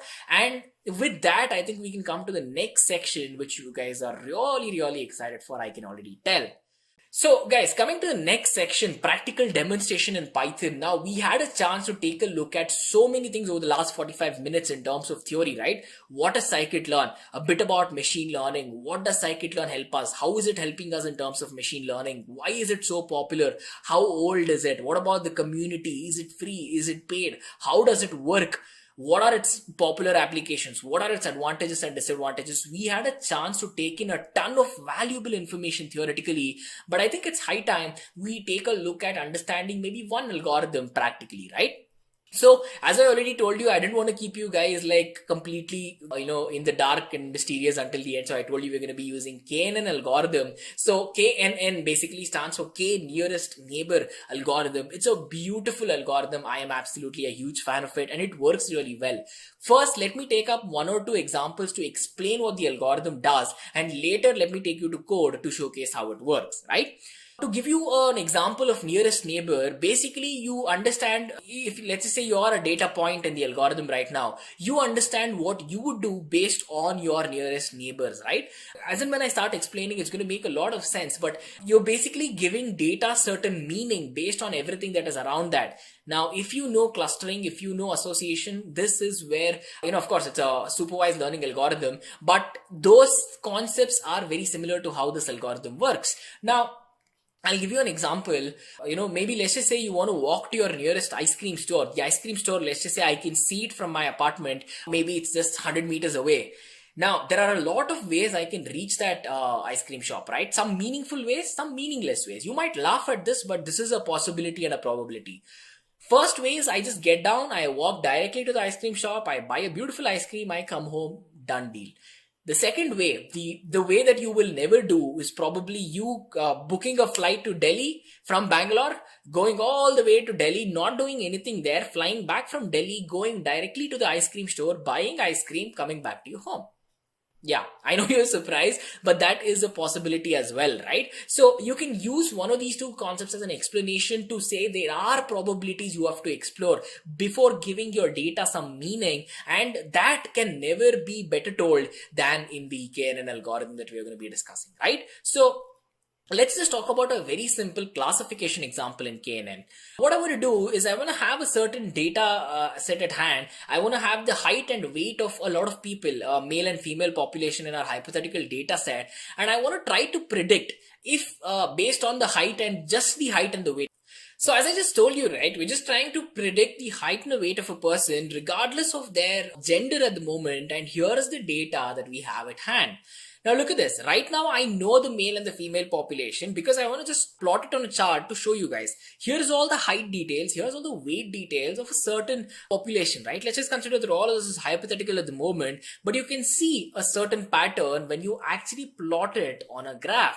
Now what I have done is, as you can see, I have 7 details, right? Now this is details of 7 different individuals. Now out of those 7 people, 4 of them are male, 3 of them are female, correct? We know that. But if I plot it on a graph, as you can see, there is a common pattern that's appearing here. You can probably see that the females maybe have slightly lesser height and maybe they weigh slightly less than the male population of data. And you can see all of these pink triangles are females, and you can see all of these green circles or green spheres. These are the male population. Now we have 7 people's worth of data, and what I'm going to do is I'm going to add one more person. Now this person, all I know is that their height is 190, their weight is 100 kilos. That is it. I have no idea if this person is male or if this person is female. So let me plot it on the graph. Now as you can see, this new blue color square, this cute blue color square that I have here is this new population, right? This is the new data that I just plotted there. Now even if you do not perform machine learning, even if you are not extremely well versed with machine learning, as soon as you look at that blue dot, in which area that it is placed, looking at its nearest neighbors, do you think that that person is a male or that person is a female? I bet at this moment that you guys are saying that's a male. How did you know that that's a male? I've just given you height and weight. What you would have probably done is you would have looked at all the points around that to say, hey, so this person weighs almost similar to weighs and has the same height as the other guys. Good chance the person is a guy. Exactly. This is how your machine learning algorithm is going to learn in KNN as well. Now what I'm going to do is to give it some sort of meaning while learning. I'm going to say, hey, if you want to understand if you're a male or a female, just look at 3 or 4 people around you to figure out who they are. Now if I say KNN, K is basically a value there from 1 to infinity, and now I'm going to tell, hey, take a look at the 3 nearest neighbors there. When I say k equal to 3, I'm telling my algorithm, take a look at 3 nearest neighbors around you to see if they're male or female, and based on that, you can learn if you're male or female. And it looks at 3 people around it, it says, hey, everyone here is a male, good chance even I am a male as well. Now you might say, hey, why did you take k equal to 3? Now take k equal to 5. Even if I take k equal to 5, you can realize that 4 of its nearest neighbors are male people, and 1 of its nearest entity is a female. Now you might say, oh, now all are not male, 1 female is also there. What are you going to do? What you're going to do basically is to figure out the majority is what again? Majority of your nearest neighbors are who? Male or female? You have your answer there, right? Now, why we go on to pick up k values to be odd, 3, 5, 7 and all of that is because it works really, really well when we have 2 classes that we are actually comparing. In this case, 2 classes, all we have is male, female for our hypothetical example. That is it. We're not considering anything else, right? So for that situation, k odd values work really well. You'll see that they do work well when we go on to actually take a look at practical discussion here, right? Now, I told you about the Boston housing dataset comes built in. Now, I have the dataset at hand, so I can manually go on to import it and start working with it as well. So what we are going to be doing with this dataset is we're going to be using the KNN algorithm to see if it can predict the price of the house in the area somewhere around in Boston, right? That's the dataset we have in hand. So all we are trying to say is get the machine learning algorithm to figure out why your house can be expensive. Now, you know a lot of reasons why your house might be expensive. It depends on the age of the house. It depends on how many people can stay in the house, how many cars you can park in the house, what locality is your house a part of, how far away is your house from the airport, how far away is it from the school, what is the crime rate in your neighborhood, right? Because even if it is the most posh house, if you're building a castle, if it's in a neighborhood which is very shady and very bad, it's not going to be worth a lot of money, right? So what is it that gives the meaning? What is it that has the most oomph, most emphasis when it comes to predicting the price of a house is exactly what we're going to be using KNN to work with this, right? Now, ladies and gentlemen, I'm going to be using Google Colab to showcase the code to you guys. Google Colab is nothing but a Jupyter notebook that is hosted on the Google Cloud platform. You can work with this code in any IDE that you want to use. If you're working with PyCharm, you can work with it. You're using a regular Jupyter notebook, you can work with it. If you're using Colab like me, I love Colab for multiple reasons. you can use that as well, right? So let's quickly go back to Colab and let's get started with the practical discussion. Alright guys, so as you can see, I have Google Colab open. We're going to be understanding Scikit Learn using a small KNN algorithm demonstration. Now, my goal with this demonstration for you guys is not to show how to write Python code and how to ensure that you get to the result, but my goal is to tell you guys and showcase to you guys that it is really simple and very powerful to use a machine learning algorithm like KNN and get your solution done using the algorithm, right? So let us actually zoom in so all of you all can see the code. The first piece of code, while working on any sort of solution, my way and the most common way is to basically import all the libraries that you're going to be using. As I told you, NumPy and Pandas we're going to be requiring because as you can see right here, right, this line is talking about us importing our entire housing data set. This uses Pandas and we have multiple use for NumPy, Pandas and all of that, and this is the library we are after. Now if you're wondering why it is not written Scikit Learn, well, sklearn, whenever you see it in Python code, understand it's the same as Scikit Learn. Now in fact, as soon as I run this demo, it's going to give me a small error. It's going to say, hey, I have no clue where your data set is. You're asking me to execute a data set that I don't know where it is. Now that is because it's sitting in the Google Cloud platform and the data set is in my laptop. Now what I have to do is I have to import it into my working environment. I run this piece of code again and boom, it works like magic, right? Now it knows where the data set is. Look at that. So what are we trying to look at it here? Now every single column here is basically, it's basically a data point associated with respect to house. Every row is a house worth of data. You can see the crime rate in the area where this house is. You can see the age of the house, the amount of tax that has to be paid. You can see like so many different things about a house that will eventually give it a lot of meaning. These are the reasons why a house might cost so much. You and me know this. Our machine learning model might not. So the first step, one thing you have to really be careful about when you're working with machine learning is your data has to be pre-processed really well. If you provide bad data, if you provide incorrect data to your machine learning algorithm, it will learn things incorrectly and it will not know what is right or wrong. Now, if I show you a cat and if I tell you guys this is not a cat, this is a dog and it says meow. Have you ever seen a dog which goes meow? Not really. You'll be like, hey, what the hell? But if I show that to my machine learning algorithm while it is learning and say, hey, this is a cat, if I show you a dog and says it goes meow, machine learning algorithm will not know a difference. It's going to be like, oh, okay, so this is what a cat does. Let me learn this. Or this is what a dog does. Let me learn this. You know that a cat cannot go bow bow, or you know that a dog cannot go meow, right? So that's the thing. You have to provide high quality and good quantity of data. And in this step that you can see one line of code, all I'm trying to figure out if there are any NaN values. NaN stands for not a number. Now, for example, when this data set was created, when people were writing the age of the house, it is a number, right? You can see all of these are numbers. None of this is textual data. Someone might have entered a textual data by mistake. Instead of the age of the house, they might have written their name or the name of the house.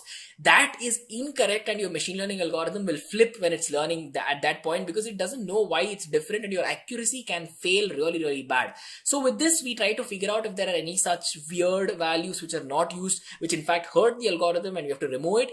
Thankfully, my data set is already clean, so we don't have to do all of that. And we come to the next step, which is really important, because here is where we take the entire data set. Now, I showed you first 5 rows. We have hundreds of thousands of rows there.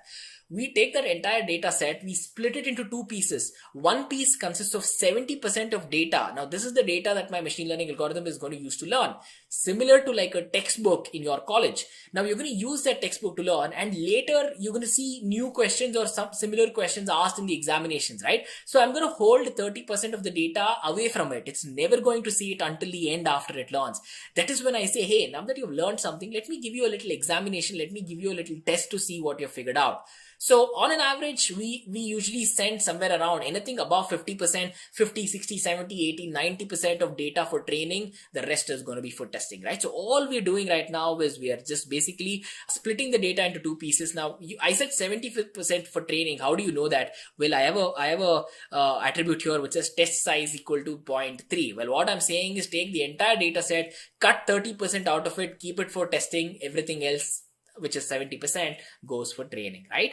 And this is where the magic starts happening. You can see that you were using sklearn, we're importing the algorithm that we want to use, and basically we are loading that we want to. I'm saying to Python right now, saying, hey, I want to work with KNN and I want a value of K to be 3. right? This is what you see in the bracket. Wherever it says 3 here, it basically means that you're using k equal to 3 to work with this machine learning algorithm. I hit play, it executes it, and right now we are telling the Python model that, hey, we are using this algorithm. The next part is model fitting. Model fitting, for all of you all who are new to machine learning, here is where all the magic happens, and this is where you might have a really bright smile on your face right now, is me telling you that, hey guys, this is the step where your machine learning algorithm finishes learning one line of code, one simple line of code, and as soon as I run this, yeah, it basically told me that it has used a couple of metrics to go on to learn. Don't worry if you know what any of these means, it's okay at this moment of time. But as soon as I ran that piece of code, my machine learning model has now learned everything it has to know about that data set. Well, great, it has learned something, but I want to figure out what it has learned. So I'm gonna pass it the testing data right now instead of the training data. If I provide training data again, it's gonna give me 100% result. Think of it like you being in your examination hall and I come in and say, here's a textbook, write your examination. You don't have to learn anything. You can copy paste, right? To avoid that, here is a genuine examination that I give. The process is called model prediction. And as soon as I run that, now basically the model has also proved its worth to me. But how will I know that the k equal to 3 value that I used here, that is the best value that I can use for the machine learning algorithm? How will I know that there is nothing better than that? This is where hyperparameter comes into the picture. Now what I am going to be doing is basically I'm going to take the k value from 1 to 50 and I'm going to train the machine learning algorithm 50 different times and to see where the error rate is the lowest. Wherever the error rate is the lowest, it means that there the model is working really well. Now as soon as I hit play there, look at this. This is all the error rate that's obtained for various values from k1 to k value to be 49. Now, you can see that it's already put out in a sort of a numerical alphabetical order here, ascending order, not exactly, but you can take a look at this. K equal to 1, there's a very high error of 7.97, 7.1. The lowest that I can see right now is 7.004. This is the lowest error rate, and this is, we are obtaining this error rate when k equal to 4. Well, initially what we did, we thought that k equal to 3 will be the best accuracy for our machine learning algorithm. Now, when we are tweaking and tuning the algorithm, you can see that no, at k equal to 4, you have even better accuracy. This is how you perform this process called hyperparameter tuning. Now, all of this is happening again. Think about it. 1, 2, 3 lines of code. That's it, right? Well, what is the last step then? The last step is for us to tell you guys what is the accuracy of your machine learning model or even the error rate. And as you can see, the error rate when k equal to 3, this was because we use k equal to 3 for training, you can already see that this is the error rate for the machine learning algorithm, right? So let me actually go on to remove all the outputs. I'll clear the outputs. I'm going to zoom out. You might not be able to see any code right now because it's going to become very tiny, but look at this. Here is where we started our demo, and we've done this in what? Everything is done maybe in 20-25 lines.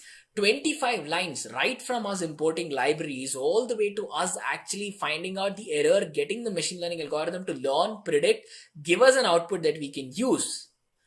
Did this look like we used thousands of lines? Absolutely not. Did it look like we used hundreds of lines? Absolutely not. We used 20-25 lines. Yes, this is a very basic demonstration, but at the end of the day, even when you try to implement really complex situations, your Python code is still going to remain same. It's really going to be simple. The way you would implement it would change. That's it, right? So this simplicity that is Scikit Learn, everything, all these individual lines that I just showed you, all of these are part of Scikit Learn. Without these, probably for model fitting, if you have to manually do it, maybe you have to write another 100 lines of code just here in that one slot that I've highlighted. Now you replace 100 by 1. This, ladies and gentlemen, as you can see in the demo, is the power of Scikit Learn. And I'm sure as soon as we complete this demo, as soon as you're done with the demo, you would have figured out on your own that this is a very, very powerful algorithm and a very powerful library, in fact, in Python, right? Now, very quickly, let us summarize today's video. In today's video, we discussed Python standard libraries like NumPy, Panda, Matplotlib, Seaborn, Scikit, and Scipy, with practical implementation discussed in the course. If you haven't subscribed to our channel yet, I want to request you to hit the subscribe button and turn on the notification bell so that you don't miss out on any new update or video releases from Great Learning. If you enjoyed this video, show us some love and like this video. Knowledge increases by sharing, so make sure you share this video with your friends and colleagues. Make sure to comment on the video for any query or suggestions, and I will respond to your comments.